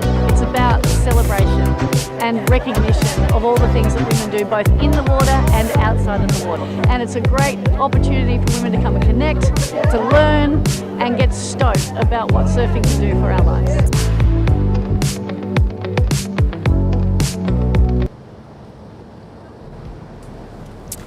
Alrighty, well, there's the victory lap for the under-18s winner, Mitchie Peterson, and Noosa Board Riders getting another gold trophy. And look at the share, look at the sportsmanship. How cool is that? The old figure 8. Wow. That is so cool. Henry Dowling, great little final. Yeah, absolutely love it. A huge congratulations to Mitchell Peterson and also Henry Dowling. What a great final that one was. You can see the big smiles there from Mitchell. And what a great day it's been. Yeah, definitely there, True. And a big shout out and thanks to co-commentator, your sister, Jessie. Yes. Thank you, True, for joining us. And, well, some highlights. Yep. 8 finals. We started with heat 1 of 20 today with our semi-finals, but 6 days these competitors in really what it is in the big names are stop number 2 on the 10,000s prime events. Yeah, it's been a pretty amazing day. I mean, I was so excited to see the level of surfing that we were going to get from the day, and also to see who was going to be crowned champion. And yeah, it's been an amazing day of surfing, and I feel like my favorite was probably the under 12s division. I thought that was just absolutely unreal. Yeah, definitely. Evelyn was such a standout, the under 12s, opening with class and real wave selection. Everything we're talking about that the judges are looking for, the athletes were delivering. The one, and especially the ones that won, they just delivered in the right moments. Just like this finish. This is the 8th title out today. That is Mitchell Peterson from Surfing Queensland, Noosa Board Riders. I think father, former president, could be current. But I'll tell you what, that is your champion, getting cheered up by Henry Dowling again, the competitor who got second. Well done, Henry Dowling in red. And great sportsmanship too. Yeah. And again, a shout out to the board carrier. Yes. They never get seen in the pictures. I know. They're selfless. Yeah, they are biggest legends all round. So huge congratulations. Look at the big smiles there. He's stoked on it. And yeah, I feel like it's always a nice thing to do. If you're in a final and you come second, you cheer up the first place winner as well. They're getting chaired up to Parko. So awesome. That's the rule. Yeah. Up to the trophies. There's Parko's sister and all the crew from Billabong. A big shout out to Surfing Queensland, doing an amazing job. And the presenting sponsor, Campbell Construction Co, supporting grassroots of surfing events, board riders. None of these events could happen without our great sponsors. Yeah, exactly. There's Mitch and His dad having a chat, trying to wrangle Mitch. He's a wanted man right now, the champion here at the Parko's Junior Pro. Hopefully we can have a little chat to him. Yeah, I reckon Sammy Walkerdine is hustling him to the area, working on it right now. Thank you to Flo as well. Flo Nutrition, The Point, Coolant. We are Feel Good, the sunscreen, and we're going to hear from our one of the 8 champions very shortly. We'll just chuck the microphone on him, but that is Mitchie P. Well, can you hear us, Mitchie P? It's crispy. Yeah. And yeah, it is. It's true styling. Mitchie P, you've done it in Queensland on home turf. Congratulations on a win at Parko Pro Junior, under-18s champion 2025. How do you feel?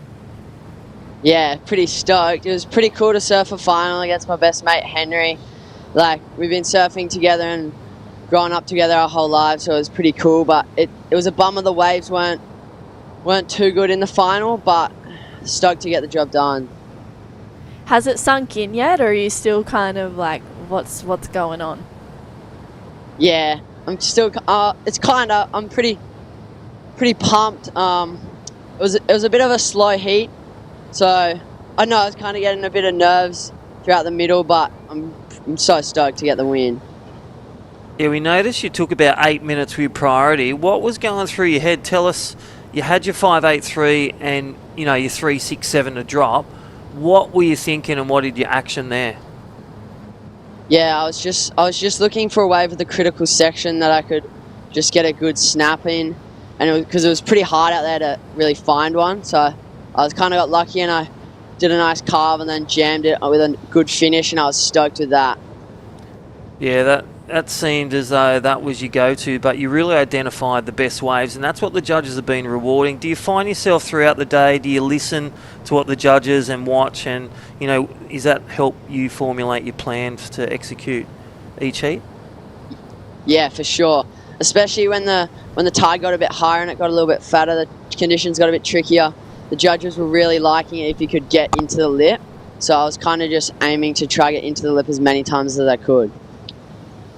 Yeah, you definitely executed on that, Mitch. And I think, you know, we were so excited to see you in the final, but I know that you've probably got a pretty big support team behind you that are helping you get to these events and help you prepare for them. So would you like to say thanks to anyone? Yeah, I'd like to say a big thanks to my coaches, Dean Brady, Eggy, who's Graham, and Wes Berg. They've been working with me for like my whole life, I guess. And yeah, they're really a big help. And then my parents and everyone else who came down and supported me. That's awesome, buddy. Well done. Well, congratulations. Enjoy the win, enjoy the trophies, and having a chat with Parko as well. Hey, all the best in your goals this year. What would you dream of getting done this year if you thank you. Thanks. I'm hoping to qualify for World Juniors this year. Hopefully get a few more results in these big events, and yeah, just have fun and also try to travel around this year, surf some good waves, and yeah. Well, you're one step closer. Enjoy the win, legend. That's Mitchie P, under-18s winner. And thanks for joining us and showcasing surfing in Australia. Well, huge result there for Mitchell Peterson. Amazing stuff. Yeah, it's been a great day, Crispy. Yeah. 270 competitors, as we said. 500 parents dropping them down to the beach. All our officials, all our sponsors. Surfing Queensland. Well, a big shout out to Suzuki, and we are Feel Good. Flow Nutrition. A big congratulations to all our winners. Under 12s, under 14s, boys and girls, under 16s. That was a huge one. But let's not forget our under 18s. That they just stepped up. Alice Hodgson, and that is our future Mitchie P. It's safe in Australia. Yeah, it sure is. It's been a great day, and I'm looking forward to the next one. Thanks so much, Crispy. It's been a great day commentating with you and also with Jessie as well. Yeah. Can't wait to see you at the next one. Yeah, see you soon, and stay tuned and enjoy the highlights.